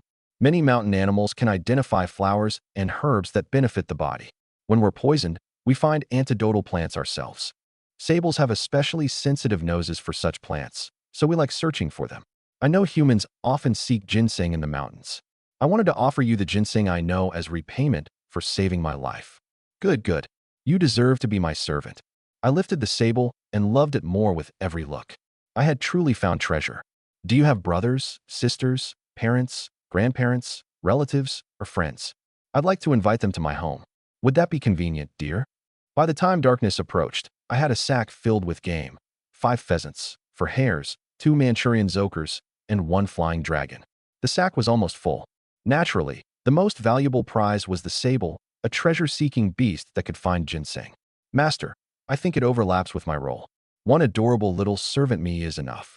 Seeing the pampered sable on my shoulder, Weasel 1 scratched anxiously and spoke with jealousy. I rolled my eyes. Yes, you overlap. It ran you over and changed your shape. A yellow weasel with coarse fur and an ugly face dared compete with a sable for affection? Look at the sable's silky pelt and adorable little body. How could the weasel compare? I think it's pretending to be cute, while I'm genuinely cute. Get lost, or I'll kick you into the sky. I carried the sack down the mountain and stopped to see whether the mist net had captured any rare birds. The result disappointed me. Several birds were caught, but most were sparrows, along with 1 crow. Caw, caw. The black-feathered crow flapped and screamed miserably, its voice unpleasant. Fine, fine. Stop shouting. I'll release you. I frowned in disgust and had no intention of contracting a crow. Then I suddenly remembered short videos from my previous life. Crows are highly intelligent, equal to 5 or 6-year-old children. They range widely, adapt to all kinds of terrain, and possess extraordinary endurance. Wait, wouldn't that make a crow a better surveillance camera than a sparrow? At that moment, the system notified me. Ding. Successfully captured 1 large-billed crow. Current contract success rate, 85%. Form a contract and make the large-billed crow your beast's servant. Fine. I'll give you 1 chance. Contract. Ding. The crow is too terrified to know where it is. It wants to flee, but knows its life is no longer under its control. It examines your eyes and sees gentleness. Realizing it will not die, it happily decides to become your beast's servant. Ding. Contract successfully formed. Congratulations, host. You have acquired the Beast Servant Large-Billed Crow. Beast Servant, Large-Billed Crow 1. Plus personality, cheerful. Plus vitality, 7. Plus strength, 2. Plus agility, 13. Oh, master, I am delighted to become your slave, your most loyal bird. I will walk through fire for you and gladly sacrifice my life. Whether frightened or naturally talkative, the crow spoke like a machine gun and never stopped. I said impatiently, enough. If you're a chatterbox, I'll cancel the contract and you can go wherever you like. Crows were worthless. If it had no use, releasing it was better. Crow 1 immediately said, I'm not a chatterbox. How could I be a chatterbox, dear master? Don't cancel the contract. I want to follow you forever and remain your eternal slave. Yes, a chatterbox. I should send it away immediately. Hey, a sable? My heavens, master, you're so capable. You actually tamed a sable. Sables are highly intelligent and can help you find great roots, racer mushrooms, and pine cones. If you gather mountain produce, they'll be indispensable. Oh, look how adorable it is. The crow circled the sable and praised it, then added, but their pelts are valuable. Master could skin it and sell the fur. The sable trembled in terror. I stopped canceling the contract, surprised inwardly. This crow was clever and knowledgeable. It knew sables could find ginseng and that their pelts were valuable. What about this one? I pointed at the weasel. The crow cawed. A yellow weasel, an ugly kind of rat. It only steals chickens and blocks rabbit burrows. Not very useful. Although all were servants, different species weasels, sables, crows, and others could not actually understand one another. Only members of the same species communicated directly. But because they were all contracted through me, they could sense each other's emotions and roughly grasp the meaning of their words. The weasel sensed the crow's hostility and asked, Master, I feel as though it's looking down on me. You're right. It says you're ugly. That filthy, damned creature. I am a household guardian, immortal, respected by everyone. The weasel paced furiously. If I had not been there, it would have bitten the foul-mouthed black bird to death. Haha, it's angry. Master, look at its terrible character. I don't think it's worthy of being your servant. It lowers your class. This hunting dog is much steadier and more dignified. It must be powerful, though it looks old. Can it still run? The crow turned its commentary to Erlengzi. Hazel Grouse 1 had not left yet, so the crow reviewed him too. That fellow is no good either. He struts like a big shot, but one glance says he's a pretty boy who lives off women. I burst out laughing. This crow deserved a beating and had a vicious mouth, but its judgments were remarkably accurate. Enough babbling. I'll give you a mission. Complete it well, and I'll keep you. Fail, and I'll cancel the relationship, leaving you free to go anywhere. Oh no, master. Don't do this to me. I'm already yours and cannot leave. One more useless word, and I'll cancel the contract now. All right, I'll close my beak. Please assign the mission. I guarantee success. Even if I sacrifice myself, I won't fail. If I do, I'll bring my head to you. Oh, if I fail, I'll probably be dead and unable to bring my head. My scalp went numb. I desperately wanted to cancel the contract and send this chatterbox away. Stay calm. Why argue with a crow? Send it out to work. I had been a manager and had seen every kind of eccentric subordinate. Put it on a business trip so it would stop annoying me. Once I contracted graduates from elite universities, Golden Eagles, or Gerfalcons, I could dismiss this vocational school student. 100 li west is Xiaobai Mountain, where a Siberian tiger has appeared. Go watch the area and investigate its movements. Xiaobai Mountain was too far for the sparrow, and the owl lacked the range. Only the crow could investigate. If it found signs of the tiger, I would go and attempt a contract, making a mountain lord my servant. Riding a tiger to hunt and command beasts would be unimaginably exhilarating. Rest assured, master. I will complete the mission and find signs of the Siberian tiger. If I cannot, I'll bring my head. Fine, fine. Get lost. Watching the cawing crow fly away, I told the other servants, that fellow is truly annoying. Weasel 1, the hazel grouse, the sable, and Erlengzi nodded together. Yes, annoying. I don't understand its words, but I understood its eyes. I want to eat it, master. You get lost too. Carrying the sack, I headed home delighted with my full harvest. On the way down, I met Zhang Jianxi, looking utterly dejected. His big stupid dog appeared equally listless. What? Failed to catch the boar again. None of your business. What's in the sack? He had lost the boar's trail again and was too frustrated to deal with me. But seeing the large sack on my back and something living moving inside made him curious. Surely an entire sack could not be filled with game. Oh, pheasants, hares, and things like that. A whole sack. I'm exhausted. I stretched deliberately to show off its crushing weight, then looked at his empty hands. What, no blood today? Why don't I give you a pheasant to take home for soup? I don't need your false kindness. Zhang Jianqi looked terrible. Why did this man always appear whenever he humiliated himself? And he had caught another pile of pheasants. Was the bastard a pheasant reincarnated? Humph. I refuse to believe I won't catch that old boar tomorrow. I'll carry it into the village and show everyone who's truly the greatest. Hey, don't leave. I'll honestly give you one. I don't trick children. Get lost. Huh. I laughed smugly. Teasing children was such fun. Then my eyes shifted. If I killed a wild boar, would he cry with anger? I should try tomorrow. Ahem. Not to upset the child, purely to demonstrate my hunting ability. No more pretending.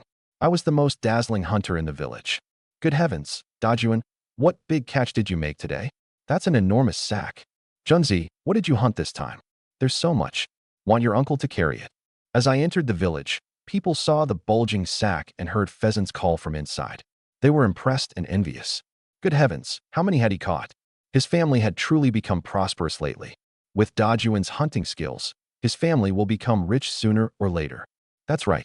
Not long ago, his father worried about finding money for his marriage. Now I think some families will begin proposing matches. My niece is pretty. Perhaps I should speak with the Lease. When the Lee family had been poor, no one proposed a match. But after I displayed my power, caught birds, killed a wolf, and put meat on the table every day, people stopped looking down on us and reassessed our situation. Some began considering me for their daughters and nieces. Dad, Mom, I'm home. I entered the yard, panting but triumphant, and dropped the sack. Come welcome your precious son and see how many gifts I brought. Huh? When did we get 2 big white geese? And there are chicks too. Hearing honks, I turned instinctively. The enlarged coop now held 2 white geese and several chicks, making me raise my brows. My parents emerged from the main room with an older woman. The moment she saw me, the woman happily seized my arm and asked warmly, Junzi, do you want a wife? I recognized her as matchmaker Zhang, who arranged introductions and lived from matchmaking fees. Seeing her here, I knew either my family had invited her or another household wanted to test the waters. I joked. I wondered why a magpie called when I entered. So it was because Grandma Zhang was here. Sweet words cost nothing but worked wonderfully. The matchmaker beamed. You certainly know how to speak, and now you've learned hunting too. Don't worry. This old woman will find you a fine wife. Then she shifted topics. What do you think of the Chun family's younger daughter? I could not remember her face. I don't have much impression of her. They live in the 3rd row on the west side, with a birch by the door. Their daughter has the big round face. Li Shuichin reminded me adorably, holding the cub. Oh, that big round face. I broke into a sweat as my memory returned. Shuddering, I refused. No, Grandma Zhang. I can't make myself like her. What's wrong with a large face? Her bottom is large too, and she can bear sons. The matchmaker persuaded me for a while. Seeing I truly did not want the Chin girl, she gave up. Fine. I know your standards are high. I'll watch for a good girl and find your family someone who can bear sons. Oh, is that sack full of mountain goods? You truly are capable. Any girl who marries you will never lack meat. Thank you for the trouble, Andy. Take this brown sugar. When Dad escorted her out, he insisted on giving her a packet. She refused several times before accepting and leaving happily. Dad, I don't plan to marry. Why did you bring matchmaker Zhang here? How old are you? You have to find a wife, Dad spat. Mom said, we didn't invite her. She came herself, and she wasn't the only one. 2 or 3 families visited me today to discuss matches for you. She looked so happy that even her wrinkles seemed fewer. This had never happened before. No family wanted to give their daughter or niece to the Lease because they were poor. Dad had an injured arm and could not even work temporary forestry jobs. They ate meat only a few times a year. Any woman marrying them would suffer. But things were different now. I could support the household and had become a mountain hunter. I could split a wolf with one blow. The family would certainly live well. If people did not offer their daughters and nieces now, they might miss an excellent marriage. I knew people were practical. When we were poor and no one proposed matches, I understood. Now that we were becoming comfortable and people rushed to our door, I could accept that too. But I always held one belief. A matchmaker introduced you to the kind of person she considered your equal. I was not unhappy about matchmaking. I was unhappy that matchmaker Zhang considered me the same rank as the big-faced girl. I'm not ugly, yet she offered someone that ugly. Clearly, other people think I'm ugly too. Otherwise, why didn't she suggest a pretty girl like Zhang Lingling? I complained. Dad looked at me with disdain. You think you're worthy of Zhang Lingling? She works at a pharmaceutical factory, receives state grain, and earns in 1 year what farmers harvest in several. How can you compare? How do you deserve her? Mom laughed. So our son likes Dr. Zhang's granddaughter. She's beautiful, but her standards are high. She probably doesn't want you. Stop being a toad dreaming of a white goose. I pouted. Who likes her? I mean that if I wanted, I could marry a city girl. I don't want anyone too ugly, so stop the matchmaker from introducing them. You brat, your eyes are higher than your hands. You look down on ugly girls and want a city wife? You've hunted for only a few days and already started choosing. I'll beat you today. Dad began removing his shoe to display paternal authority. Erlingzi rushed over. He knew this was Master's father and could not bite, so he rubbed his head ingratiatingly against Dad's thigh. Whimper. Holy shit, this beast. I'm one of your masters too. Why are you so biased? Nearly knocked over, Dad shouted angrily. We had brought the dog back together, yet it did not regard him as a master. Infuriating. Erlingzi barked. I happily stroked his head. Good dog. Good dog. Dad spat. You brat, you think one hunting dog means you can ignore your father? I have to beat you today. Wait, Dad. I hunted plenty today, and it's all in the sack. If we don't open it, everything will suffocate. Stop talking. No matter how much you hunted, I'll still beat you. Good Lord, how much did you catch? Dad raised his shoe to strike my rear, then watched me open the sack and pull out 1 pheasant, a 2nd pheasant, 2 rabbits, and 2 plump zokers. The shoe dropped from his hand. You caught this much? Li Shuichin jumped happily.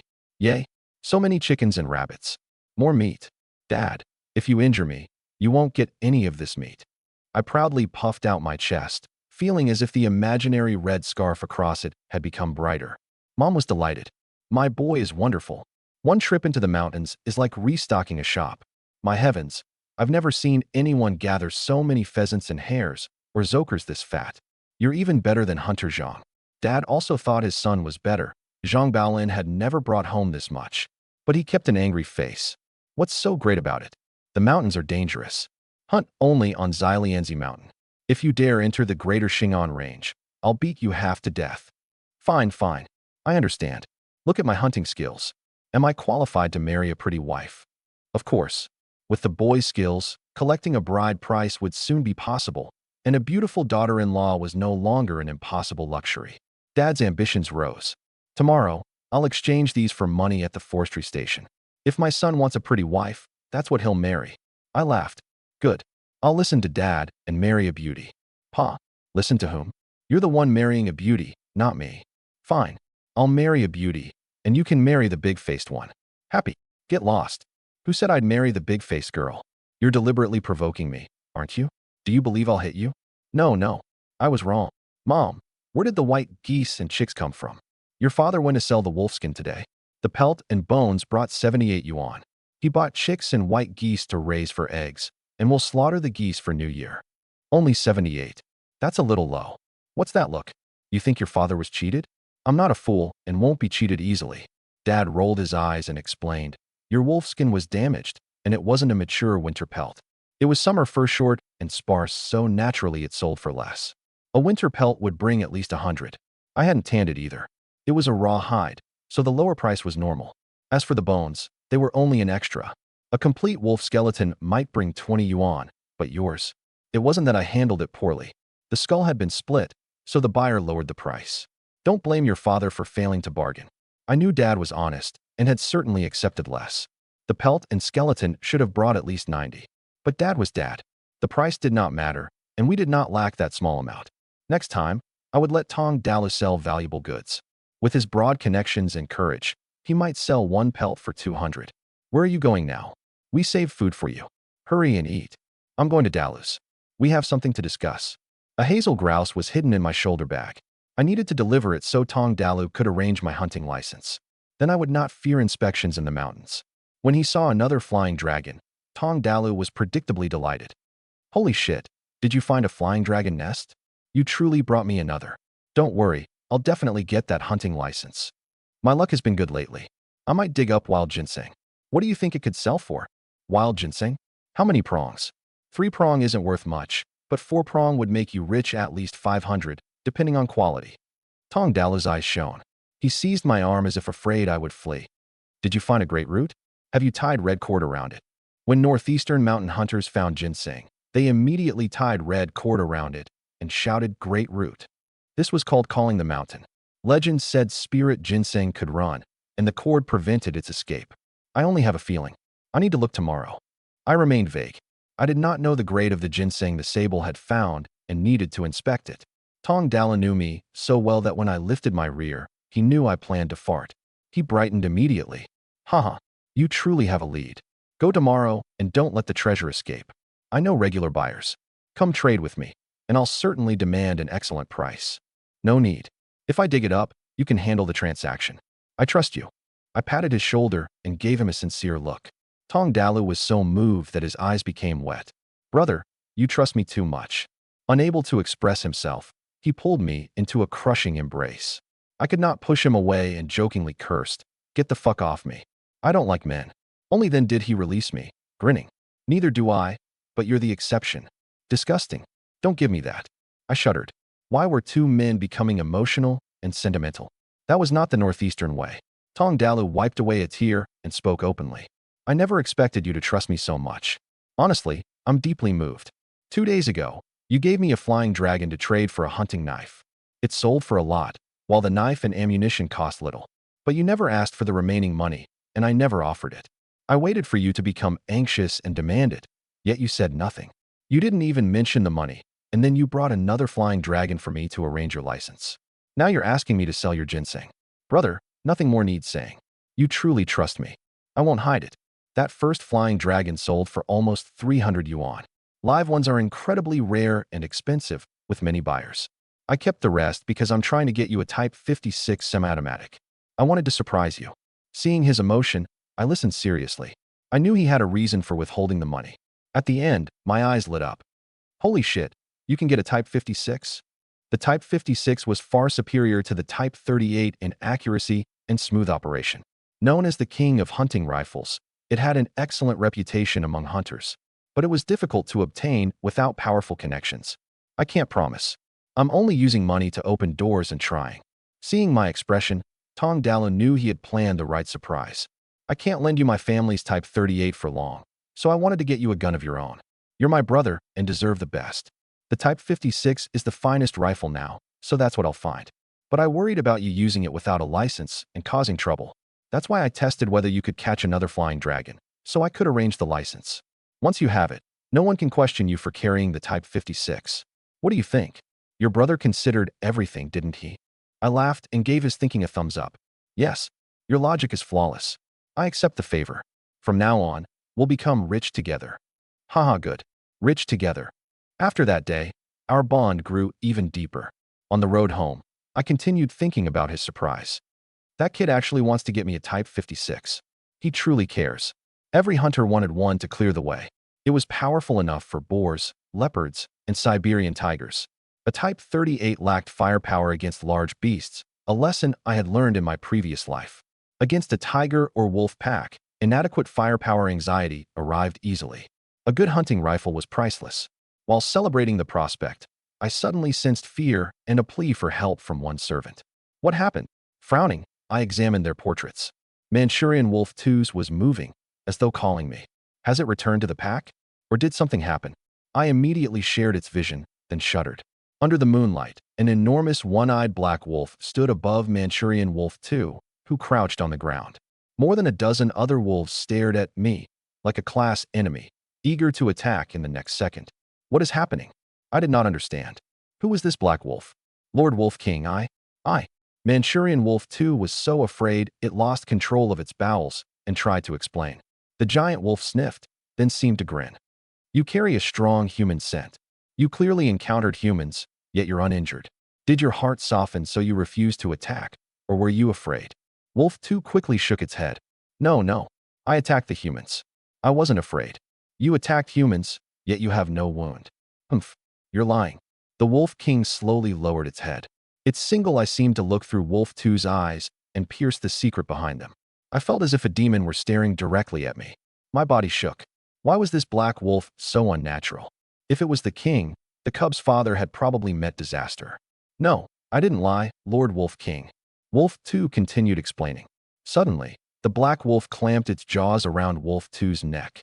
With a crack, the bones broke, and Manchurian Wolf 2 died instantly. Fuck. The bloody maw and the black wolf's action startled me into ending the shared vision. Wolf 2's portrait had dimmed, displaying the word dead. For a moment, shock left me speechless. The Wolf King felt profoundly unnatural, almost like a spirit. Number 2 was simply bitten to death. I stared into space, then remembered the black wolf looming in the moonlight and sucked in a breath. Something was wrong with it. It might truly be a demon. The Greater Shingon Range really does hide ghosts and monsters. I murmured. Then I thought of the cub. With its tiny body, how could it return and defeat that sinister black wolf? It seems I must intervene. Very well. Since you're my servant, I'll help you become king. Why are you only coming back now? What do you discuss with Dalu every day? Go eat. We saved food and just reheated it. Okay. While eating, I watched my sister cuddle the cub indulgently and decided this would not do. It was a wolf, not a dog.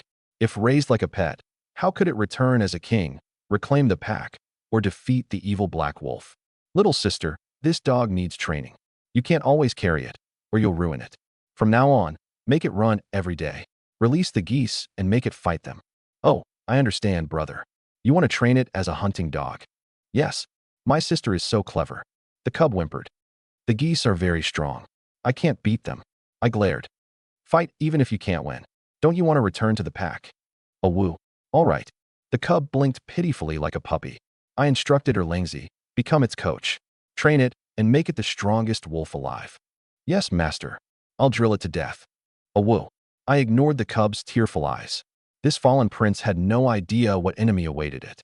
My harsh training was for its own good, so it should be grateful. After eating, I went to the outer kitchen. Dad was still skinning rabbits. Far from tired, his face shone. You truly have ability, boy. So many rabbits and zokers, and they're incredibly fat. Look how well they've eaten. I hope you and your siblings grow this plump. I broke into a sweat. So we can be slaughtered?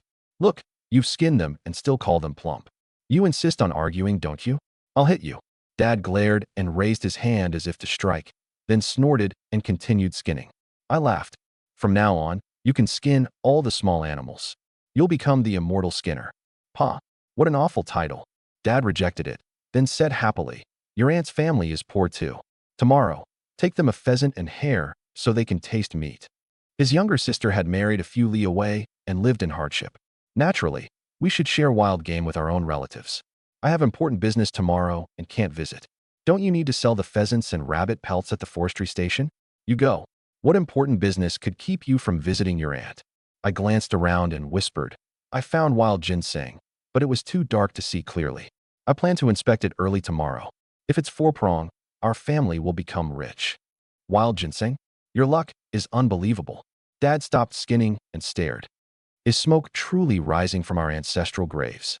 A four-prong wild root would bring at least 500 yuan, several years of farming income. His heart jumped. Did you tie red cord around it? Don't let the treasure run. It was too late. I didn't have time. You brat, that's treasure worth several wolfskins. How could you not tie the cord? Dad waved the kitchen knife anxiously as though preparing to chop someone. I retreated and pretended to fear him. Dad, surely you won't cut me. Get lost. Dad lowered the knife and spat, then scratched anxiously. Do you remember the location? Don't let ghosts confuse you tomorrow until you can't find the old treasure. I remember. I know this part of Xilianzi Mountain well. How could I lose it? Good. Go early tomorrow. Don't let someone else discover the treasure. I laughed. Daegu village stood beside the mountains, but not many people dared enter. Living by the mountain did not mean everyone truly used it. Venomous snakes and predators made the forest dangerous. Most people remained on the edge and lacked the courage to go deep. Only hunters like the militiamen and Zhang Baolin carried knives and guns inside. Lately, only Zhang Jianxi and I visited Xilianzi Mountain often. Dad feared Zhang Jianxi would find the ginseng. Even honest men have their private calculations. What are you muttering? Ahem. Nothing. By the way, digging ginseng takes skill. One mistake ruins it. The root is delicate, too afraid of sunlight, wind, and stifling heat. Do you know how to lift the root and seal the package? Yes, I know everything. Early tomorrow, I'll find moss and birch bark. Once I locate the great root, I'll bring it down with every tendril intact. Don't worry. After more than half an hour of nagging, I prepared to return inside. Dad added, "Come to the forestry station with me in a couple of days. Old son is moving to the city with his daughter, and he misses that dog terribly. How did you charm it?" The dog never looked back when it left. Old son has cried for 2 days. When I saw him today, his face was wax yellow. That was cold weather wax. Get lost. Don't quote tracks in the snowy forest at me. Remember this. Do you hear? I know. I know. Lying on the Kong, I repeatedly remembered the black wolf. It was an enchanting monster, far too sinister. Without realizing it, I fell asleep. I did not wake until sunrise. Damn, I'm late. I still need moss and birch bark. I dressed hurriedly, afraid of delay. Today I would dig the great root, and the journey was long. Ginseng needed proper preservation to retain its value. One mistake, a delay, or missing equipment could waste a fine wild root. As I started outside, Dad stopped me. "Why are you rushing? Can't you act steadily? I need to lift ginseng today. I have to prepare, or I'll delay everything." As I spoke, Dad picked up a small basket and handed it to me. "Take this. What's inside? Moss, birch bark, wax paper, and lifting picks. These are all tools for ginseng." Seeing the basket's contents, I was delighted. Dad looked smug. "I knew you'd wake late, so I prepared everything early." I was deeply moved. Gathering all this meant rising around midnight. Judging by his dark circles, he might not have slept at all. "Good, Dad. Even if I dig up the ginseng, we won't sell it. You can strengthen your health and give me several more brothers and sisters." "Fuck your uncle, you little bastard. Are you mocking me?" Dad rolled his eyes and pretended to slap me. "That treasure is worth hundreds. I can't afford to eat it. Selling it could pay for your wife. Don't you want a beauty? Then hurry and dig the root instead of joking." "Haha, fine. I'll definitely get it and use the money to marry a beautiful wife." "Listen to you. Dajuan, your owl is miraculous. It brought us a fish weighing more than a gene this morning. We can eat fish for lunch." "Haha, the owl has a spirit. It may bring food every day." After breakfast, I carried the basket and hurried into the mountains with Erlangzi to dig the great root. Mountains surrounded Dago village. Behind it was a barren slope called the Back Mountain, where even pheasants were rare. Beyond that lay Xilianzi Mountain, enormous and filled with plants and animals, though no one had seen ginseng there. Just ahead, the sable stood on my shoulder and guided me. The tree sparrow flew above to survey for predators, though I worried more about ginseng gatherers. They were dangerous outlaws who would do anything for a valuable root. Fortunately, this was not deep wilderness and rarely held ginseng, so no gatherers appeared. As I went deeper, the forest thickened and my excitement grew. The denser the woods, the more likely wild ginseng grew there.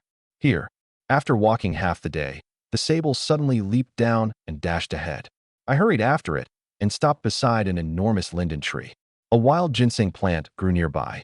I counted 1, 2, 3, for palmate compound leaves, each composed of 5 leaflets. This unmistakable 4-prong, 5-leaf structure marked 4-prong ginseng. The mountain has blessed me. Surprise and delight swept through me. It truly was 4-prong. "Haha, I've struck it rich." The sable asked curiously. "Master, is this great root acceptable?" "More than acceptable." I swept the sable into my arms and kissed it repeatedly. If the weasel were here, it would have died of jealousy. The sable was so gentle that it became embarrassed. "Master, you're making me shy." I stared at the 4-pronged ginseng, swallowed my saliva, and took out the tools to lift it. I had dug ginseng in my previous life and knew the trade. 3-prong roots were in their youth. Too young for strong medicinal power, they sold cheaply and usually became extras or were kept at home for liquor. Mountain hunters found them neither useful nor worth discarding. Dealers considered them little better than sticks, worthless material that might remain unsold. Still, an exceptionally beautiful 3-prong root could sell for more than 100 in this era. 4-prong wild ginseng was divided into lower middle, medium, superior, supreme, and king grades, with enormous price gaps. Even the lowest 4-prong started at 500. A ginseng king had no price ceiling, and several lives had once been lost over one. "Give me a supreme specimen." "Fine, superior will do." Using bamboo lifting picks and scissors, I carefully removed soil from the inside outward, ensuring every fine root remained intact. The process demanded tremendous patience, and I concentrated completely. After more than an hour, I finally lifted the wild ginseng with every tendril and feature intact. It truly was a lifting, handled more carefully than a newborn infant. Done. I finally got it out. 4-prong ginseng. Unfortunately, It isn't supreme or even medium grade. It's a lower middle four-prong wild root. I carefully examined the earth-scented ginseng. Confirming the grade brought regret, followed by intense joy. Even lower middle was still four-prong. Never dismiss a humble bun as worthless food. A low-grade four-prong was still a treasure worth 500 yuan. Haha, 500 yuan in my hands. I laughed, happier than when I killed the wolf. At that moment, a terrifying large head suddenly appeared over my shoulder and opened its mouth to eat the ginseng. Fuck! I jolted, clutched the root, sprang upright with a martial arts kip-up, and reached for my hunting knife to cut the monster. Erlangzi barked frantically. Woof! Woof!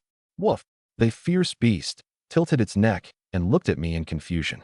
A stupid roe deer. Only then did I see the monster's identity. It was a silly roe deer. Erlangzi said anxiously. Master, I've been barking for a long time, but you ignored me. Once I saw the ambusher was a roe deer, every trace of tension vanished. It had no intelligence and posed almost no threat. Even with a hunting knife in my hand, it did not run, but stood stupidly watching me. A wild animal this brainless was almost too pitiful to kill. Shoo! Go away. My soul returned to my body, and I chased it off in relief. Sorry, Erlangzi. I was concentrating too hard to hear you. Digging ginseng had consumed all my attention, and I never heard his warning. Fortunately, only a roe deer had appeared. If it had been a leopard or Siberian tiger, I would have died here.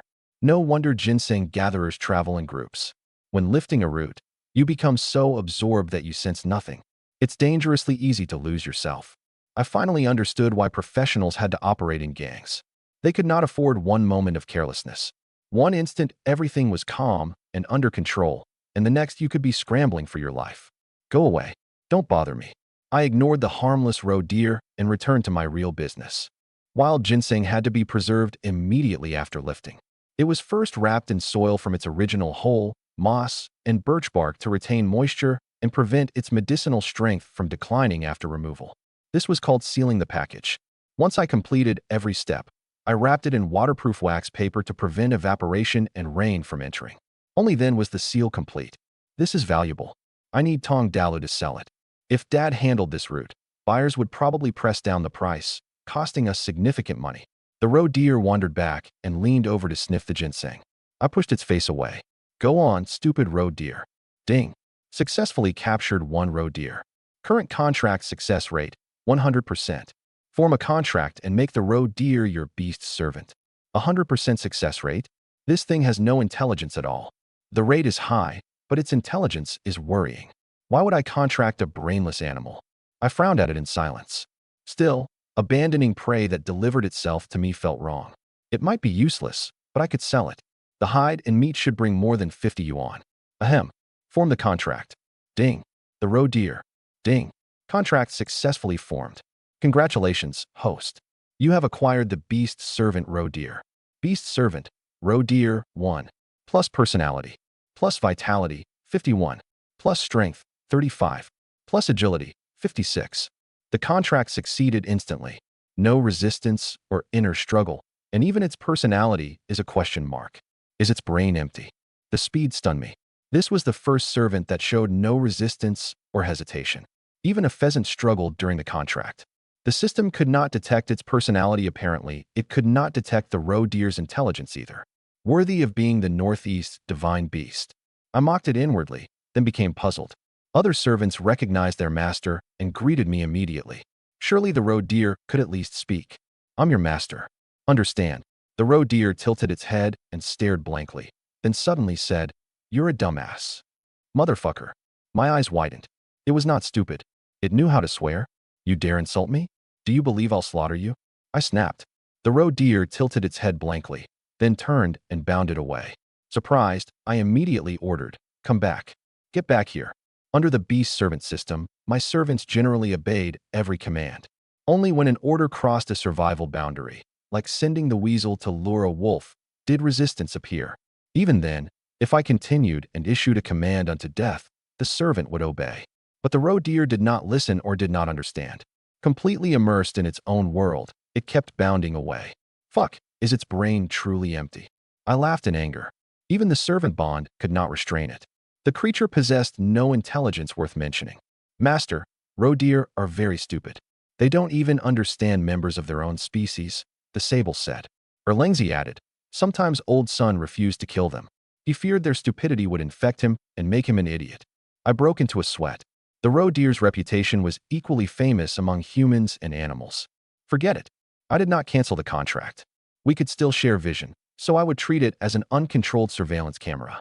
I carefully placed the sealed ginseng in my basket, covered it with flowers and grass, then started down the mountain, happy and satisfied. Sable, do you know any other great routes? I know only this one. That's fine. We're still on the outer edge of the greater Xing'an range. Finding one four-prong is already excellent. What more could I ask? I felt slight disappointment, but refused greed. I had just obtained a great route. If I demanded more, the mountain god might send lightning to strike me. Chirp. The tree sparrow suddenly flew over with a warning. Wild boar? Wild boar. What? Black bristles. I was startled. My rifle had no ammunition, and I had not planned a hunt, so I carried only a hunting knife to clear the trail. It could not handle a great beast. I quickly shared the sparrow's vision and sent it higher to track the boar. Erlangzi barked frantically toward the southwest. It's coming. It's coming. Through the sparrow's eyes, a boar weighing 200 or 300 jin charged toward us. It was as tall and heavy as a young calf, with glossy black bristles that looked like impenetrable armor. I clearly heard branches snapping. Seeing Erlangzi prepare to attack, I hurriedly said, "Don't panic. It isn't charging us." Erlangzi barked wildly, trying to frighten the old boar. Rumble.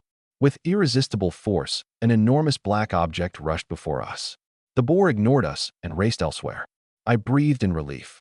The sparrow had shown me that its charge was not aimed at us.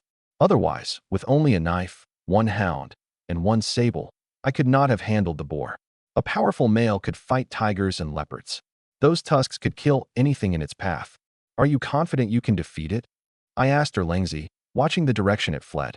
Driving an old boar ideally required 3 hounds, one to distract and engage, one to circle behind and attack, and one to exploit openings. Trained dogs targeted the armpits and ears. The greatest technique was plucking the peach, biting off the boar's testicles.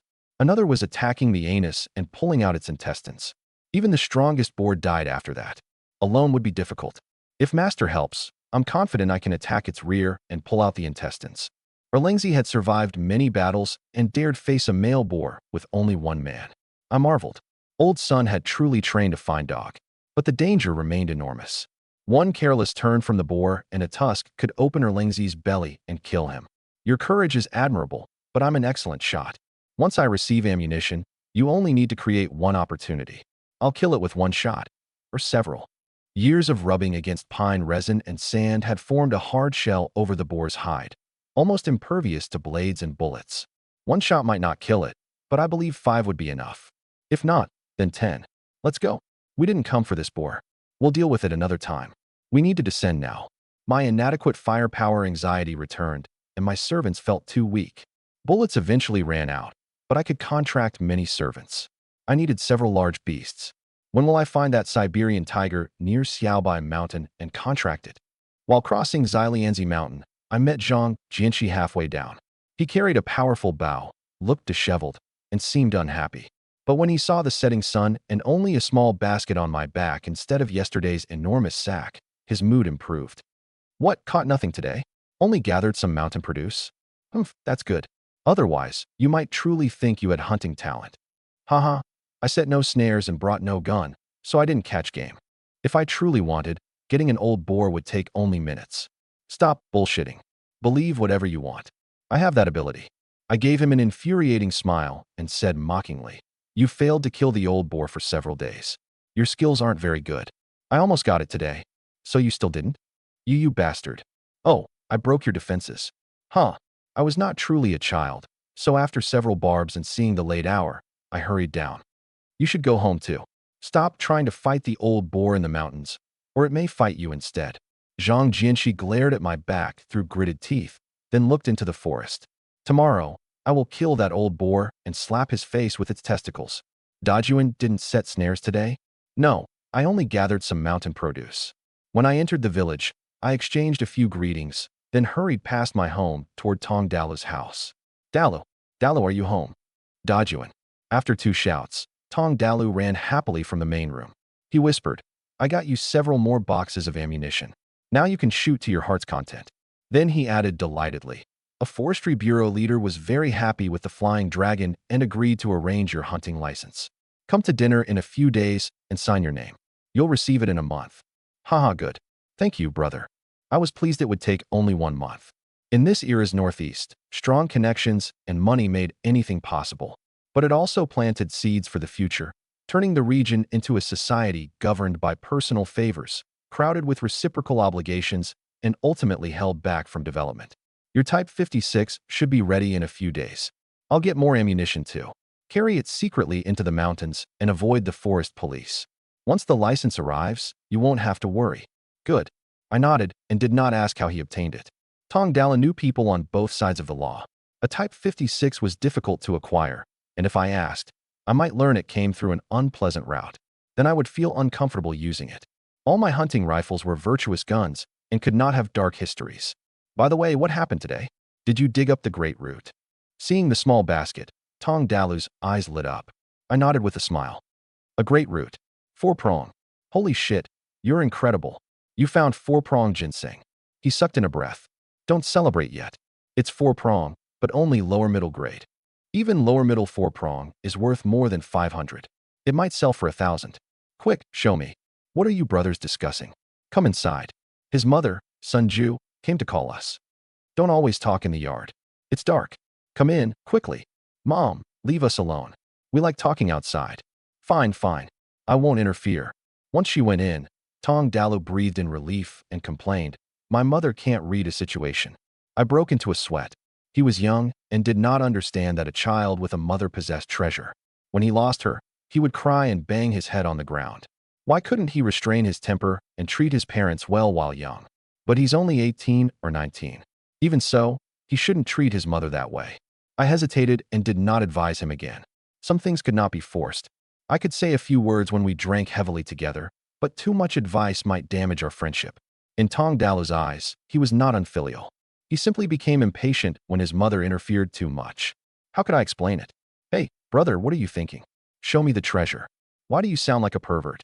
I put down the basket and showed him the sealed ginseng. Tong Dalu looked like a eunuch seeing his lost manhood in a movie, almost drooling. Good lord, 4-prong. This wild root is a true nugget of gold. Excited, he nevertheless looked at me solemnly. You truly want me to sell such a treasure? Aren't you afraid I'll cheat you? No, you're my brother. I trust you. I smiled. Tong Dalu was moved beyond words. Say no more. I promise I'll get a good price. If anyone tries to take this ginseng, I'll fight to the death. A treasure this valuable could inspire crooked thoughts the moment it appeared, so he had to prepare against bad intentions. Good. I'll leave it to you. It will be troublesome, so stay safe. If bandits truly stop you, give them the ginseng.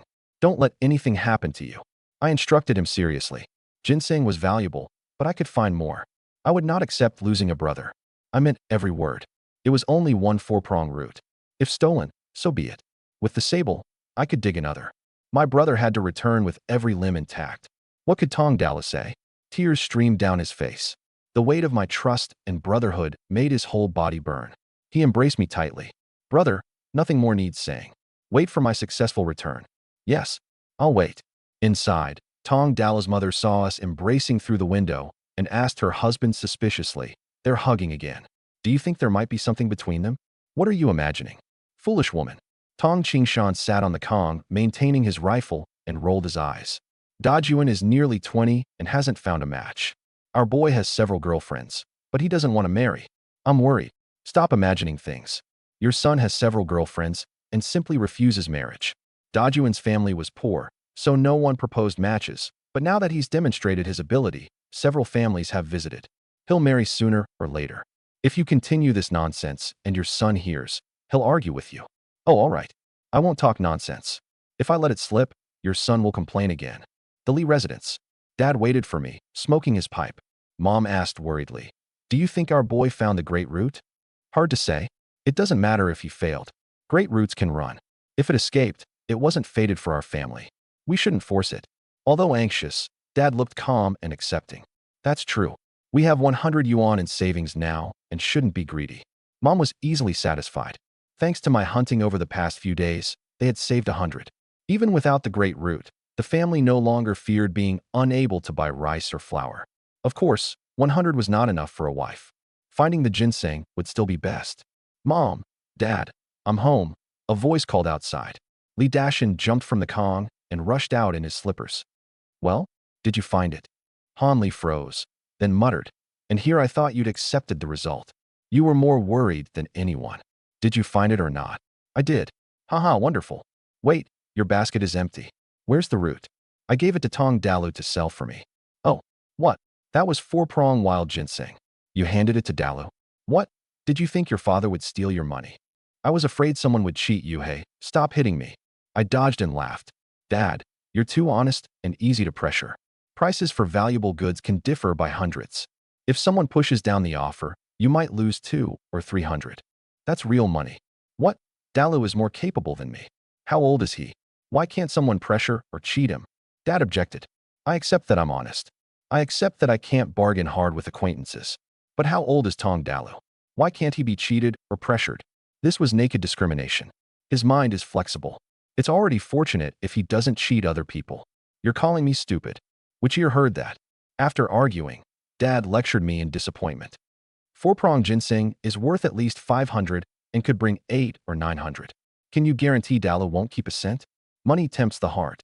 Never ignore the darkness of human nature. 4-prong prices varied widely. An outsider could deduct hundreds with ease. Wasn't that testing human nature? But human nature could not withstand testing. I trust my brother, I declared firmly. After living twice, I might distrust a wife, but I had to trust a brother. You? Young, hot-blooded, and foolish. Seeing that I did not understand money's power, Dad became angry. Mom hurriedly intervened. Enough. Dalu is a good child. They've played in the mud together since childhood. He won't cheat Dajuan. We're talking hundreds. How many relatives and friends have turned against each other for money? After more arguing and seeing the matter was settled, Dad could only say bitterly, do whatever you want. You dug the root. You're capable. Handle it however you like. I quickly soothed him. Dad, honestly, I don't care how much this root sells for because I can find another. Find my ass. That was 4-prong. Don't believe me? Look, laughing, I released the hidden sable, which climbed onto my shoulder. I caught this in the mountains. It led me to the ginseng. With it, I can find more. A sable. My parents froze. They had mistaken it for a large rat, never imagining it was for gold. Where did you get it? Dad was amazed. It did not flee, but stood on my shoulder as obediently as a pet. Sable fur was also enormously valuable. Now he understood why I regarded money like dirt. I still held plenty of hidden cards. I set a pheasant snare, and it walked in.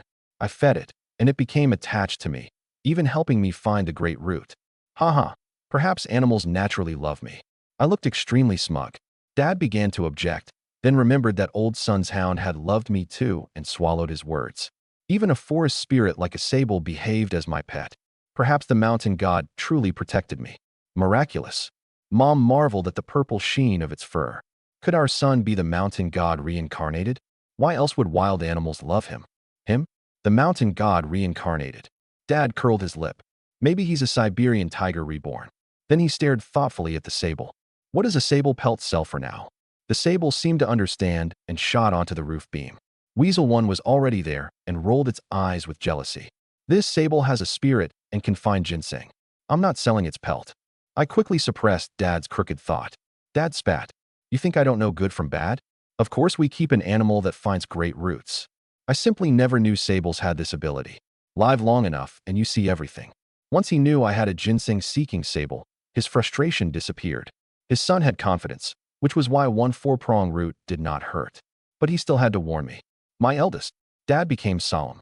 A sable finding ginseng is good, but you must account for the money clearly. Even brothers settle their accounts. That's how you prevent a falling out. Otherwise, you won't remain brothers. Understand, he truly did not want my excellent friendship with Tong Dalu to end in conflict or violence over money. That would be too great a waste. Yes, I understand. I knew he cared and nodded humbly. Seeing my obedience, Dad calmed and prepared to lecture a little more. Then Li Shuichin ran over happily and opened her palm. Dad, look what I caught. An orb weaver spider crawled across her hand. Dad cursed in disgust. Take that away, you wild girl. Good heavens, first mice and now spiders. What's wrong with you? Mom angrily raised her hand to knock it away. My eyes lit up. If I could contract a spider, I could place it on Tong Dalu as a tracker. I trusted him. But as Dad said, money tempted the heart. In my previous life, our loyalty came after shared hardship. In this life, we had spent only days together, and four-pronged ginseng was extraordinarily valuable. Whether he could preserve his principles required consideration. Human nature could not endure testing. That was an eternal truth. If I wanted a lasting partnership, I first had to confirm his hands were clean. Otherwise, the future would hold endless trouble. He could not blame me for using a small method. Wait. I stopped Mom and told my sister, "Give me the spider." Okay. She happily opened her little hand. I extended mine, and the spider crawled onto my palm. Ding. Successfully captured one orb weaver spider. Current contract success rate, 90%. Form a contract and make the orb weaver spider your beast servant. Yes. Ding. The orb weaver spider is terrified. The orb weaver spider believes one finger could crush it to death. The orb weaver spider chooses submission. Ding. Contract successfully formed. Congratulations, host. You have acquired one orb weaver spider beast servant. A panel appeared. Beast servant, orb weaver spider, 1. Plus personality, gentle. Plus vitality, 0.1. Plus strength, 0.1. Plus agility, 0.3. I didn't expect spiders to be contractable, but it's incredibly weak. Master, what are your orders? Watch one person. Stay on him and monitor his every move. I ordered after returning inside. The spider was plainly smarter than the roe deer. Yes, master. I initially wanted to share its vision and let it crawl to Tong Dalu's home, but the distance was too great. It would not arrive by dawn. I had to make another trip and place it near his door, then share vision and guide it into the house to identify its target. Early the next morning, Tong Dalu left with a silent spider crouching on his shoulder. The spider's eyesight was poor and showed only outlines, but shared hearing still worked. My 007 surveillance plan had barely succeeded. Through the spider's eyes, I watched my brother's neck and sighed. It wasn't that I distrusted you. Eunuch Lee's slander had damaged our relationship. What are you muttering in there? Come eat. Coming. Eunuch Lee ahem. Coming, Dad. Today's breakfast was plainly far better than before. Cracked corn porridge, flatbread, pickled mustard lumps, and egg sauce. Previously, breakfast had been one pot of porridge and corn buns, rationed so no one ate enough. In only days, breakfast had become plentiful and unlimited, while lunch included fish, chicken, and rabbit. Our family's life had finally improved. You need to restrain yourself, Dad lectured while eating. Don't hunt pheasants on Xylianzi Mountain every day and carry home whole strings until you've stripped the forest bare. People will condemn you. Hunters enter the mountains, but there are rules. Never wipe everything out and never kill a mother with young. It damages your virtue. Hunt rabbits today and leave the pheasants alone. Fine. I'll listen to Dad. No pheasants today. I smiled and nodded. I had not planned to hunt pheasants anyway. The birds on Xylianzi Mountain needed time to recover, laying eggs that became more birds so I could harvest them endlessly. Today, I would hunt neither pheasants nor rabbits. I was killing an old boar. When I left, I carried the Type 38 rifle, wore the hunting knife, and led her Lengzi. One thought filled my body with energy. As I started out of the village, I ran into Zhang Jianqi again. Hey, what a coincidence. I was in a good mood, and even my greeting carried an infuriating need to show off. Zhang Jianqi already regarded me as his enemy. Seeing me fully equipped with hound and knife, he snorted. What? Bringing all that hardware to fight a Siberian tiger? I'd like to. I hear one is near Xiaobai Mountain, but I haven't seen it. Otherwise, I'd meet it. I shrugged. My crow had finally reached Xiaobai Mountain, but found no trace of the tiger. Otherwise, I would already have gone to contract it. You think you can hunt a Siberian tiger? Humph, dream on. Zhang Jianqi rolled his eyes. Don't catch pheasants and rabbits for a few days and imagine you're a hunter. You're still 100,000 miles from the real thing. I did not become angry. In my eyes, he was a child, a brat, but brats still needed discipline. I know my skills are ordinary. That's why I'll hunt an old boar today for practice. What? You're hunting an old boar? Zhang Jianqi glared. Are you deliberately provoking me? Everyone knew he had repeatedly failed to kill one. It was not that he lacked skill. Male boars were absurdly fierce. Unless a hunter was extremely experienced, one man could not take one down and needed 2 or 3 dogs. Trying with one stupid dog was difficult. His father had deliberately set this barrier to stop him from entering the deep mountains. I was a novice. Hunting pheasants and rabbits was one thing, but targeting an old boar? A dream. I stabbed a wolf dead with one knife while alone. Can you? My tongue lost to no one, and I shot back immediately. You, Zhang Jianqi choked. He truly could not match the heroic feat of killing a Manchurian wolf with a brush knife. Ordinary hunters had no such record. I still don't believe you can kill the boar. Don't believe me? Let's wager. If I kill one, call me Dad. Forget it. I won't bully you. Call me Big Brother. What do you say? Fearing Dad would beat me for making the wager too large, I changed it. If you called me Dad, my father might beat me. Big Brother would do. Zhang Jianqi was several months older and came from one of the village's wealthiest families, making him proud since childhood. Seeing my smugness, he snapped, "Fine. If you kill the old boar, I'll call you Big Brother. But what if I kill one first? Then I'll call you Big Brother." "Fine. Fuck, I'm already older. You should call me Big Brother anyway. Then set your terms. If you fail and I succeed, become my apprentice. Recognize me as your master and bring 3 gifts every new year and festival." Agreed. Fine. No problem. Fire burned in both our eyes as we stared, neither willing to blink first. The big stupid dog and Erlingzi bared their teeth at each other, equally ready to fight. "Dajuan, Jianqi, you two are such good friends, chatting first thing in the morning. How can you possibly see that?" We snorted together and went separate ways. Zhang Jianqi thought, "I fought that boar yesterday. Today I'll definitely kill it and make this brat call me master." I thought, "I have both skills and beast servants. What can you use against me?" Ordinary hunters ambushed old boars at autumn feeding grounds, sometimes waiting for days. It demanded tremendous patience. If the first shot failed, the beast would never return to the same place, requiring another watch. Zhang Jianqi missed his first shot and waited several days without seeing it. Yesterday, he finally encountered the boar again and still failed. But his big, stupid dog was good enough to remember the wounded boar's scent, giving him a strong chance today. That was why he wagered confidently, believing I would spend days watching a feeding ground and could never beat him. Unfortunately, he was wrong. Completely wrong. I did not need an ambush or its movement patterns. I only needed the sparrow in the sky, which showed me every event in real time. After little more than an hour, an old boar entered the sparrow's vision. I opened my eyes and smiled wickedly. "Found you." The northern slope. A male boar weighing more than 200 gene and approaching 300 lowered its head to eat red berries. Tusks as long as a palm curved toward the sky. Its glossy pelt was thick as armor. An old northeastern saying ranked the pig first, bear second, and tiger third. Most people thought this measured fighting power, but farmers ranked them by crop damage. Wild boars descended often, so they came first, not because they surpassed bears or tigers. Yet even a tiger hesitated before a boar over 500 gene. That weight made it a tank, knocking anything away, while its sword-like tusks killed whatever blocked the path. The nearly 300 gene animal before me was a grown male, known as the mountain tank or the bandit carrying a gun. Its danger was maximal. To hunters, it was more frightening than bears or tigers. Hunters and dogs died on boar tusks every year. Bears and tigers avoided humans. Male boars actively searched for intruders in their territory and attacked. With that weight and charge, one could knock a horse flying. It also held grudges. Wound one, and it remembered you forever, sometimes setting an ambush in return.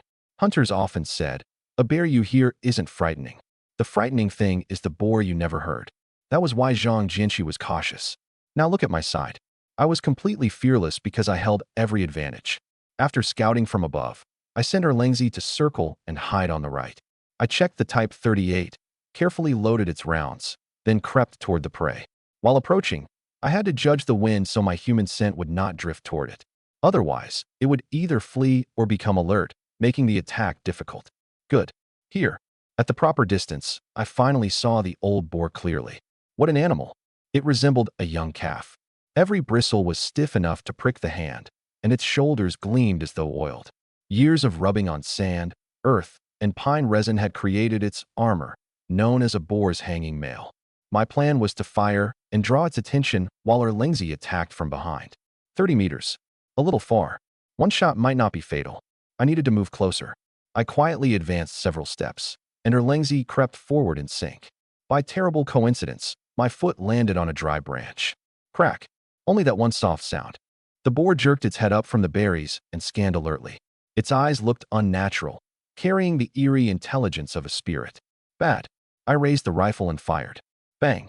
The shot aimed for its eye, but it was not a stationary target. It instinctively jerked its head, and sweat made my grip less accurate. The bullet grazed its face and opened a cut without striking the eye. That thoroughly enraged it. The boar roared, wheels of wind and fire seeming to spin beneath its feet as it charged the ambusher. Erlangzi. I remained calm, fired again, and shouted. Erlangzi, who had been waiting, lunged and clamped the boar's anus. Fiery pain exploded behind it. The boar howled and turned, trying to lift the dog with its tusks. I seized the opening and advanced. I wanted to aim for its heart from the side, but feared hitting the dog, so I chose behind the ear instead. Bang! Half the pig's ear vanished. The boar went completely mad. With a violent swing, it threw Erlangzi off and rolled toward me like a tank. Deadwood and saplings snapped in its path, and every flower and plant was stamped into the mud.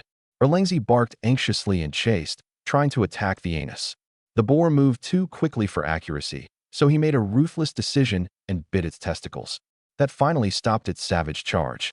But the boar's equipment was well protected, so no vital part was injured. It turned, shook the dog free, and snapped its jaws. A boar's bite was no joke. Erlangzi knew better than to meet it directly. He leaped backward, circled like a king around a pillar, and attacked from behind again. In that opening, I fired once more. Right into the heart. I hit it. Delight filled me. But the next second, although the boar screamed, its momentum did not weaken. It turned and charged again. Damn, that hide is fucking thick. Startled, I raised the Type 38 again. I was certain I had hit the heart, but the bullet probably failed to penetrate or landed slightly off-center. I ground my teeth with regret. If this had been a Type 56, that shot would have become legendary and dropped it instantly. Anyone who had killed animals understood that the Type 38's lethality depended on fate. As long as a round missed the vitals, a beast might recover after several days as if nothing had happened. Its accuracy and range were good. However, I did not blame the rifle. I was unfamiliar with it, and the beast had thick skin. I raised the rifle and aimed for an eye again. Die! Bang! The bullet struck the left eye. The boar gave a heartbreaking howl. Instead of stopping, it accelerated toward me, screaming as if possessed. I knew this was bad. I had not killed it, only driven it mad. That was the most dangerous result. I threw down the gun, drew the hunting knife from my back, and faced it head-on. Snort. The boar charged like a mad bull, blood streaming from its single eye and the ground trembling. Erlangzi clung to its rear and pulled. Die! I gripped the hunting knife. When the boar arrived, I abruptly sidestepped and swung. The blade flashed like lightning and cut into its skull. The knife almost flew from my hand. I held on, roared, and ripped the blade upward through the air. Flash! Half the boar's face came away. The old boar rolled aside screaming. After tumbling more than 10 yards, it continued struggling and howling loud enough to shake the entire forest. Master, are you all right? Erlangzi ran over. My knife hand was numb and trembling, but I could not lose face. I said with magnificent confidence, how could anything happen to me? The boar is the one in trouble, motherfucker. My strike had removed half its head, and I thought death certain. But the distant boar howled and stood again. Half its head was gone and covered in blood. Its one remaining eye fixed on me while it panted. Fuck, this thing is unnatural. I sucked in a breath. A dying boar was the most dangerous kind, so I dared not relax. Keep it occupied and we'll win. Otherwise, a cornered beast's final struggle was the deadliest. Bastard, why are you firing blindly? On the other side of Xilianzi Mountain, Zhang Jianxi and his stupid dog were ambushing his old boar. He had waited several days and finally wounded the 200-gene beast yesterday. Today he had to take it for his father's recognition, for his own hard work, and to prove to Li Jun who the real hunter was. But the moment my rifle sounded, he knew something was wrong. His boar would probably flee. Damn it. I used a bow to avoid alerting it, but you spray bullets like an idiot. It would be a miracle if you hit an old boar. Wait, did he truly find game and fire? Impossible. On the first day of waiting, how could he encounter one so easily? As he wondered, the big stupid dog suddenly barked wildly. Then an enormous black mass charged from the woods. It was an old boar over 200 gene, with a broken arrow still lodged in its body. Remembering the grudge, it raced straight for the man who had shot it. The stupid dog did not dare meet it directly and dodged aside. Zhang Jianxi threw himself away with all his strength. Thorns and branches nearly took half his life. Ow. Fuck, it ambushed me. Enduring the pain, he drew his bow and fired. Man and dog became entangled in battle with the boar. On my side, the fight also continued, but I stopped firing and put away the knife. I focused entirely on dodging. A dying boar was at its maddest and felt no pain. No number of bullets frightened it. The danger had reached its peak. The only choice was to evade and delay until its strength failed and it died. One collision would leave a man dead or crippled. Woof, woof. Erlangzi desperately drew its attention. But the grudge-bearing boar ignored the dog and focused only on the culprit me. Its one eye contained endless grievance and hatred, while its calf-sized body crashed like an armored vehicle without a driver. Erlangzi prepared another rear attack, but I shouted, "Don't. It's gone mad. Too dangerous." One could not fight a crazed boar head-on. The correct method was exhausting it until its strength reached bottom. Still, for safety, I added 2 shots. Bang, bang.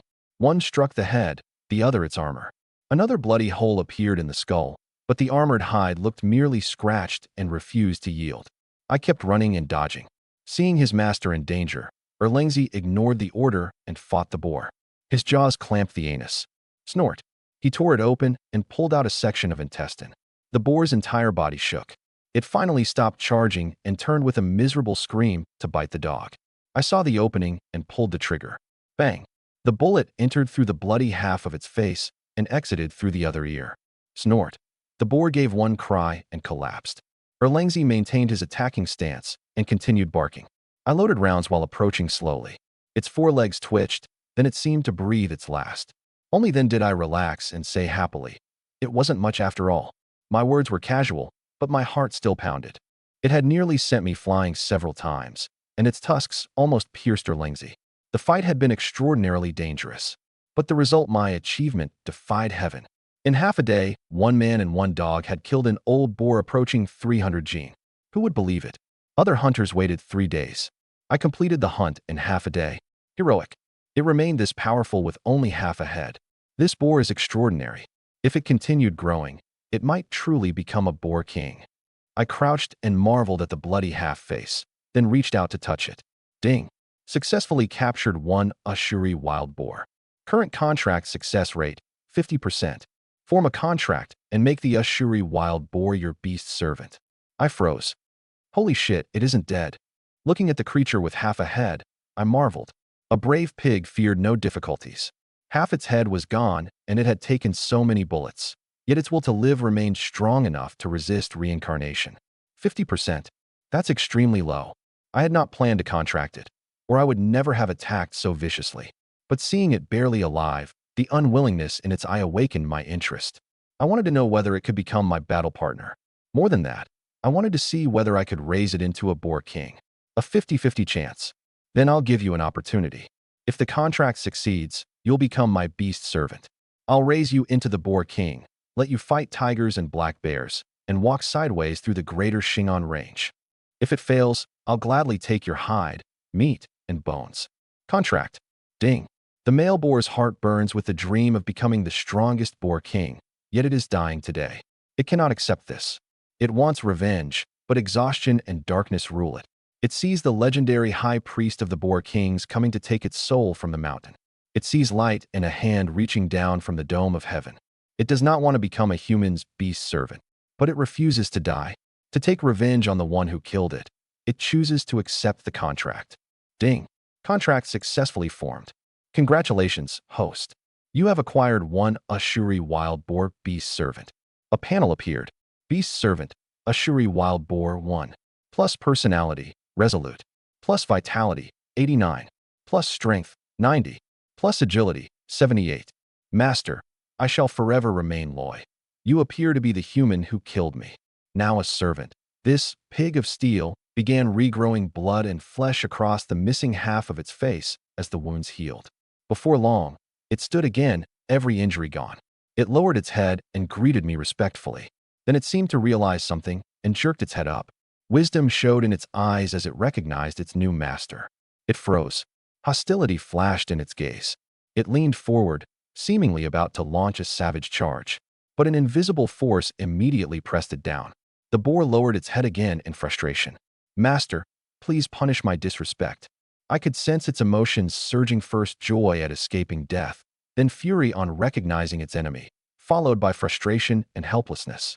I was surprised that a servant contracted this way retained its memories and hatred. Fortunately, the beast servant system was stronger and suppressed every trace of resistance. It's fine. I killed you, so resentment is normal. I'm a generous leader and don't blame you, I said kindly. A man in authority should naturally possess magnanimity. Some of its resentment seemed to fade. It replied respectfully, "Master is broad-minded." "Thank you. Old pig, I hear you want to become the boar king." "Yes." It nodded solemnly, its expression serious. "My lifelong pursuit is to become the strongest. I am the male boar who will become king." Ambitions and ideals. Excellent. I forcibly swallowed my mockery and said seriously, "Follow me, and I'll make you the strongest boar king. You'll dominate the greater Shingon range. Tigers, black bears, and leopards will flee when they see you, while every wild boar beneath heaven trembles and kneels for mercy." More resentment disappeared. It said sincerely, "I will obey master's arrangements." Good. I nodded with satisfaction. At that moment, Erlangzi ran over carrying half a pig's face. Man and boar both froze. Wait, why did half the pig's head still exist? I didn't expect half the face to remain.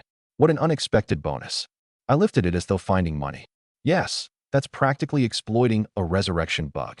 The boar looked at half its own face and said calmly, "Even with only half remaining, my face is still imposing.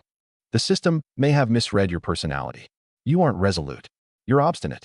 An idea came to me. I still had a wager with Zhang Jianxi, but I had contracted the boar and no longer had proof.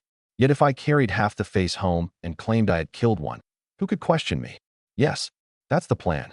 I grinned foolishly, hoisted half the face, and prepared to descend. Then I remembered Erlangzi and apologized. "Sorry, I contracted the pig, so I can't give you its organs." The rules of boar hunting offered the intestines to the mountain god and the organs to the dogs. Erlangzi had worked hard and nearly been pierced by tusks, yet received not one bite. He had truly become a working dog on a 996 schedule. "It's fine, master. Helping you is enough for me," Erlangzi said respectfully, without dissatisfaction. The boar was especially generous. "Master, I will become the boar king. I don't fear pain. Cut 2 gene of my meat for this dog." That won't be necessary. I remember a piece of intestine being pulled out. It should be nearby. Let him eat that." No need for that either." Erlangzi, "Thank you, but I politely decline." Since I had contracted a large boar, why not find another target and practice a combination attack? Sparrow. Share vision. I shared the tree sparrow's sight again and searched for suitable prey. Before long, it locked onto a Manchurian wapiti. A male over 200 genes stood drinking beside a pool, about 2 or 3 kilometers away. "No matter. I choose you." With the target selected, heat filled my heart and excitement shone in my eyes. Hunting the boar had been dangerous, but it successfully awakened my ferocity and hunting instinct. I beckoned. "Come on, back to work." 1 man, 1 dog, and 1 boar, carrying half a pig's face, raced toward the wapiti 2 or 3 kilometers away. We rested halfway, ate some dry provisions, then continued. As we approached, I stopped advancing. Wapiti had sharp hearing and high vigilance. If we drew too close, it would flee. Hunters generally used deer calls to lure wapiti or sika deer close, then killed them with 1 shot to the head. I had no prepared call, but I knew many hunting skills. I peeled bark from a birch, worked it in my hands, and began imitating a female deer in heat. In the distance, the drinking wapiti abruptly raised its head and scanned suspiciously. A hint of confusion showed in its eyes.